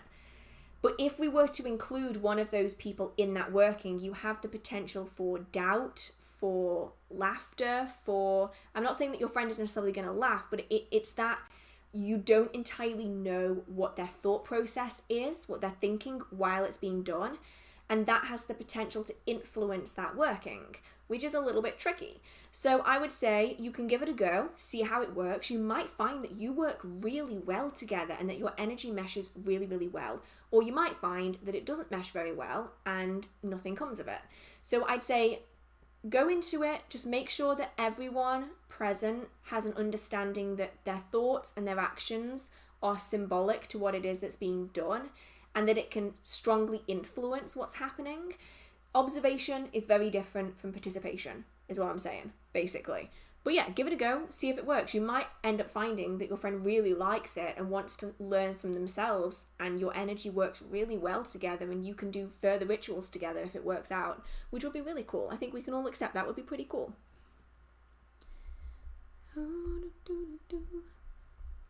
Would it be okay to set up an altar on a dresser that has a TV on it?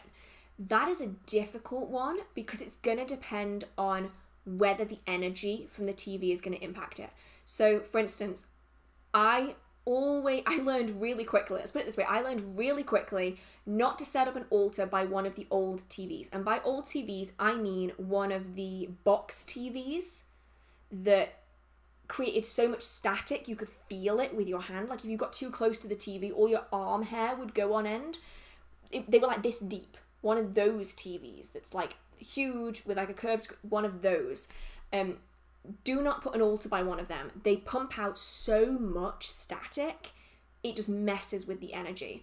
I haven't put an altar by a new TV yet. I say this as though TVs are this like new thing, but I've not put an altar by a TV since TVs became thin. And so I don't know. So it could be a case of giving it a go, seeing if it impacts the energy of that altar. I have to say that I've noticed that my TV at least doesn't behave weirdly like the old TVs did. So you can give it a go and see if it works. If you're finding that the energy though is going weird, you might want to move it away, even just, you know, a little bit, just to try to limit that to an extent. Do you think that witchcraft can be completely secular? Yes. Witchcraft is secular. That's what it is. Like, eventually you build your own spirituality that intertwines with your practice. Yeah, I mean, witchcraft in itself has no religion. It is completely secular. You can add whatever spirituality you want onto it, which is why everyone's practice is so unique. I follow 3 deities, and someone else might follow no deities, and that's completely on them.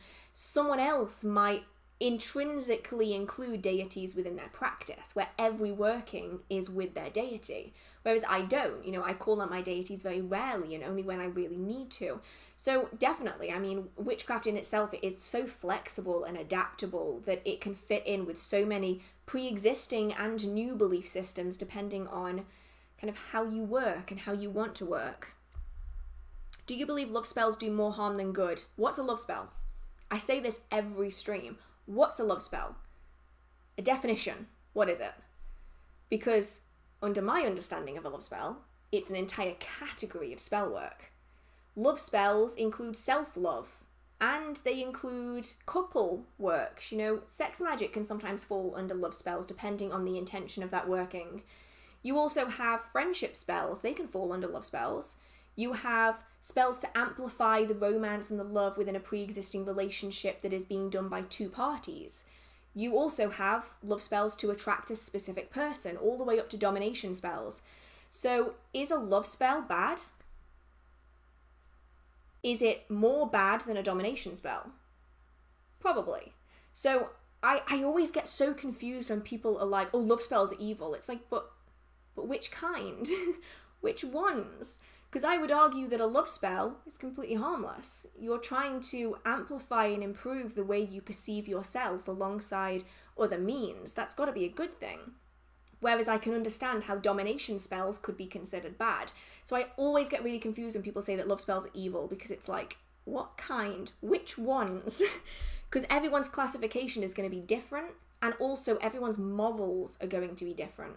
So for me, my divide between good and bad is going to be in a different place to someone else.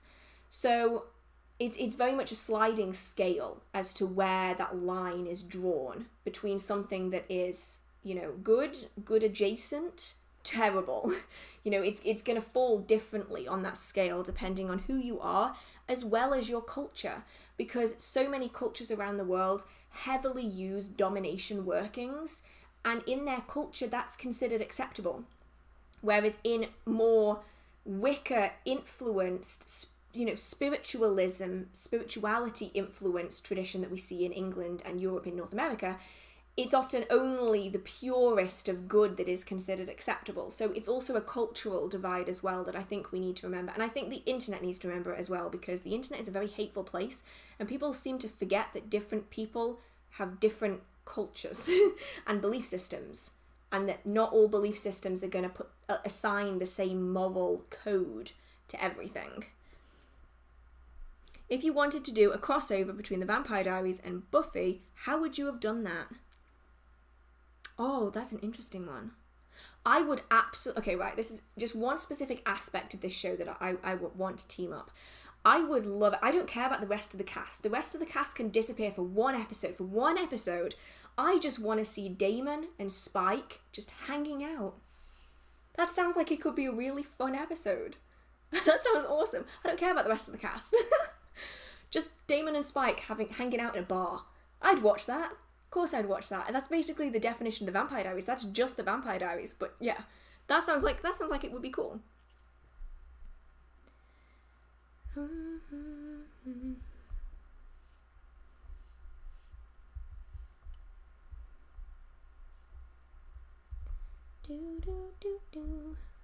Oh. I love this question. Where is it? It was something. Where was it? Oh my goodness, where was it? I lost it. No.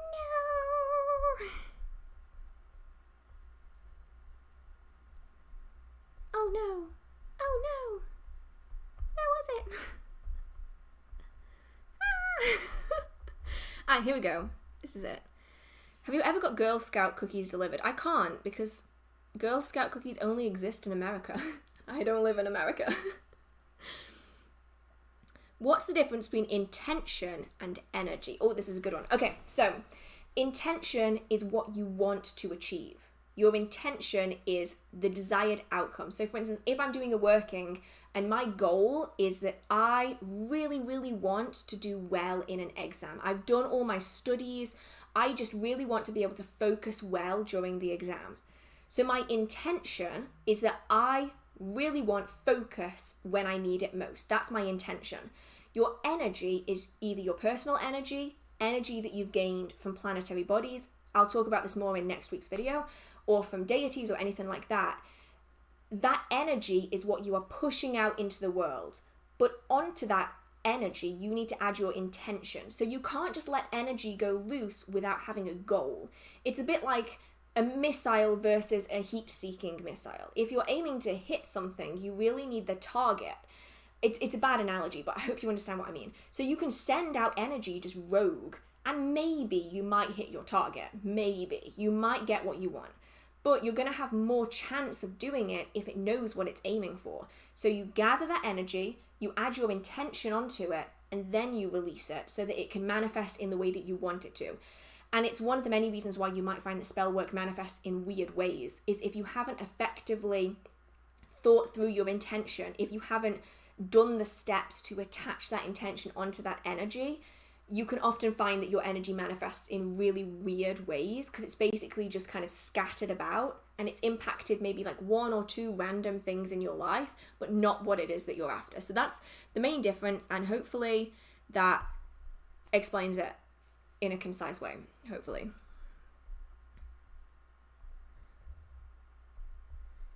Do, do, do,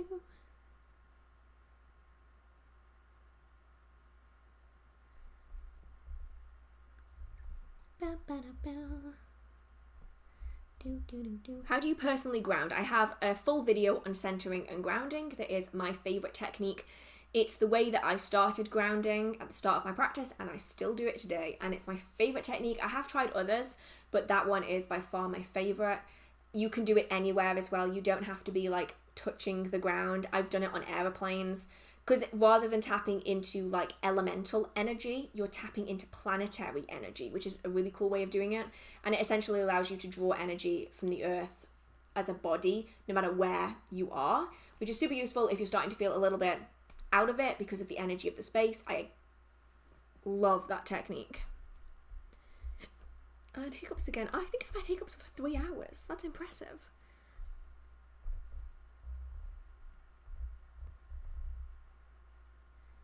Do, do, do, do. What's the pulsing light orb you have behind you? Okay, yeah, it's a light. It's a lamp. I have it on in all of my videos to light up the Book of Shadows, but the frame rate of the stream and of my webcam isn't fast enough, so it shows it as being strobing. In the rest of my videos, you'll notice it's not doing that, and it's just because my filming camera has a higher frame rate than my webcam does. So it does this weird strobing thing, and I can't stop it, because if I up the frame rate, the stream will just fail. So yeah, sorry about that. It's just an unfortunate downside of doing the streams on a webcam versus like a DSLR camera, because I can't afford a DSLR camera. That's so darn expensive. Oh. Okay. I'm sorry, I read the question without telling you. I'll go back and read it now. I started Witchcraft recently and I feel really drawn to spirit work, but I'm also pretty scared of it. Scared of messing up and inviting bad things. Do you have any tips? Make sure, I'd say before you jump into spirit work, make sure that you know your basic principles, your basic practices, and protections are your friend. As many as you can, as frequently as you can, just to get you started is really good. Personal protections, whether that's enchanted jewellery, and yes, I am planning on doing a video on enchanting jewellery for protection. I'm doing that when the workshop is finished. I have a whole list. It's going to take me a while, but I will get round to it. So something like enchanted jewellery or pouches or objects and charms for protection. Anything that you can have on you is useful, as well as protections around your space, around your home in general, as well as casting circles. Protection circles is exceptionally useful, especially if you're just starting out on spirit work. It's really good if you can learn how to energy sense as well, because that's going to allow you to pick up on the energies of whatever spirits have entered that space. So you can get a gauge of who they are and what they are before you start interacting with them. And then just make sure that you are polite. Do not give them your name. It's not worth it. Don't do it. Some of them are trickier than others. With some people it's fine. With other spirits it's not. It's best not to give them a name. Use a magical name if you have one. Use like a name that you have chosen for your magical practice if you are going to work with spirits a lot and you don't know who the spirits are, because spirits and names don't go well together in some cases. They will use it against you, some of them. And then just make sure that you're always courteous. Make sure that you have your protections up and just be open-minded with it. Most spirits that are going to interact with you are not going to care that much about you. So most of the time you can just get a feel of kind of interacting with spirits. However, massive warning sign is if out of nowhere you have a spirit that kind of is begging for assistance or is really desperate for you to help them, because most of the spirits that need help don't know that they need help. The spirits that beg you for help are usually the ones that are trying to trick you, and that's the general rule of thumb that I've always stuck to. If a spirit comes through to you and they're begging you for help, it's usually that they don't actually want help. Usually. And that's the guide that I've used for my entire magical practice. And so far, it's been pretty alright when it comes to spirit work, so hopefully it'll stand someone else in good stead as well. Hopefully. Fingers crossed.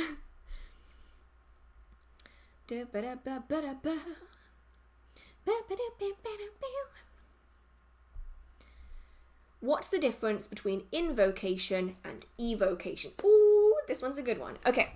So a lot of people use the terms interchangeably, but that actually kind of makes it more confusing. So a good example for this, a good description of how to understand this is in versus Eve is the best way I can describe it. So in is internal, E is external.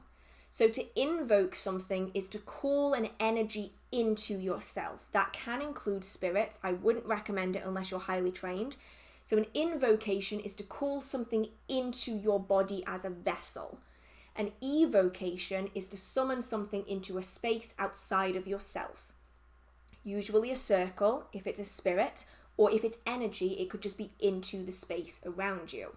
So evocation is typically what I recommend for people getting started because it's way easier to control. It also doesn't give spirits invitation into yourself, which can be exceptionally dangerous.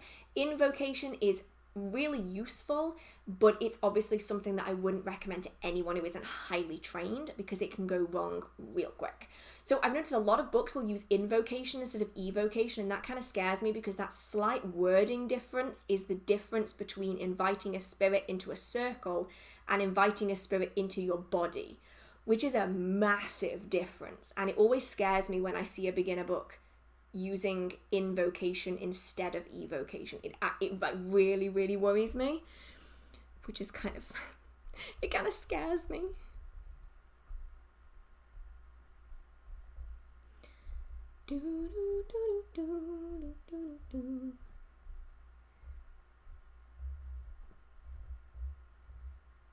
Who is the better character, Elena Gilbert or Sabrina Spellman from The Chilling Adventures of Sabrina? I prefer Sabrina. Don't get me wrong, I like Elena. Everyone hates Elena. I like Elena, but I prefer Sabrina, I think. Oh, it's gonna jump. Oh no. Right. Scroll up again. Up, up.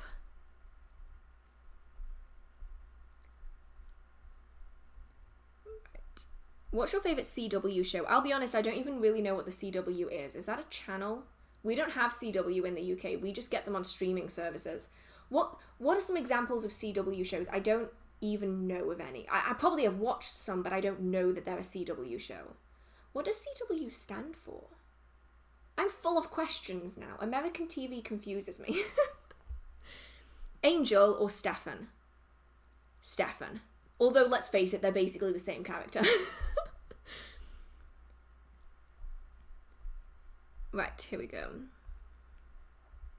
Do you have any haunted items? I have items that have spirits in them. I've also experienced items owned by other people that are haunted by very negative spirits. But I don't tend to keep them myself because they're just effort. You know, it's effort when things start going missing, it's effort when they start acting out, it's effort to keep managing the protections, it's effort to keep them contained if necessary. So if I have any spirits attached to objects, they're usually quite positive and they're quite happy to help. So that's typically where I stand on it. I know a lot of people, actually my friend, he collects haunted objects that are haunted with negative spirits, very nasty spirits. I remember he got we went to an antique shop and he got what's it called? A letter opener. Oh boy, that was horrible. You held it and it was like a dementor. You just, all the happiness just gets sucked out of you and you're like, nope, you have it, I'm good. you can keep that. So he did. I think he still got it. I think he still has it. He works on the approach that he's able to maintain protections. So he's able to define why they're in there through communication and then figuring out whether or not they probably should stay. He has enough protections to make it worthwhile. I can't be dealing with that. I can't be dealing with that. So I have some decks that have spirits attached to them beyond just like the energy of the deck. They have like an actual spirit attached to them. And I have a few other pieces, but beyond that, I tend to just steer clear because it's effort. It's effort. Don't forget to take a sip of water. Good point. I have not drank in a while.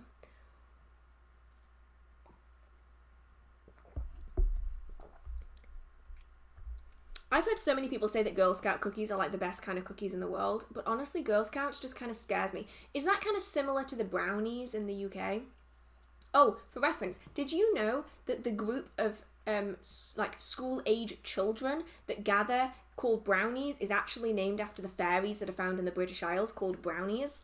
The more you know. Sorry, random. I told you I'm full of random useless facts. But yeah, they're named after the fairy, which I thought was kind of cute. I was a brownie when I was a kid. It was really fun, actually. Have you watched Bridgerton? I have, and it was very, very fun. I liked that. I'm looking forward to season 2. How can we send you mail? The PO box, as people have mentioned, is always in the description. I never ever expect anyone to send me anything, ever, but it is there if you did feel so inclined to do so. It's always in the description box of videos.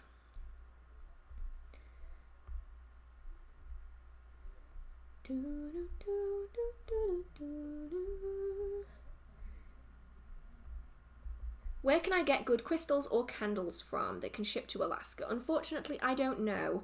There are lots and lots of shops in America, though. So many. Try Etsy is a great place for handmade candles. There's so many shops in America that sell amazing candles, or at least amazing based on the way they look and the number of positive reviews that they've got. So Etsy's a good place if you don't know where to start looking.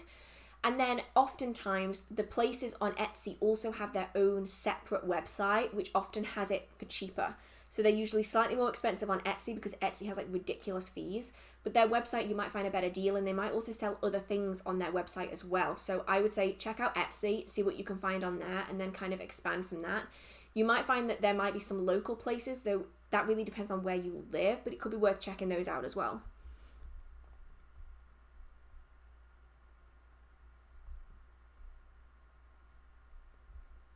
Have you watched the Discovery of Witches show? No, sadly not. I think I was actually reached out to by Sky, but I don't have Sky, which makes it really difficult. I don't have Sky. Sky's really expensive, and I can't afford that shit, so I have not seen it. Maybe one day I will be able to watch it, but at the minute, nothing yet. Nothing yet. Have you worked with gargoyles? Are they different from other constructs and thought forms? They aren't particularly different. Not really. It's simply a thought form that you have imposed a belief onto, if that makes sense. So some thought forms are just random energy beings that are sent out, whereas other thought forms are specifically attached to a pre-existing idea. So a gargoyle is a pre-existing idea. It's a symbol of protection that's been used in Europe for protection of significant buildings like churches for hundreds of years. So that belief of its protective properties is then kind of laid over the energy. So it's not really much different from a thought form other than you've kind of laid over an extra level of folklore on top of it that is going to influence how it behaves, is really the main difference. How do spirits use your name against you? The belief is that names hold power. This is especially true for the Fae. You can look back at old folk stories like Rumpelstiltskin and even stories from much, much older. If some spirits learn your full name, they're able to use it against you. It's much like a tag lock. Well, it is a tag lock. It's a representation of yourself that can be used for remote workings when you are not present. That applies in witchcraft, magical practice in general, and also with certain types of spirits, and especially the Fae are well known for using names against people, which is why it's typically recommended, especially in folk stories and in old first-hand accounts of Fae interactions from the 1800s that have been documented, that you don't give your name out to a Fae. It is not a good idea. because once they have that name, they have the ability to use it to influence you, much as a witch will use a name as a taglock in a spell to work energy remotely on you, even if you're not present. Oh, that is adorable, One Purse. That is so sweet. Would you mind talking about the differences between astral projection, hedge riding, and visiting realms like fairy realms? Okay, so hedge riding is essentially another term for astral projection, but it doesn't always have to be astral projection. So astral projection is typically the term that's used to describe the leaving of the physical body to the astral plane, which is a plane in its own right, referred to as the astral plane. So astral projection is traditionally used to describe the method of leaving the body to travel to the astral plane. Now, however, it's often used to describe the leaving of the physical body, even on this plane, so it gets a little confusing. Hedge riding is the ability to jump the hedge between the physical world and the spiritual world. It's not solely astral projection, but it can include astral projection, or it is simply the crossing over of that hedge between the worlds to traverse different planes. That includes this plane, spiritually, the astral plane, and other planes as desired. Whereas entering the fairy realm is usually something that is either done completely accidentally, and usually that doesn't end well, or it's done with a fae guide, usually a member of higher fae that is willing to guide you across that barrier and is essentially able to assist you in not falling to pieces and eating something you shouldn't in the fairy realm. So essentially, astral projection can be done accidentally, but is primarily done purposefully. Hedge riding is usually done purposefully, sometimes with the aid of things like flying ointments to make it easier, though that depends on the individual. It can be done accidentally, but is primarily done purposefully. Crossing between realms like the Fae realm can be done and is usually done accidentally with not great results, but occasionally it is done purposefully with the aid of a spiritual guide. So 2 are basically done by the individual, 1 is usually done with the assistance of something else, although those terms are often used interchangeably, so you'll find that some hedge witches will refer to it as astral projection, even if they aren't going to the astral plane, and vice versa. There's a lot of crossover, so it becomes kind of difficult to draw the line, but hopefully that helped. Hopefully.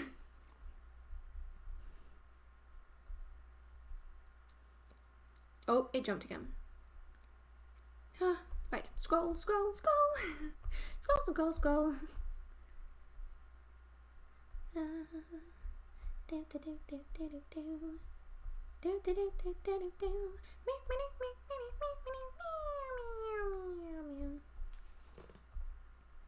Right, where was I? Here we go. Was this it? Yes, here we go. This was it. I've also seen people accidentally say invocation when they mean incarnation. Oh yeah, I've incantation. Sorry, my brain and my words did not match together. I've also seen this as well. I have people asking questions about an invocation, but then they start talking about words, and I'm like, are you confused? Am I confused? Because usually I'm the one that's confused, but sometimes it's the other person that's confused. There's just a lot of words that sound really similar, and a lot of people get them mixed up. A lot. So like incantation, invocation, evocation, if you say them fast enough, they all sound the same. So I can kind of understand the confusion. I just really wish that, especially authors, I wish that authors of beginner books would put the right word, because it scares the shit out of me when I see a beginner trying to invoke a demon, and it's like, oh, please don't, not a good idea. I have road opener incense sticks, but I don't know how to use them. So these ones can be burned just standard. You can just light them and just let them burn to have that energy imbue itself just generally into your life and into your space. If you're after something in particular, you can use an incense stick and you can write what you want to achieve on a piece of paper and who it is that you want that working to manifest for. If it's yourself or someone else, then write their name on it. And then you can either put that piece of paper under the incense burner as the incense is being burned, or you can light that incense, allow the smoke to drift up, and then use that piece of paper to waft through the smoke, so you're adding that energy into that piece of paper, and then you fold that piece of paper up and you can either put it into a further working, or you can use it as a thing in its own right to put in a pocket or whatever it is that you need, just to keep it close to you for days at a time. And you can then put the incense out, relight it every day to recharge your goal on that piece of paper, and then use it that way. There's lots more options than just that, but those are really the three that are probably the most well known of all of them.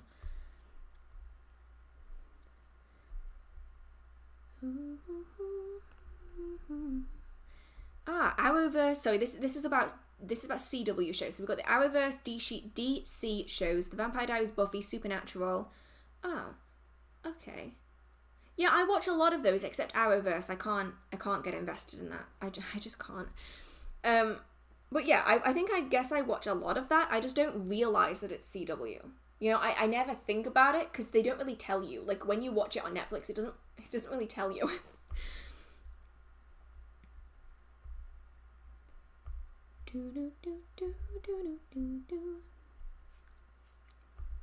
Have you tried Blue Lotus flower? I haven't, but I've heard people get amazing results from using it. I was talking to the owners of Sons of Asgard, and they have Blue Lotus flower, and they say it sells out so fast because people want to get hold of it so much. They were actually out of it when I went down to Glastonbury, or I would have got some for myself. Instead, I came away with Roman chamomile and broom tops instead, which have already come in handy. Oh, I love having broom tops in. It's great. I never have them in. But apparently it's really popular, so people must really like it.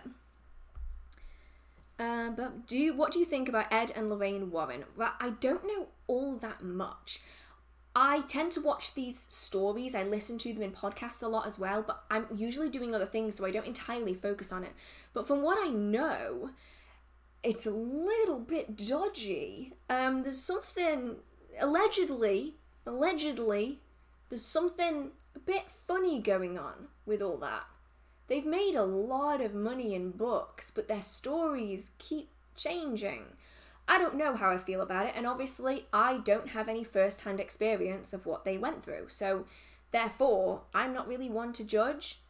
But there's just something weird about it. And I'm not sure what it is, but I'd love to know what you think of it. If you know any of the stories of the cases, I would love to know, because I'm actually kind of tempted to do that. I'm tempted to do some ghost haunting, supernatural style stuff. But I'm not sure whether to put it on my second channel or the main channel, because obviously this channel is about witchcraft, and I don't want to taint the information about witchcraft by adding in like the Loch Ness Monster. But I really like that kind of stuff just as a story, so I don't know, would you like to see that on like the second channel? Like its own separate thing that's just like folk stories about fairies and legends, and I don't know, what do you think? I'd love to know. I've never asked you that before, but it's something I'm really interested in doing. So I'd like your opinions, because I like you people. You're nice. But can you see tree spirits? You can and you can't.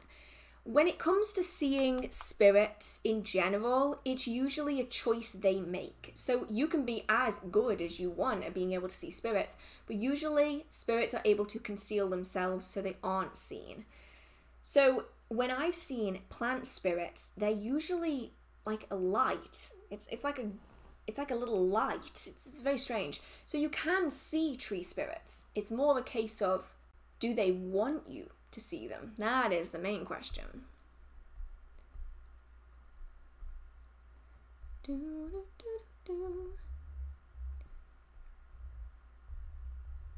I was in the brownies. I was a sprite. What house were you? I have no idea. I have like one memory of being in brownies and that's it. I didn't even realize there were houses. I guess there must have been. I actually still have my brownie sash with all of my badges on it. It's in my parents' house. I'm gonna have to see if I can find it and see if it tells me. But it's just an interesting fact that something that's so integral to British culture as the brownies, which a lot of I think it's like 6 to 10, something like that, year old girls go to make friends and gain skills. Their houses are named after fairies from British folklore that most people think is nonsense. They decided to include it in as an integral part of this community organisation. I think that's just really cool. It just shows how traditional folklore keeps going, even in the most obscure weird ways. Do do do do do do. Right, I live in an urban area and I can't find herbs easily. Plus, I live in a tropical country and most of the herbs mentioned in witchcraft books I have no access to at all. So I'm wondering how I can get into it. Ooh, this is a good one. Okay, so most witchcraft books are westernized. They are usually Wicca based, which is a religion that was found in England from a bunch of different cultures. And they're also generally quite Americanized, so a lot of the herbs are only available in Northern and Western Europe and North America, which is really annoying because anyone outside of that feels really isolated. But witchcraft is primarily a term that's used to describe magic from Europe, which is why America is very heavily focused in witchcraft, but not everywhere. Because magical practice is found all over the world, it just has different names. So it's likely wherever you live, it has its own name, it has its own tradition that goes behind it that uses native plants to wherever you live. So if you can, it's definitely worth looking up the history of the area, any folklore that you can find of practices that were done that run along the spirit work, ritual vein. And then hopefully you'll be able to find some plants that were found locally, that still grow locally, that you can then find the associations of. Because unfortunately, we live in a world where everywhere likes to think it's America and England. And sadly, that is annoying because it means it isolates everyone else that has a different culture from what we have, which is really infuriating. But if you can look back in the folk history of an area, there's a wealth of information, hopefully, that you'll be able to find in local resources. I know that here, anyway, in local libraries, there's a lot of history that's stored that you can access for free. So hopefully something similar is available where you are so that you can find something that works for you. And also, locals are typically really good at remembering information. Obviously, I don't know where you are, but here, if you go into a pub at the right time, you can find that crazy local that just likes telling folk stories.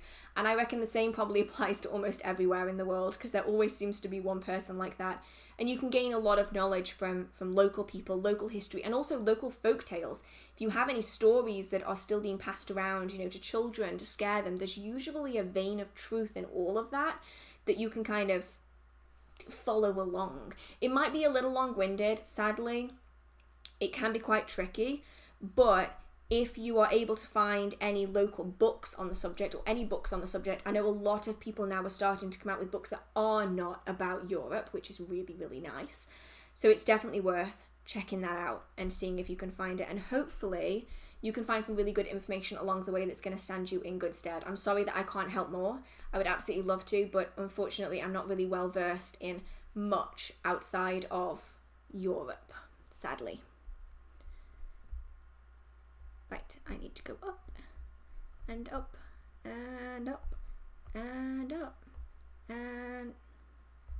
Wait, where was I? Nope, up. Wait, I think I'm here. I think I'm here.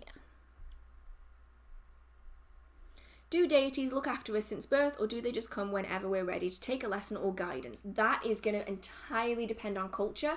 For me, it's the latter.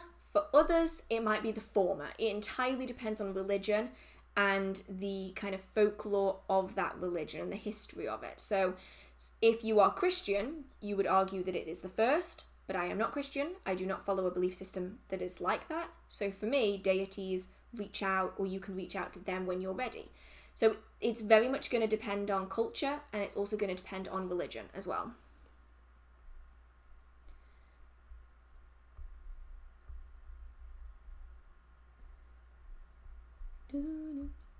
Yeah, if you have a dead name and a new name and you're working with the Fae, just don't tell them any name. It's just safer that way. Pick a different name to give them. A magical name is a really good one. It just stops difficulties happening. Some of them are going to be fine with it. Some of them won't do anything with it and they'll just be really chill about it. But some of them might, and it's usually not worth taking that risk.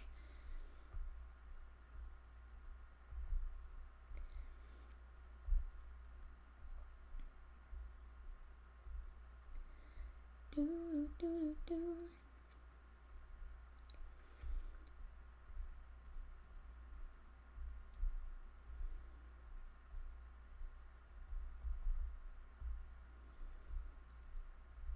I'm doing it again, where I'm trying to find the next question. Everyone's talking about cookies and it's so heartwarming.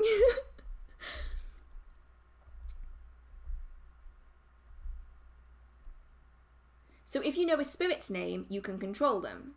Does the Latin language mean something to spirits? Sorry if it's a daft question. Oh, it's not a daft question at all. So many spells that you can find online are written in Latin. Usually it's absolute nonsense. There was a big thing in about 2006, 2007, 2008, when every single person I had ever spoken to about witchcraft was doing all their spells in Latin, despite the fact that none of their Latin made any sense because they were using Google Translate. I did a few workings in Latin, but that's because I was taking Latin at the time, and so I had kind of a vague understanding of the language. I wouldn't recommend it though. I would stick to English. There are certain spirits that might work best in the language that they know. This is especially true for spirits who are of a particular time period. This includes ancestors and spirits of people who have passed over. If their native language is different than what you speak, you might not have that great of a communication with them, in which case it could be worth using a language appropriate to what it is that they know. Same applies to spirits and demons that always are communicated with in a certain language. If you are finding, say like Lesser Key of Solomon, it's always better to work in the appropriate language as it is written because you know that that is what is working. If you change it, you might find that things start going wrong if something is mistranslated. So it doesn't work better if it's in Latin, it just works better if you're communicating to an entity in a language that they understand. So if, someone speaks French and you're trying to communicate to them in English, then they're probably not going to understand you that well if they don't know English as well. When it comes to if you know a spirit's name, can you control them? You can, which is what a lot of spirit entrapment is done by. The idea being that you can force a spirit into a spirit trap by summoning it using its name, which usually they keep private, but some sneaky buggers a couple of 100 years ago managed to get the name out of them, which is quite useful if you do want to summon demons. That's usually what is used, is their name. Not all spirits are going to be able to give you their name, and not all spirits are going to want to either. You'll often find that if you ask a spirit for their name, they won't tell you because they know better than to tell you. So yeah, it doesn't apply to all spirits, but it definitely applies to some. What's your current favourite oracle? Ooh, okay, my favourite oracle at the minute, where is it? Here it is. This is currently my favourite oracle, this one. This is the Archetypes deck by Kim Kranz, and it's a really, really lovely deck. I got it for Christmas. Thank you very much, Hell Friendly. He got it for me for Christmas. And it's beautiful. The only downside is they're bloody huge cards. It comes in a box like this, and they're all circular, and it's a nightmare to hold them because they are absolutely bloody huge. But they're like this big. And they're really, really, really pretty. And they have like a diamond on the back, which is kind of nice. And they've got some really beautiful designs, like, oh, look at that. That's so pretty. Like, so nice. Really nice energy, really nice to work with, but I really like Kim Kran's stuff anyway. The only problem is they're absolutely ginormous, which makes them so hard to actually hold. So yeah, they're almost impossible to shuffle. It's a real pain in the ass. I really wish that they would just make smaller decks. Like Kim Kranz is only just coming out with the Wild Unknown in a miniature form, and I'm definitely getting that. And I would love it if they came out with everything else in a miniature form as well, because I don't need huge cards, I would much rather have smaller cards. Like, pay less, have smaller cards. That would be ideal, because like big cards make no sense to me. They're just impossible to shuffle. So hard to shuffle. What's your opinion on shifting? Is it the same as astral projection? No, it's not the same as astral projection. I have had so many people asking me questions about shifting, and I'll be honest, it makes absolutely no bloody sense to me.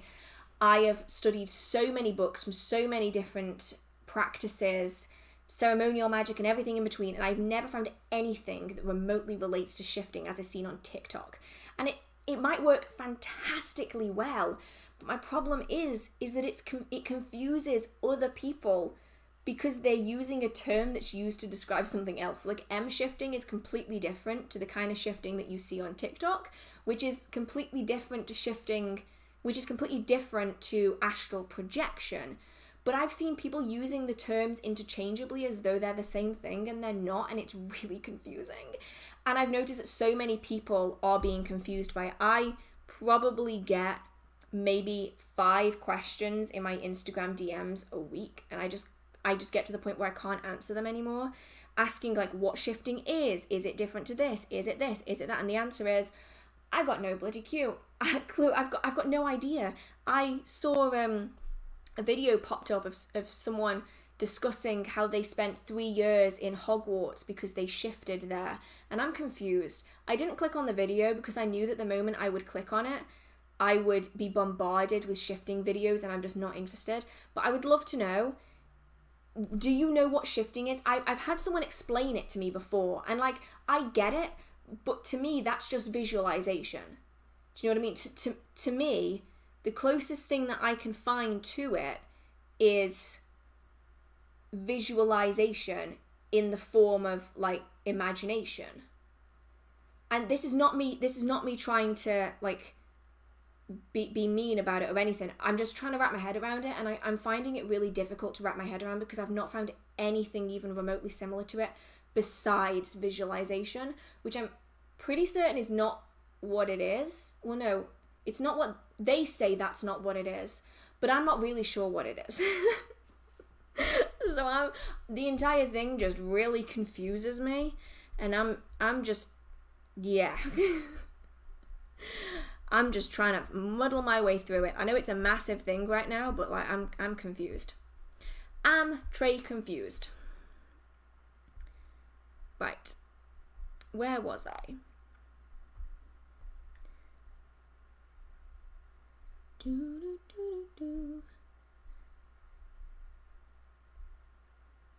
Where was... Okay, I've answered that one.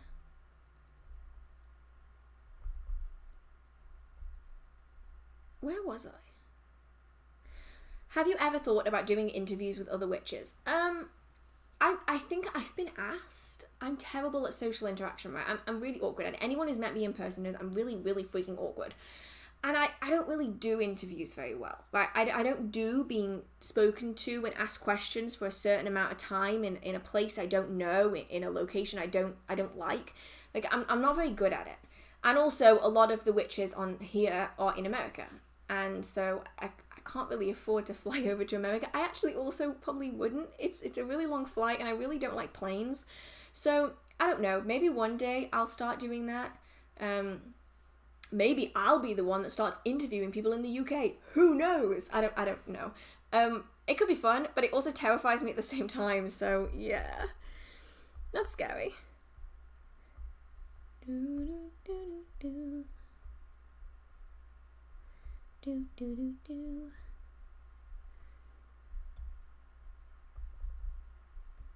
Ah, wait. It jumped again. I didn't even notice. Ah. Oh no.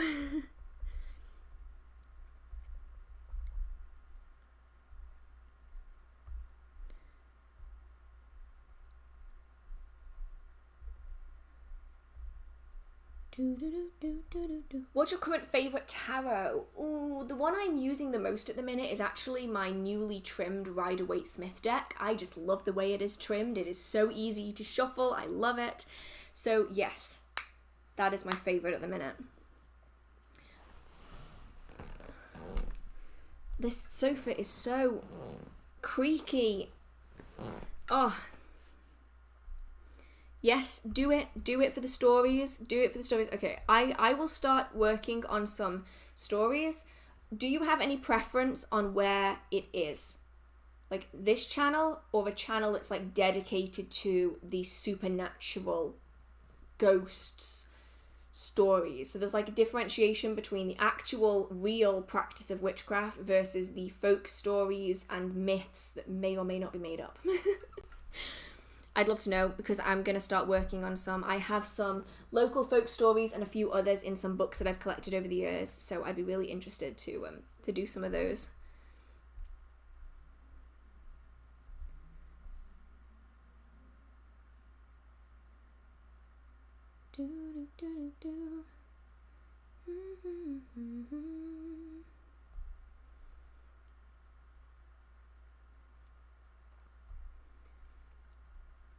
What has been your scariest experience? The interaction with the merfolk, that was pretty unpleasant. I think it was only made more unpleasant though because I'd already just experienced a very unpleasant experience, so it kind of made it worse. So I've spoken before about the interaction with the demon. I've mentioned it many times before. I'm not going to bore you with that one again. But after we got out of that one, we're walking down this hill by the forest. And as you go down, everything went to shit as we went into demon territory. I shouldn't have done that. I didn't realise until it was too late. My bad. Came out the other side of it and then immediately went to the pier. And this is like 3 o'clock in the morning, right? This is 3 o'clock in the morning. And we were walking up to the pier as you can see the water. And this horrible energy. It's just existential dread. It just like hits you in the chest like, oh, it's horrible. It was awful. It wasn't as bad as the demon, but it still wasn't pleasant. This was just a bad night. We had just come across just a bunch of not very nice spirits in one place, in one time, and I've got no idea why. I think someone might have pissed them off. It wasn't us. We just walked into like the deep end. And you just got hit by this horrible, horrible energy, and we're trying to figure out where it's coming from, because it's me and another practitioner who's well versed in working with spirits. So we're like, what? Where on earth is this coming from?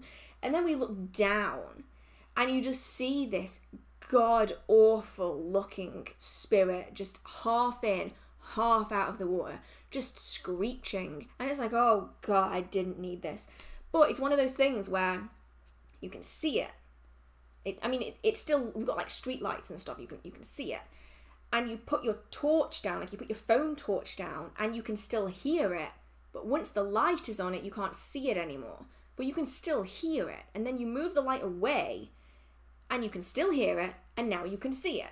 And so at first we were like, wait, is that a person? And then we went down and we realised, nah, there's no person here. The sound, like the screeching, horrible sound and the horrible energy is still there. There's nothing there when the light is on it. But when the light is like around, like ambient light, you can see it. We went out of there real damn quick because we were not having it that day. It was like, damn, no chance. Like, I am done.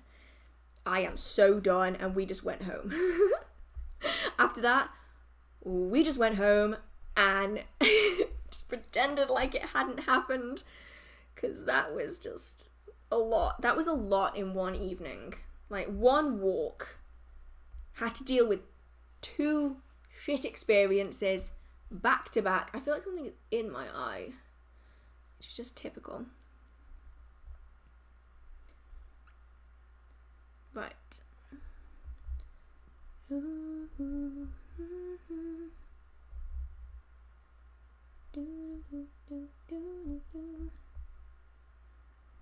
How do you know if a spirit is a servitor? Well, I mean, if it was your servitor, I'd hope that you would know, because they take a lot of energy and time to create. If it's someone else's servitor, it's kind of rare for them to bother you, because most practitioners can gain information on another practitioner without needing to use a servitor. Servitors are usually used to gain information from other realms. It's kind of strange to use a servitor to gain information from the place that they could just gain information from themselves. So more likely, like, just kind of discounting other things, more likely than not it wasn't a servitor, simply because they're usually used for more important things that are harder to do for the practitioner to do themselves.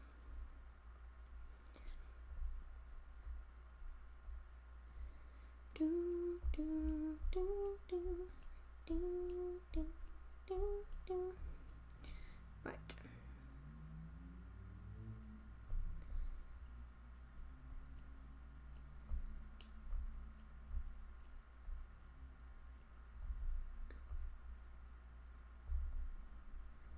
So I'm doing that thing again where I'm trying to figure out where I am, and I forget to talk.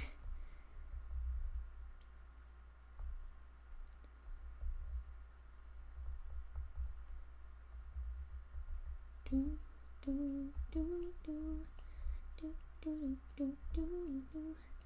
you know anything about Enochian in terms of using the language? I've learned enough to write spells with it, but I wasn't sure if you came across Enochian. I have come across it many, many times. I actually used to, every time I came across it, I would buy the book and give it to my friend, because for a while he was after Enochian. I think I annoyed him at one point because he was like, I don't need any more Enochian books. I'm like, I'm sorry. I'm not interested in it myself, and I've never really bothered to read any of them. It's just, it's not my thing. My brain can barely even compute English. It struggles with anything and everything, so I never really bothered to learn Enochian or to study much about it, really. So unfortunately, I can't... Where was I going with that sense? Help more with that. Oh my god, my brain just decided just to call it quits for a minute.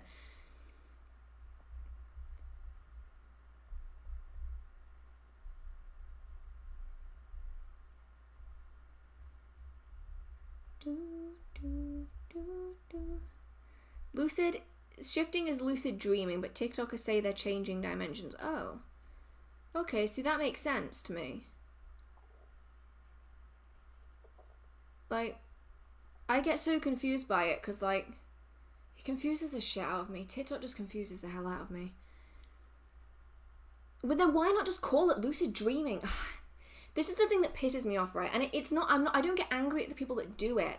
I get angry at the changing of terms, which then has an impact on the greater magical community, right? So lucid dreaming has been a thing for hundreds of years. It's gone by variations of the same name, but for at least the last couple of hundred years, it's been called the same damn thing. So everyone knew what it was. Shifting is also its own thing, and it's completely separate. So why have we decided to take something that already has a name and give it the name of something that already exists? That's what I want to know. I don't care if someone does shifting. You do you, you do your own thing. I like lucid dreaming. I do it all the time. I don't understand why we had to take something that already has a name and slap a name that already belongs to something else. Why?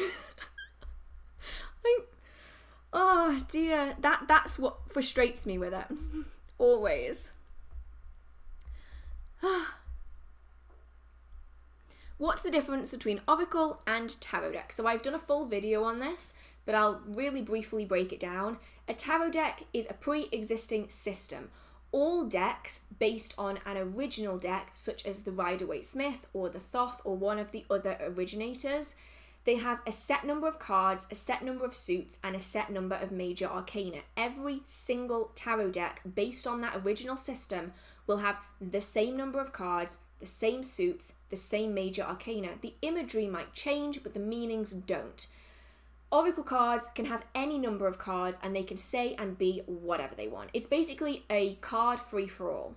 So tarot, regimented system, oracle, random collection of cards. Both are useful, both are used in different ways, both give slightly different results. Some people have a preference. I prefer divination with tarot cards over oracle cards, but I prefer oracle cards for spellwork. And that's just my personal choice. Different people will like different things.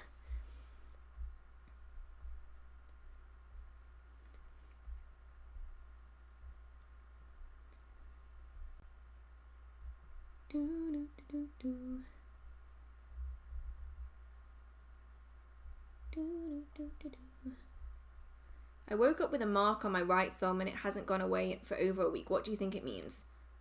You scratched yourself? I always go for the scientific option first. I know that if I scratch myself, it will be there for 3 weeks. So like, more likely than not, you've probably just caught yourself and it just hasn't healed, or you've irritated it since, and so it hasn't gone away yet.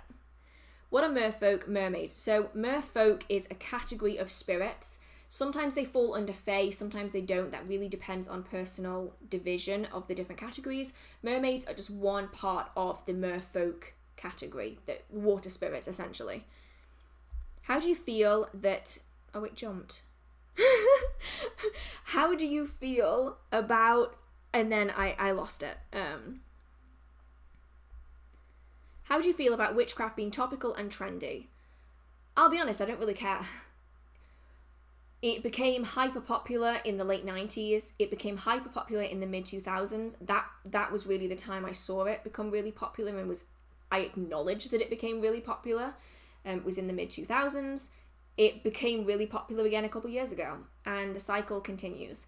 We can see this trend going all the way back through world wars. You just have to look at the spiritualist movement. That became so popular because of the requirement and the loss that people were feeling at the time. It's a cyclical process. It happens every decade or so, and it's not going to stop happening just because I don't like it. Do you know what I mean? So I don't really care.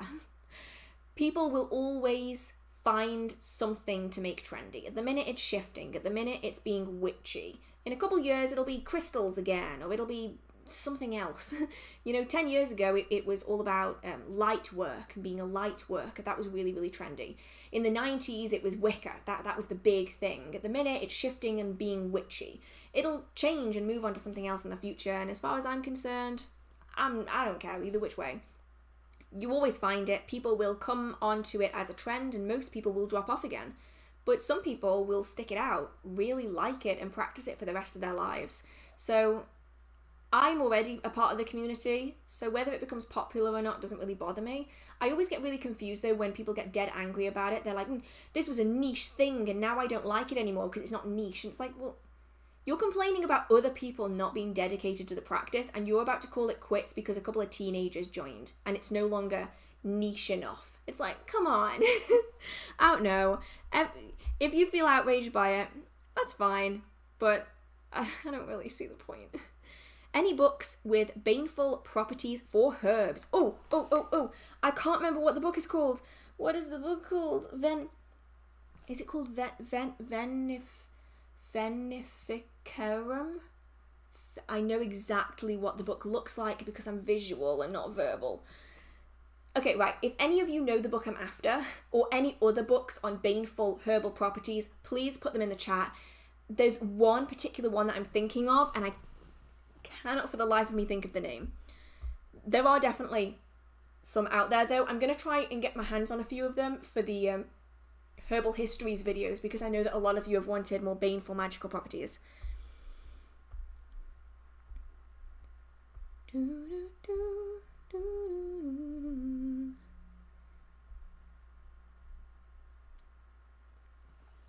What do you think people mean when they say you shouldn't step into fairy rings? Because I don't think it's literal when people say they are taken to the fairy realm physically, maybe more mentally. I've read enough folk stories, first-hand accounts. I have a whole collection of historic documents for fairy encounters. I was obsessed with it about 8 years ago, and it's still really, really cool now. And when I say that there's some stories in there that are really intense, I mean, there's a story, I can't remember where it's from. It's in the UK somewhere, and it was in the mid 1800s. He went out for a walk through the moors, and he just disappeared. And literally decades later, this guy turns up again, no memory of what the hell has happened to him, and everyone around him is older, obviously, because it's been 30 fucking years, and this guy is 20. He should be 50, and he looks 20, and he has no memory of anything that came after he went to the moors. It's really weird, and there's more than one of those stories. There's dozens just in the UK alone. And yes, some of them you could say, oh, he just ran off and started a family with another woman, yeah, but some of them, you're left questioning, how does someone disappear for 30 years and return looking exactly the same? I don't know of any white person that looks the same after 30 years. You know what I mean? I don't even look the same as I did 5 years ago. I've got wrinkles. How do you disappear for 30 years and look the exact same? I don't know. It's one of them. So I think it's maybe a bit of both. I know a lot of people travel to the fairy realm inadvertently or purposefully, and that is more of a mental thing. So I think it's definitely maybe a combination of the two. And my friend, she gets taken spiritually, not physically. But with other stories, you're left like, what is going on? What is happening? Like, this is weird. What is this? What is this? So, yeah, I don't know. I'm just... It's one of them where I'm confused. I'm confused. Anyway, I'll get back to where I was. Where was I?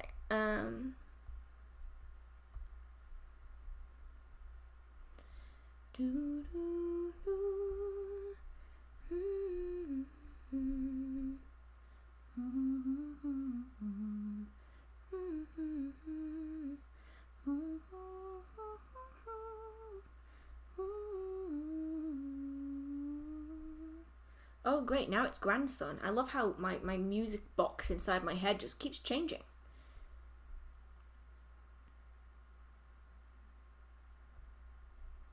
Yeah, TikTok, everyone's talking about the TikTok shifting and it confuses the shit out of me.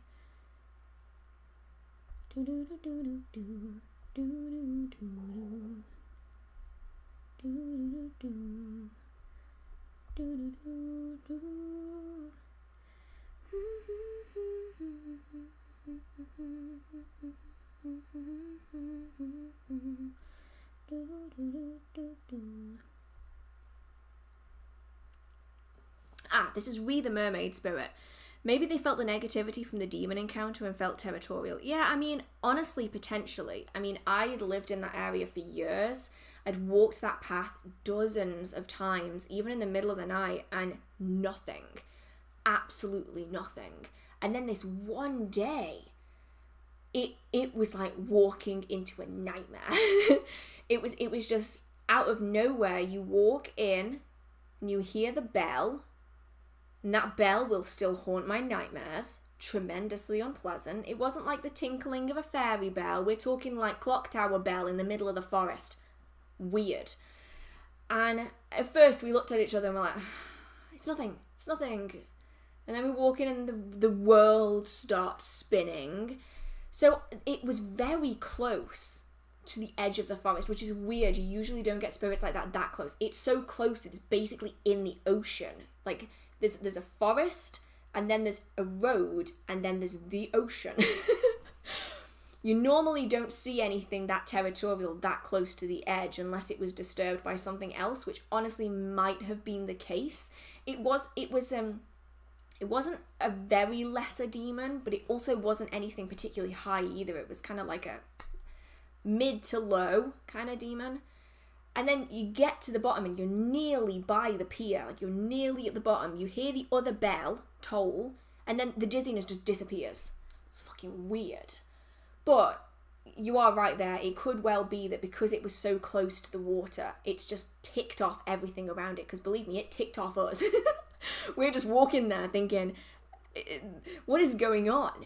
So, yeah, I think maybe that was what it is. I don't think it was necessarily us that were impacting the merfolk spirit. I think it was more likely, you're right, probably the demon being so close, because that was bizarre. And then I went down the same road like 2 days later and it was gone. So whatever had happened clearly didn't last long because it had disappeared again. I'm not sure whether it went deeper into the forest again or if it just decided to go somewhere else. I don't know, but that was weird.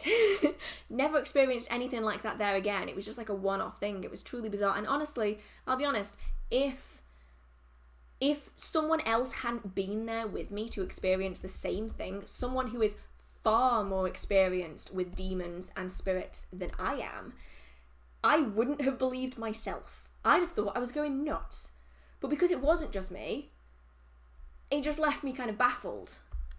What is a spirit's name? Is it a word? A sound? It depends. Usually it's a series of sounds that to us doesn't sound like anything, but obviously to them it is language, it's a name. So you often find that spirit names to us sound really bizarre. They're like collection of letters that don't make any sense to any language that we have. And it's usually because they're trying to translate sound into as close to our language as they can get. So if you look up any kind of demon or spirit name that is known, they are bizarre. Really bizarre, and it's usually because it's sound that is being translated into our letters, which usually don't actually convey sound particularly well, especially not sound that is not made by a human, typically. How do you deal with fear of spirits, if you have any? I get so much anxiety and fear when spirits are near me, and I don't know how to deal with it anymore. I'll be honest, I don't really know how to answer that one. Mainly because I have seen and experienced spirits my entire life. So for me, a spirit entering into my space and being visible to me isn't weird. It's just normal. So I'm really sorry I can't answer that further. Besides, personal protections are fantastic for this, because then at least you know when a spirit is in your space, you are protected, and then you can slowly start building on that to reduce that fear a little bit. Hiccups again. Beneficium. Yeah, that sounds about right. I can't say it tonight. Beneficium. It's one of them nights. Can you recharge a crystal with spells or intent? I heard you can only do this once per crystal, and for another spell have to get a new one. I have no idea who told you that, but that is bullshit. That is absolute raging bullshit. Maybe they follow a tradition that I don't understand, but that is the most wasteful thing. This is not on you. This is not on you, but I'm just thinking about the mindset of the person who said this to you. That is unbelievably wasteful, that you have to buy a new crystal for every single spell that you do. That is bizarre. Has anyone else heard of that? I've never heard of that. No, you don't need to do that. A crystal already has energy, right? So it already has energy. So you can charge that stone. Essentially, that means you are asking for its assistance with a certain aspect of its energy. So usually a stone has many different facets of intention. So for instance, rose quartz can be used for self-love, friendship, working with children, healing, fertility, love. It's got a whole range. So when you charge a crystal, you're essentially focusing it so that you're directing the energy from that stone into one aspect of what it can do. And then you can add it into that working, where it can imbue that working with its additional energy. And then once that working is done and you no longer need that stone, you can just cleanse it. And then you cleanse out the energy that you put into it. And it maintains its own natural energy. All you're doing is you're getting rid of the layers of energy that you've put on top of it. And then when you cleanse it, you wipe away all those layers of excess, unnecessary energy. And then you have stone that you can just use again. I'm really confused. I've never heard anyone being told that they have to buy a new crystal every time they have to do a spell. I genuinely, I can't wrap my head around that. That's confused the hell out of me. City of Shadow Seas, that is such a cool name. Thank you so much, by the way, but that's such a cool name.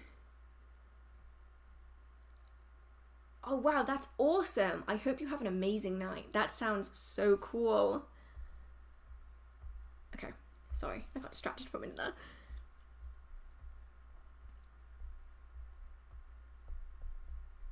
Oh, it jumped.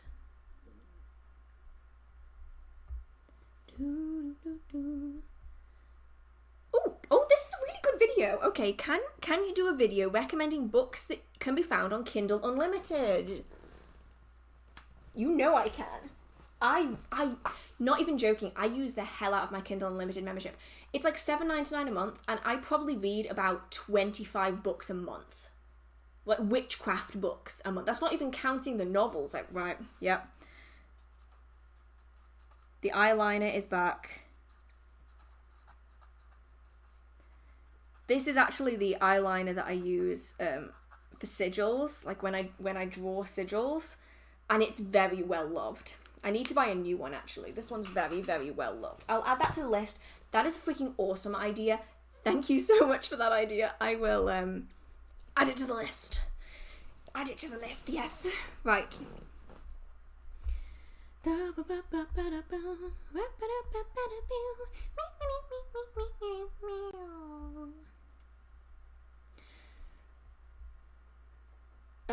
When would you use a wand? So a wand is typically used to direct and focus energy. They're really good if you're just getting started and you struggle to focus energy on a specific point, because a wand is essentially designed to direct energy to a focal point, which is super useful for beginners. It's also good if you're doing ritual and you want the symbolism of having a wand as well. You don't need to. I have a lot of wands just because I like collecting them, but you don't need one. They can be really useful though. Have you watched the Powerpuff Girls? I mean, I've watched the original Powerpuff Girls. They're making a new one, aren't they? I think they're making a new one because Dove Cameron's going to be in it, and that will be cool because I like Dove Cameron.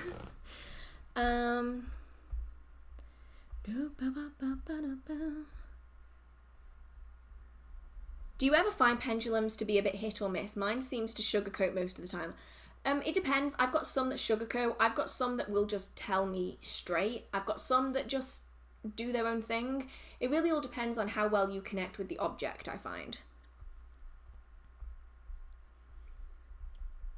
Have you ever performed a compass round ritual or anything similar? Oh yeah, for most of the early part of my practice, I was doing something similar. Not exactly the compass round that you will see in Treading the Mill or any books like that, because obviously I didn't have access to a written form of the traditional working, but I would often adapt Wiccan circle casting to suit what I wanted, and I would do that a lot because that's basically the same thing. It's just based on a different tradition, which is really cool.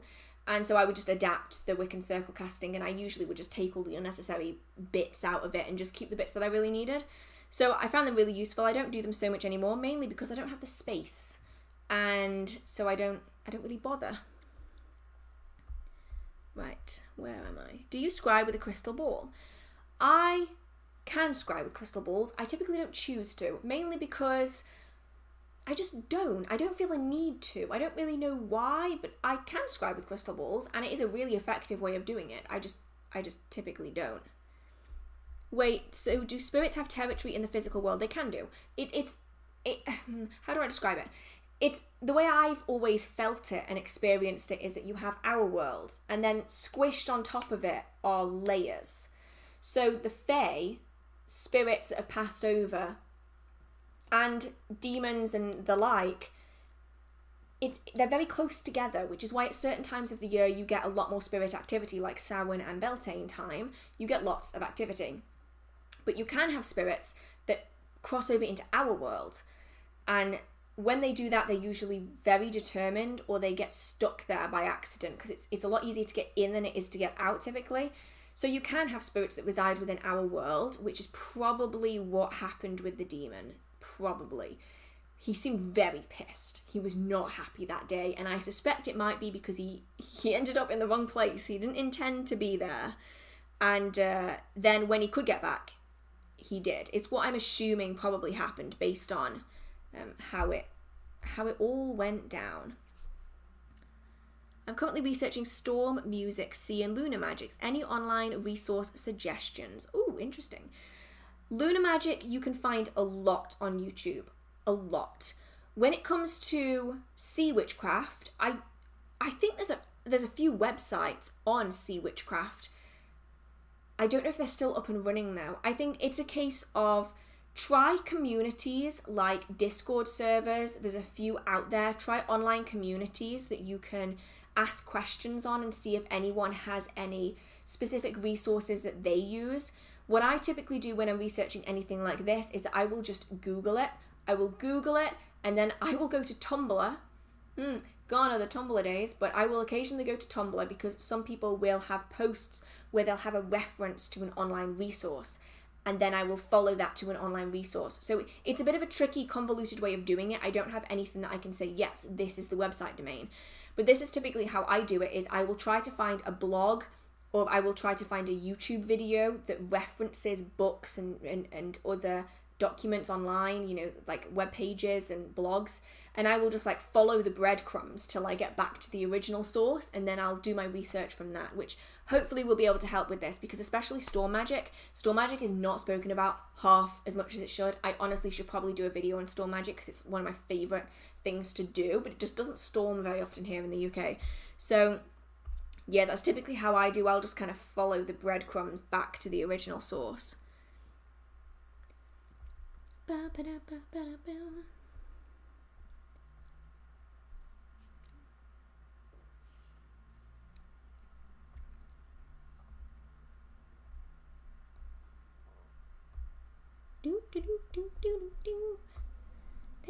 What's your opinion on Ouija boards? They get so much bad reputation for absolutely no reason. I know I've spoken about this a lot, so I'll be really, really brief. But I have met people who will use an angel board, but they won't use a Ouija board. And I'm like, they are the same damn thing, except one of them has a picture of a very badly painted angel on the front of it. They get bad reputation from movies, but then so does the rest of the witchcraft community, so that isn't really any surprise. But for whatever reason, Ouija boards get clung onto as being this evil, malevolent force way more than anything else, and it's completely unnecessary. They're actually no more harmful than using a pendulum or any other device that you can use to connect with spirit. It's just that movies really like using Ouija boards as their like prime suspect for demon attacks. Bad reputations, pushed by Hollywood, what is new? So yeah, I don't really see the reason to be fearful of them in the slightest. How can you see spirits? That's really going to depend. It's a case of building up psychic abilities and then seeing if you have a gift for it. Not everyone is going to see spirits. Some people will sense them, some people will smell them or hear them. It really depends on the person and how they sense the world around them. So it's a case of building up psychic abilities and also building up energy manipulation and energy sensing as well, so that you can sense the space, so that you can tell whether what you're seeing is actually a spirit or if you're just really tired. So it's just a case of building up slowly and getting results that way, though it can take a very long time. It's about opening your mind to things, being alone and quiet, and putting yourself in a place where you aren't distracting yourself 24/7, so that you have the ability. Because most people have had a spirit manifest right in front of them, but they've been so busy looking at their phones or at their desk or walking with friends that they never noticed it. They've passed it off as just some man standing by a tree in the park, when actually that man wasn't there at all. But because they didn't pay any attention, they completely missed it. So it's really about giving yourself the time to focus on things beyond just a quick glance. Is it bad if someone touched me during energy manipulation? No. Not at all. No. As long as you have good control of your energy, it's fine. What's your favorite fictional magic system? I don't actually know. Oh, let's face it, I do know it's Harry Potter. I love Harry Potter. It's great. How do I strengthen my magic? Draw energy from a larger power source. Tune in next Wednesday at 6 o'clock for a video on this topic. Thing is you can't, it's about practice, right? It's about practice. But also, you can't be using a tiny battery to power a large spell. It's the equivalent of trying to power your computer on a little tiny AA battery. It's not going to work. So to be doing bigger workings, you need a bigger battery. So you got to gain your energy from a different source. And I meant it when I said tune in next week at Wednesday at 6 o'clock for a new video, because that's what the video is. I've already filmed it.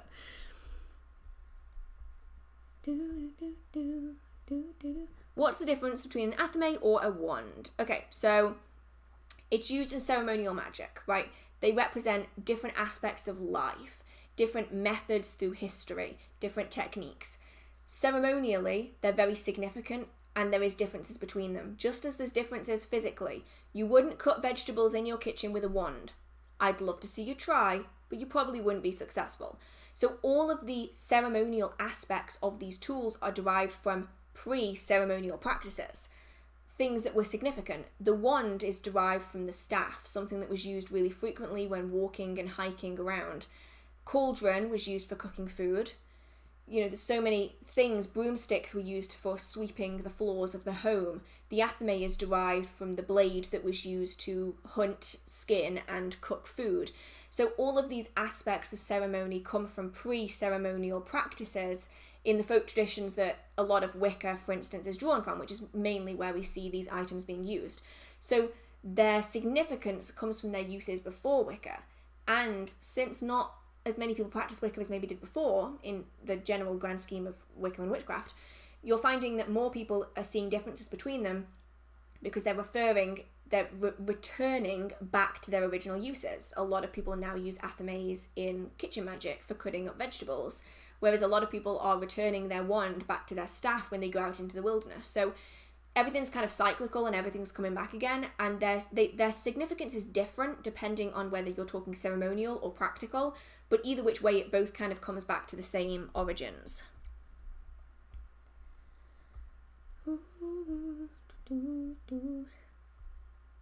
Do you live on or near a ley line? I mean, in the UK, everyone lives pretty close to a ley line. There's so many of them, they're everywhere.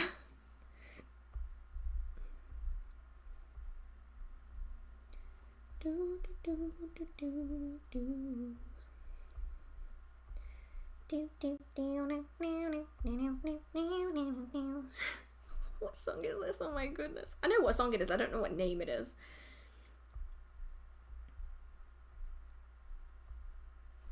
I want to go to Glastonbury, but don't know if it's better to wait until after this COVID thing, or is it the same to go now? It's different now. I went in July, masked up and everything. Hand sanitizer was strapped to me. It was manic. But the White Well isn't open at the moment because of restrictions, and it's quite difficult to move around the town. All the festivals have stopped. So I would say wait a while till something like the White Well is open again. That tends to be a good gauge as to whether or not it's getting better.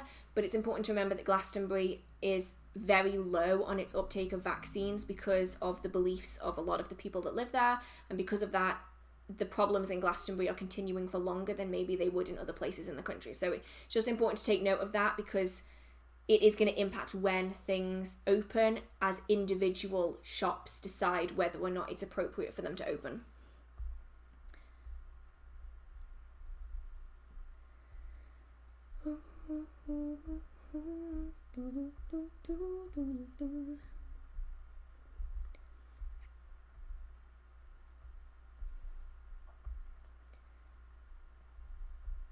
Is it true that someone needs to gift you a tarot deck for it to work? No. And if anything, you're much better picking it yourself. Because that way you know that you're going to be connected to the deck instead of just having to use it because someone gifted it to you. Are there objects that might attract more negativity than others? Yes, objects that have been around trauma and high energy have the potential. So any object that resonates high energy because it was used in a ritual often has more potential to attract all entities, not just negative entities. And then any object that was around during a traumatic event also has the ability to attract negative entities, just as it would any other entity, which is why we often see that spirits may attach onto objects that resided within the house where they died, for instance. It's because of the high energy space during that process. So yeah, it's mainly just high energy objects that have the potential to do that. Do you know of any practices that incorporate dance into workings? I think all workings can have dance incorporated into them if you want it to. It's just a case of adding it in, isn't it? I mean, I'm not a dancer. I did do tap when I was a kid. Still remember my final routine, even though it's absolutely no use now. But I'm not much of a dancer, so I don't really do it. But I know that lots of people do, and they can add it into loads of workings. It's especially good for energy raising, because, it's a very energy-based process. So it can be good for getting yourself into that mindset as well.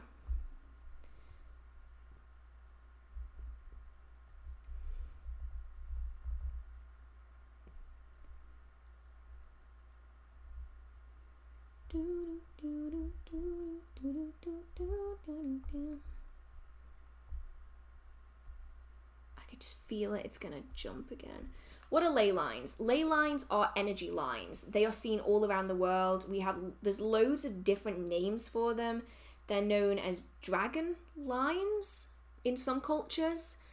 Fairy lines, they're essentially lines of energy that all connect up, and you'll often find that ley lines will cross at sacred sites. So I think Stonehenge has got at least 2 ley lines crossing it, maybe more.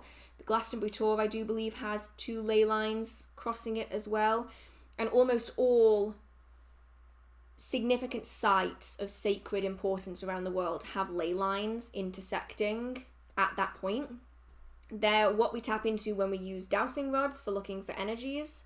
And essentially, it's believed that the closer you are to a ley line, the higher the energy is, the more activity you may find. So in houses where the ley lines cross, you'll often find a lot of spirit activity.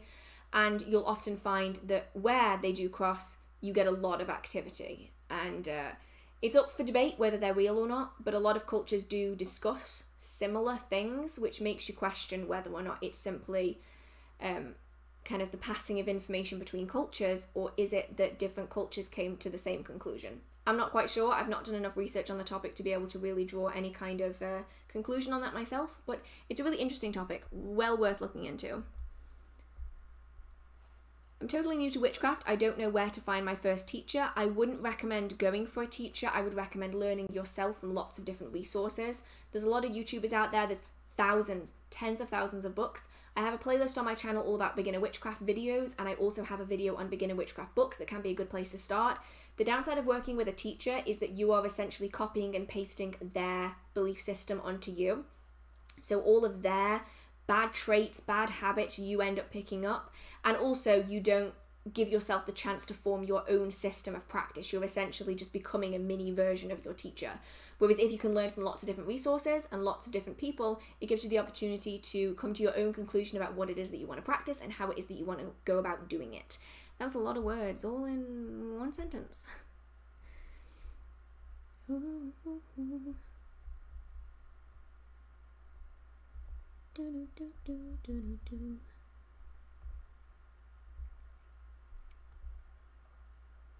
Oh, it jumped.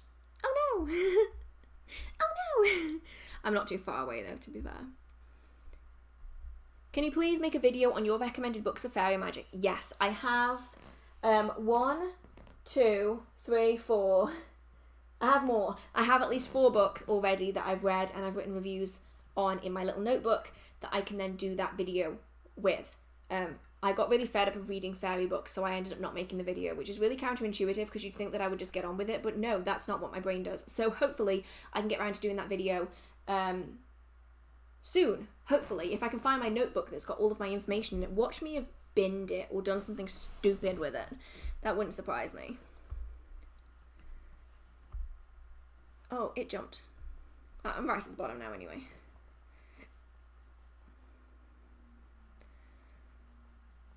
Have you started reading, your Scottish witchcraft book? If so, how is it? I have started reading it. I read the first chapter and then I closed it and I never picked it up again. When I saw the title and I read the back of the book, I was like, oh, this sounds really good, this sounds great. And then I picked it up and it's heavily Wicca influence, which is fine if that's what you're after. It just wasn't what I was expecting. And I read through the entire first chapter and there's so many things in it that confuse the hell out of me. Because the author says things that happened that haven't been done in the UK for like decades before they were even born. And it's really confusing. If anyone else has read that book, I hope you'll understand what I mean when I say that, is that it's confusing as hell. I'll have to continue reading. I'll grit my teeth and get past the Wicca bit because I can do that. I will do that for you guys to see if it's any good or not. But I'm also going to pick up a few other books on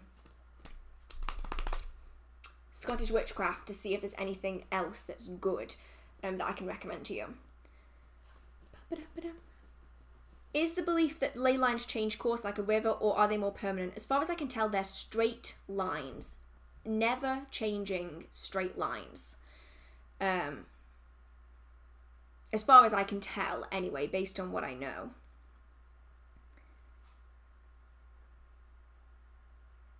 I feel almost as if I'm having a cold after casting a spell which requires a lot of energy. Weakness that lasts 5 days via... Oh boy, please say that you're not using your personal energy. Please be using another source. Because if you're not, you're draining so much of your personal energy and you're not replenishing it, and it's really not good for you.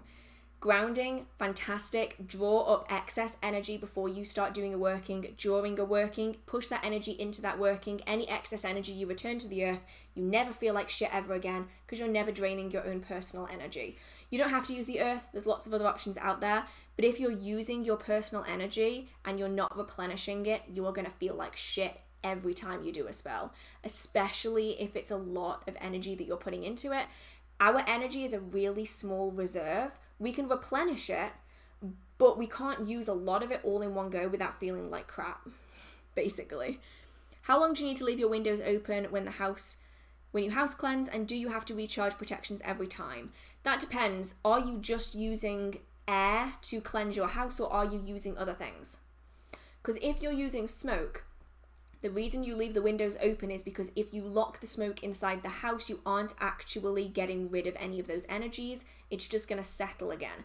So if you're using smoke in any form, the idea is that you allow the smoke to leave and then close the windows after all the smoke is gone. If you're cleansing with air only, then it's going to entirely depend on how windy that day is and how much ventilation there is as to how long you keep them open for. And then I would always recommend at least checking your protections after the fact. You don't necessarily have to replace them, but just checking to make sure that they are suitable before you go about your day-to-day life. After spell, how can you replenish your energy even if you had grounded? Well, the grounding is what replenishes the energy because you're drawing energy up from the earth. That's what the grounding is for. So once you finish that working, if you're still losing energy, then you need to draw some up from the earth. If you have too much, then you can just put the excess back down again before finishing the grounding and just going about with your day-to-day life. It would be ironic if the Fae hid your notes about the Fae, because they do that sometimes. Oh, I've had that happen. I have a book on the Fae. What is it called? It's called A Complete Guide to Fairies and Magical Beings, and I've had that book for a very long time. And I remember I tried to find this book and I couldn't find it for the life of me. It just disappeared. 2 weeks later, I found it in the middle of my floor. Like, no one had been in, completely sealed, completely locked. I found the book I'd been after for weeks in the middle of the floor on top of everything that was new. Like any other books that were there, it was slap bang on top of everything else that had already been put there after it went missing. I actually had it the other day. I lost this. So this is one of my purses, and I needed it to have my vaccine done, right? I have my vaccination card, and I couldn't find it for the life of me. I looked for it. My parents looked for it. I was desperate to find this damn thing. Couldn't find it anywhere. I came in yesterday, and I found it on the floor, completely out in the open. No way all three of us could have missed that, and yet it wasn't there when I was looking for it, and when I didn't need it anymore, it was just right there in the middle of the floor. They like doing that a lot. They like just messing with you like that. Recommendations on beginning shadow work. Please, please, please. Therapist. I'm begging you. I've noticed that shadow work has become so popular. Shadow work isn't actually witchcraft. Shadow work is therapy. It's doing therapy, but without a trained therapist. So if you have the ability to do it, please do shadow work alongside working with a professional. Shadow work isn't always the best idea, and it can cause more trauma than you're actually dealing with if it's not done appropriately and safely enough. I know a lot of people associate shadow work with witchcraft, but it really isn't the same thing. It's all based on the theories of not a therapist, a psychologist. That's the word I'm after. It's all based off the principles of a psychologist. It's not really rooted in witchcraft. Although it can have use in witchcraft, I would always heavily recommend that someone be doing shadow work alongside working with a therapist as well. It's the most effective way of doing it, and it's also the safest way as well to do it.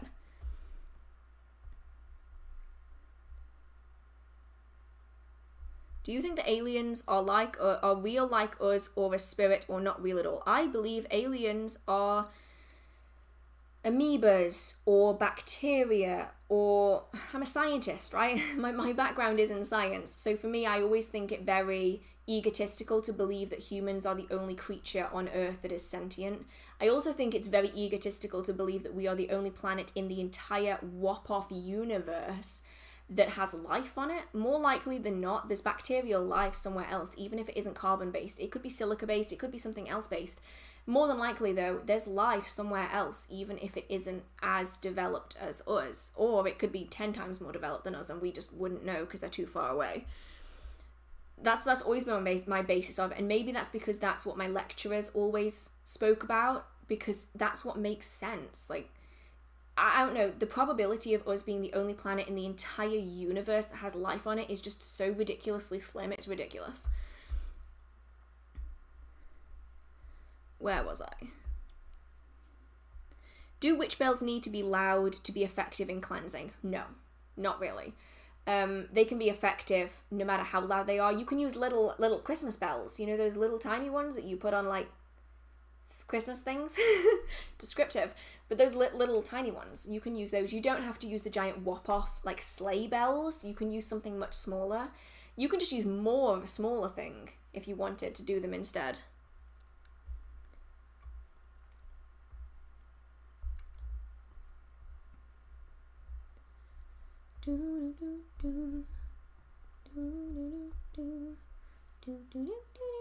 Oh, the fucking Winnie the Pooh song is back again.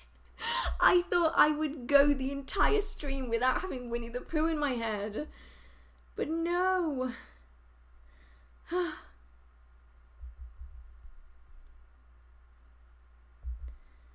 Typical.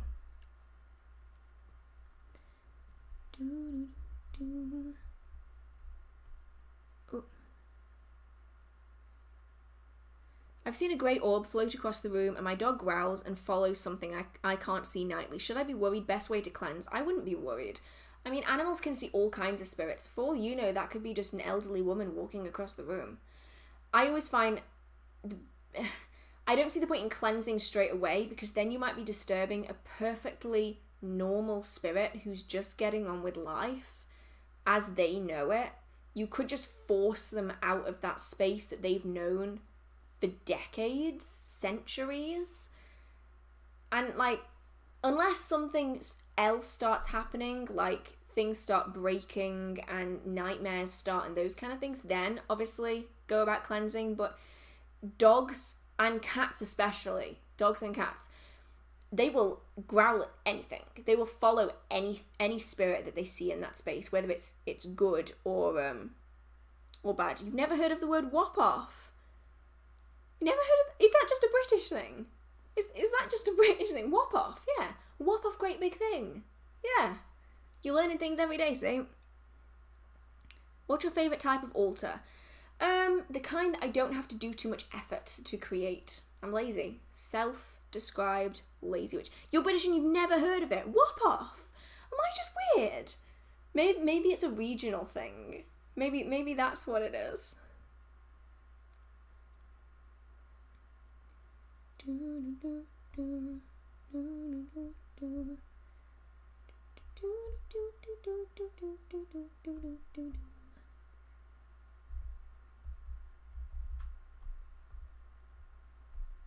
You're the second person today, Stephanie, that said that I look like Morgana from Merlin, and I am very flattered. I wish I looked like Morgana from Merlin. That would be cool. What sort of science are you trained in? I have a degree in natural science, specifically zoology. That is where my basis is in natural science. It always has been.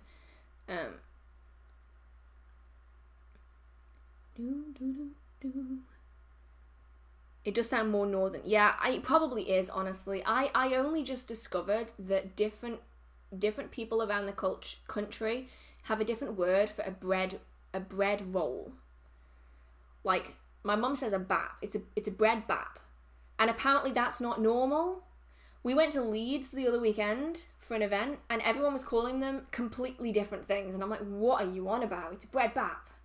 No, apparently it's a cultural thing. It's like a county thing. Everyone has a different name for it. Do you find your science background helps with your witchcraft? I think it does. I think it probably does. I look at everything very carefully. So like the association of plants is actually so closely linked to the location in which it grows, and the shade and the amount of watering and the minerals that it needs. It's amazing how closely related the association of the plant is to what it needs.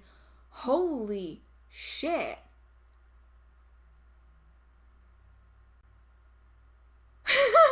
What the hell? Oh my god. I actually don't even know what to say.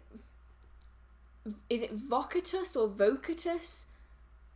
Thank you so much. Oh my god. I'm not gonna cry. I actually might cry.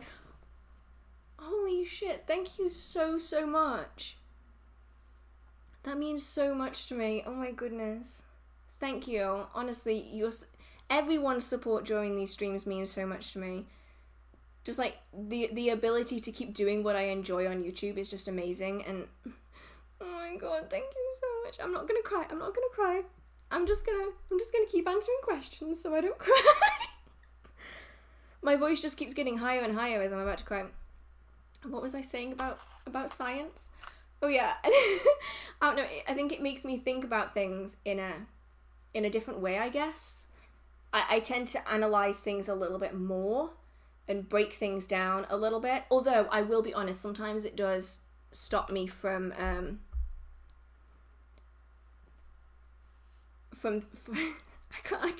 I'm actually fucking speechless. Sometimes it stops me from diving headfirst into something because I feel the need to analyze it before I do it, because everything is like scientific method.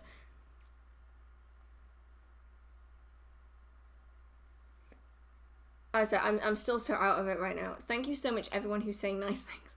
I don't want to cry on stream. I've cried on stream before. I don't want to do it again. I'm such a crybaby. I don't know, it just means a lot to me that you guys are willing to sit with me for hours on end while I just talk shit. While I just talk shit about witchcraft at like 10:30 at night. Oh, it's 11 o'clock. Never mind, it's 11 o'clock at night. It just means a lot to me, and I want to give everyone a hug, but I can't. Hearth sounds like she's from the north. I'm definitely further north. I wouldn't exactly call it like super far north, but it's kind of more north, which is, I guess, where Wop-Off must come from. I guess that's where it must come from.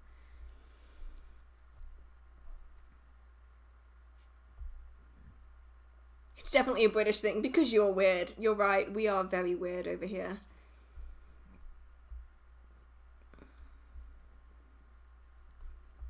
I keep seeing things move at the corner of my eye, but when I look straight at it, there's nothing. Could those be spirits, or more likely something in my mind just playing tricks on me?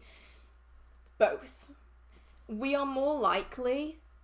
This is what I meant when I say I analyse everything, right? We're more likely, as humans who were once hunted, to be aware of the things around us, particularly when we're already on edge.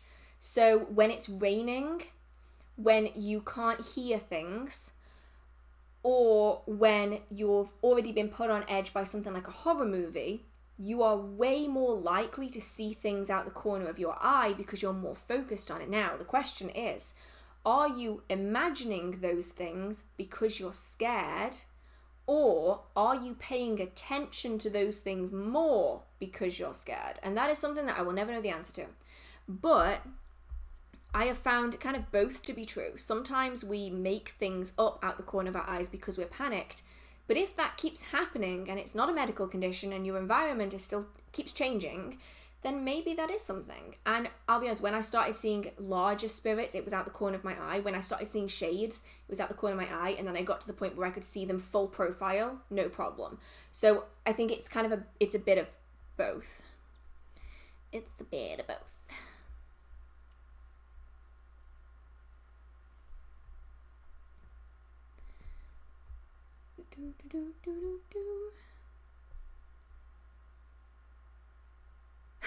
I'm imagining Santa banishing with sleigh bells.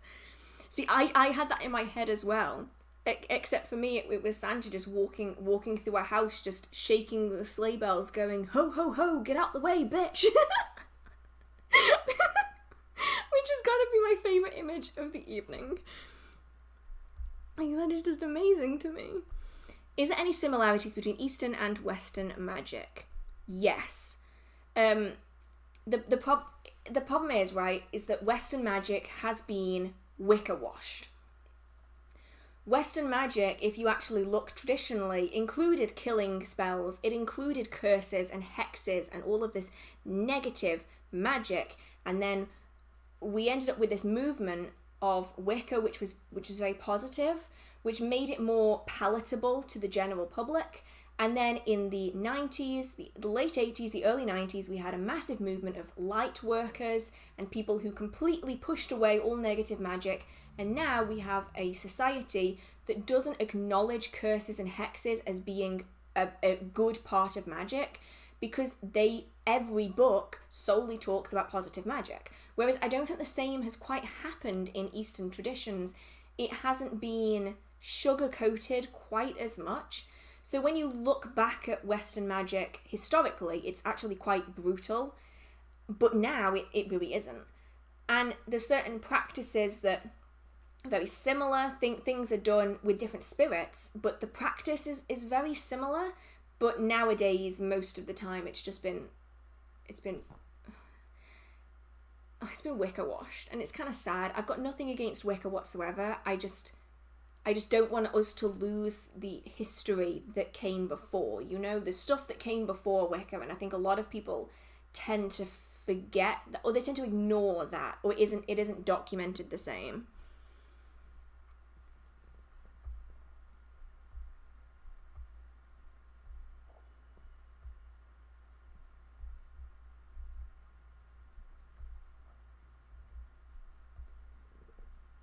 Oh, now we're all crying for you. Oh. When I get off here, I probably will cry. I'll cry on the phone to Hell Friendly. I'll be like, oh my god, this happened today.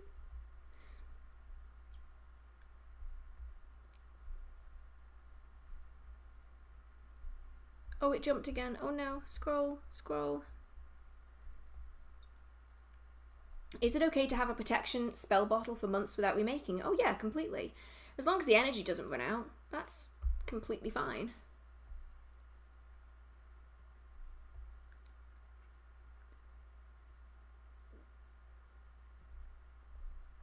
Where was I? Oh, it's doing that thing again where it keeps jumping.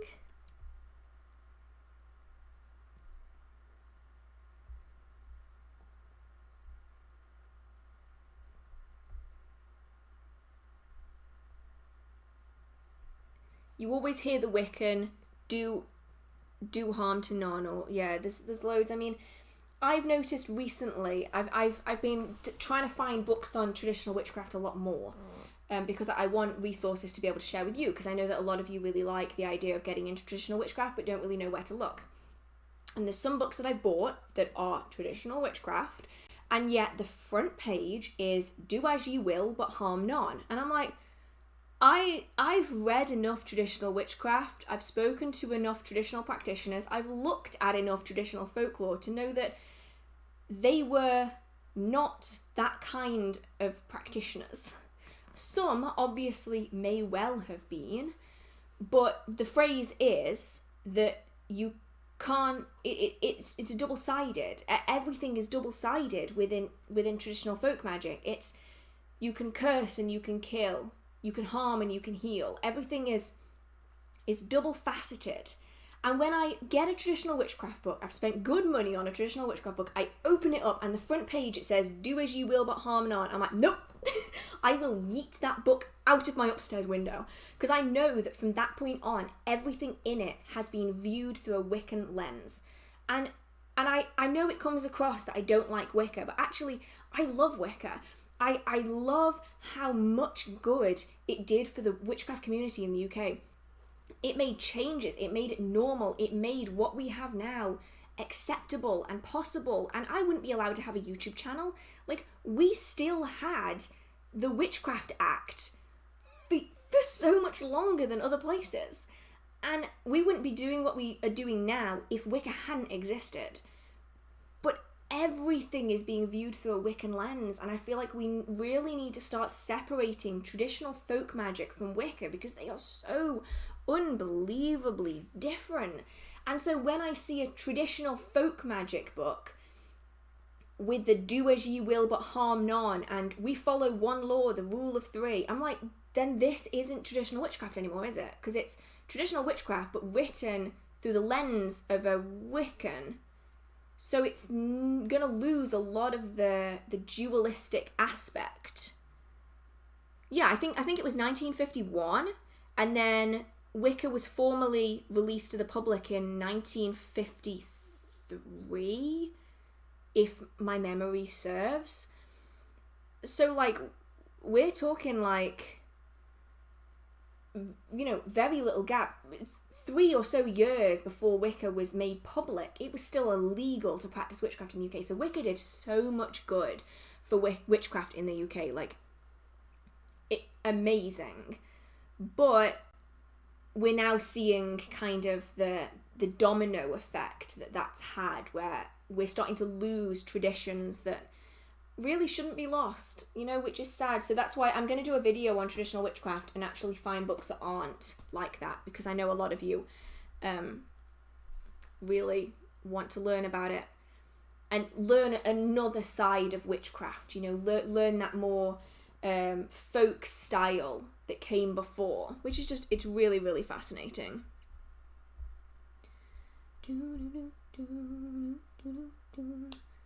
Oh, I've got that Winnie the Pooh song in my head again.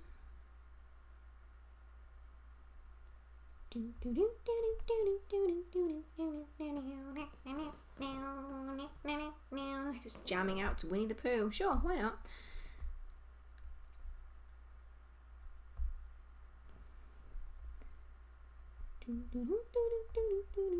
Oh, thank you so much.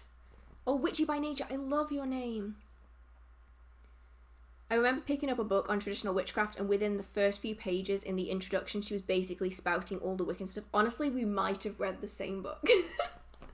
We might have read the same book. I'm going to have to buy some more and see which ones have it in. See how many actually have it in.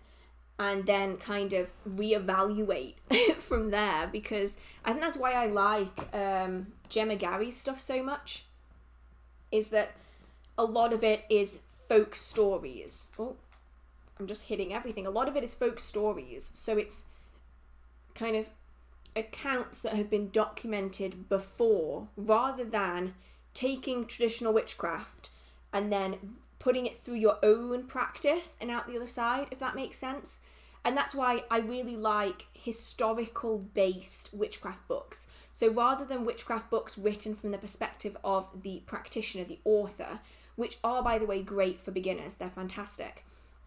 But when you are looking at something like traditional witchcraft, having a practice, someone's got a really loud motorcycle outside, having a practice that goes through someone else's lens only alters it further, whereas I much prefer traditional witchcraft books that historically perceive witchcraft without the input of their own opinions, like their own belief systems, which is unfortunately what we find a lot with historical records of witchcraft, is it has been put through the lens of a Christian during the witch trial period, which immediately taints anything that they're talking about, because you know that everything they're talking about has gone through that lens.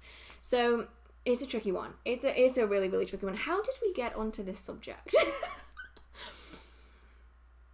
I actually don't know how we got onto this subject. Do you have any witchcraft documentaries you'd recommend? I only have one. No, scrap that. I have two that I like. Neither of them, however, are particularly up-to-date or practical. So the first one is The Pendle Witches. It's a documentary that I first saw on YouTube, though I know it didn't originate in YouTube. I'm not really sure where it came from. That's a really, really good documentary on the Pendle Witch trials that happened in the UK. Brutal trial that was. All those women sentenced on the word of a child. blows my mind. It absolutely awful. I'm actually hoping to make a trip out to Pendle it'll probably be next year now because it's getting kind of late in the season now, but that would be amazing. I really want to go out there.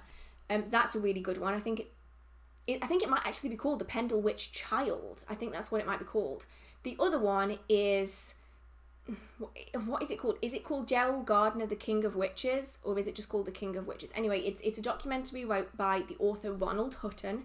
He's a fantastic author, and it talks about the rise of Wicca and the life and times of Gerald Gardner. Now, of course, nowadays, we don't use Wicca and witchcraft the same. So while it says the King of Witches, it is a documentary about the creation of Wicca, and they go into the bookshop in London where Aleister Crowley and Gerald Gardner met and interacted and all of this stuff, and it's really, really fascinating. Doesn't really apply much to witchcraft, but it is really cool if you do want to learn a little bit more about Wicca, which is kind of cool. I like learning about stuff like that.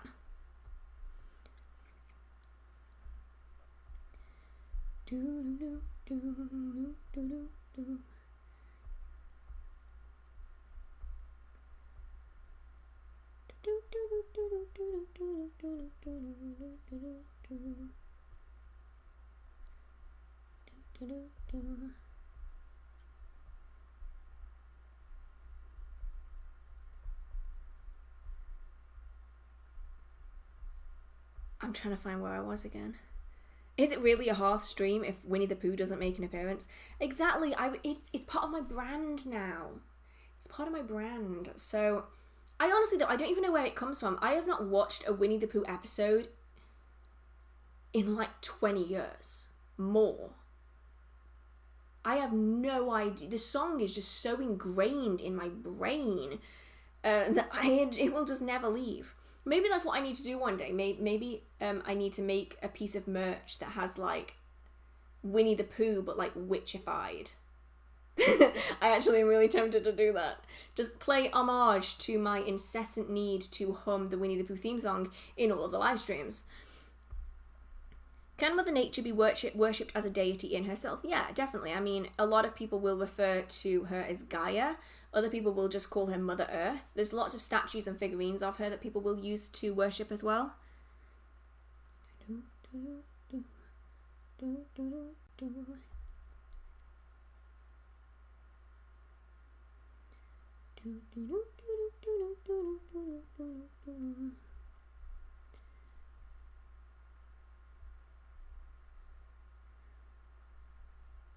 Do it. Make the merch. Make the merch. Well, yeah, actually, this is something I'm going to talk to you about just before I go, because I've nearly been on for 5 hours. This has been a long stream, but I have a piece here.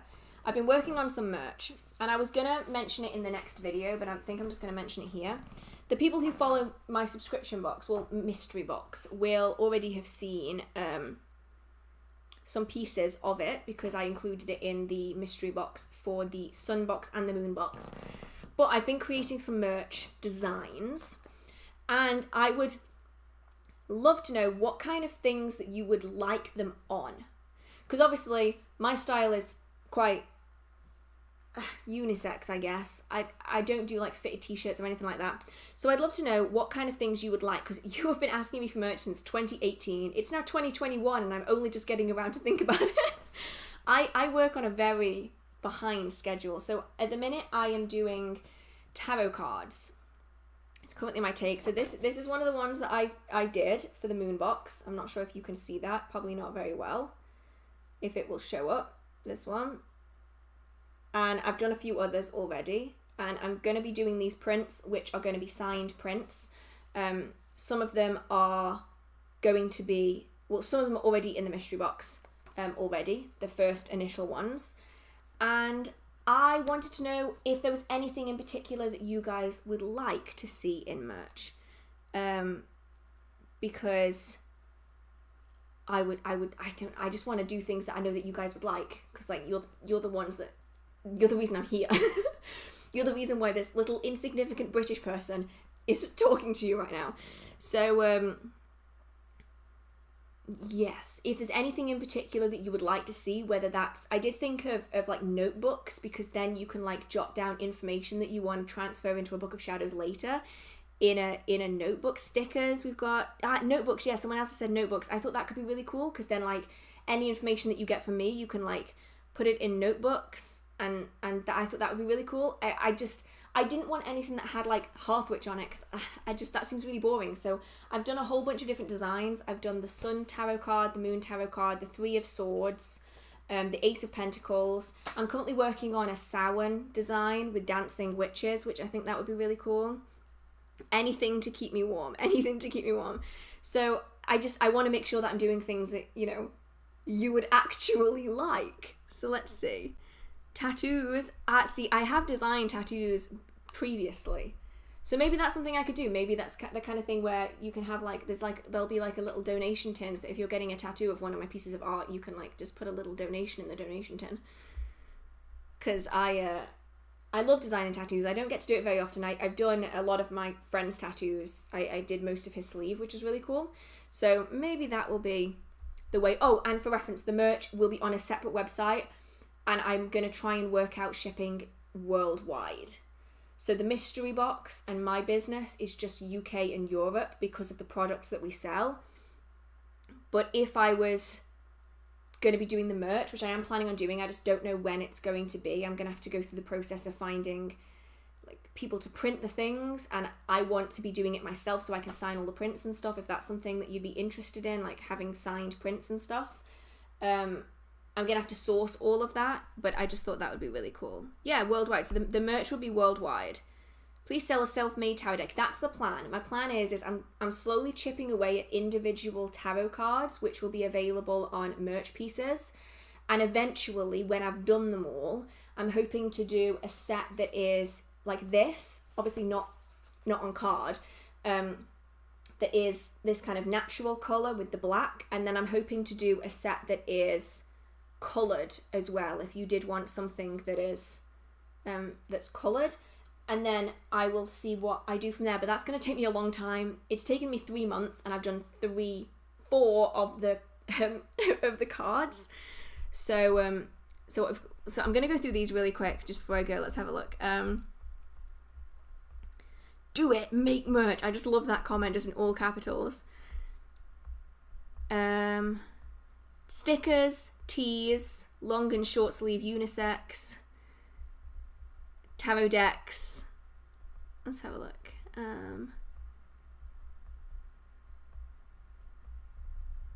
Stickers, notebooks, mugs, pins, bags, hoodies, boxer shorts. That is a very specific thing. Notebooks, t-shirts, hoodies, stickers, notebooks. So we're having like a pattern here. So like t-shirts, stickers, notebooks, hoodies, bookmarks. I am actually planning on doing some bookmarks. I'm thinking of doing those myself. Potentially out of resin with herbs and the prints set inside them. Obviously not this size, but I can scale it down. So yeah. Bookmarks, calendar. Oh, calendar, that's really cool. I've never thought of. Oh my god, you are not insignificant. I am, in the grand scheme of things. I consider myself insignificant. A blanket. Oh, blanket could be nice. Book of Shadows. Pages that you can sell as digital download. Oh, that's really cool, actually. That's really cool. Okay, you've given me so many ideas tonight. Thank you so much. So what I'm going to be doing is... Oh, posters. That's a good idea. I like posters. So my plan is that I am currently in the process of making the website and everything like that. And then it's going to take me a decent amount of time. Oh, phone. I would have a phone case of one. It's the sun print is... No, the Three of Swords is my favourite. That one, I love that one. I'm going to take some time in the next few weeks to try and source a really good printer, because my goal is I want to sell pieces that I would want to wear, and if I don't feel like the quality is good enough, then I would never even imagine selling it to you guys. So add some witches on the merch. Oh yeah, so the plan is I have a few prints I'm going to be coming out with prints like gradually. So I have like 3 that are finished, ready to be printed. And then I'm thinking of coming out with like seasonal ones. I have one that I was going to design for like Samhain, but it's not going to come out in time before then. But I have some witch prints as well that are coming out. So I'm just so glad that you all seem to really like the idea. That means so much to me. I was really worried that I would like make all these things and like everyone would hate it. So I'm really glad. A charm ribbon notebook. So yeah, and bookmarks, should I say, any bookmarks that I do will have like the little tassels on them, and everything would be like corresponding to what the meaning of the print is, because a lot of the prints are obviously related to tarot cards. So yeah, I love that you all seem to really appreciate this. I love this. Oh my god, I'm gonna have to get onto this now. I've been putting it off for years and I'm finally getting around to it, and I am hoping that everything will be worldwide. I need to figure that out logistically, how we're gonna do that. But yeah, I don't want anyone to miss out, because I know that a lot of my followers on here are from America, and obviously I want to be able to offer you guys the things as well. I don't want it to just be like Britain. So I am gonna leave for tonight. It has been 5 hours in 15 seconds. I want to thank you so much for being here tonight. You have been absolutely amazing. Thank you to everyone who has liked this video, who's sent a comment, who's sent a donation. Like, wow. That's honestly amazing. Honestly, absolutely amazing. It means the world to me. And yeah, we've got people saying something subtle for us closeted folks. Yeah, I'm thinking of doing some witchy plant life as well. That would be really cool. That's my plan. So yeah, thank you so much. Honestly, it means a lot to me that everyone's willing to support me with donations and likes and positivity for the merch and all of this stuff. So yeah, and also when I do make a book, you damn well know some of this artwork's going to be inside.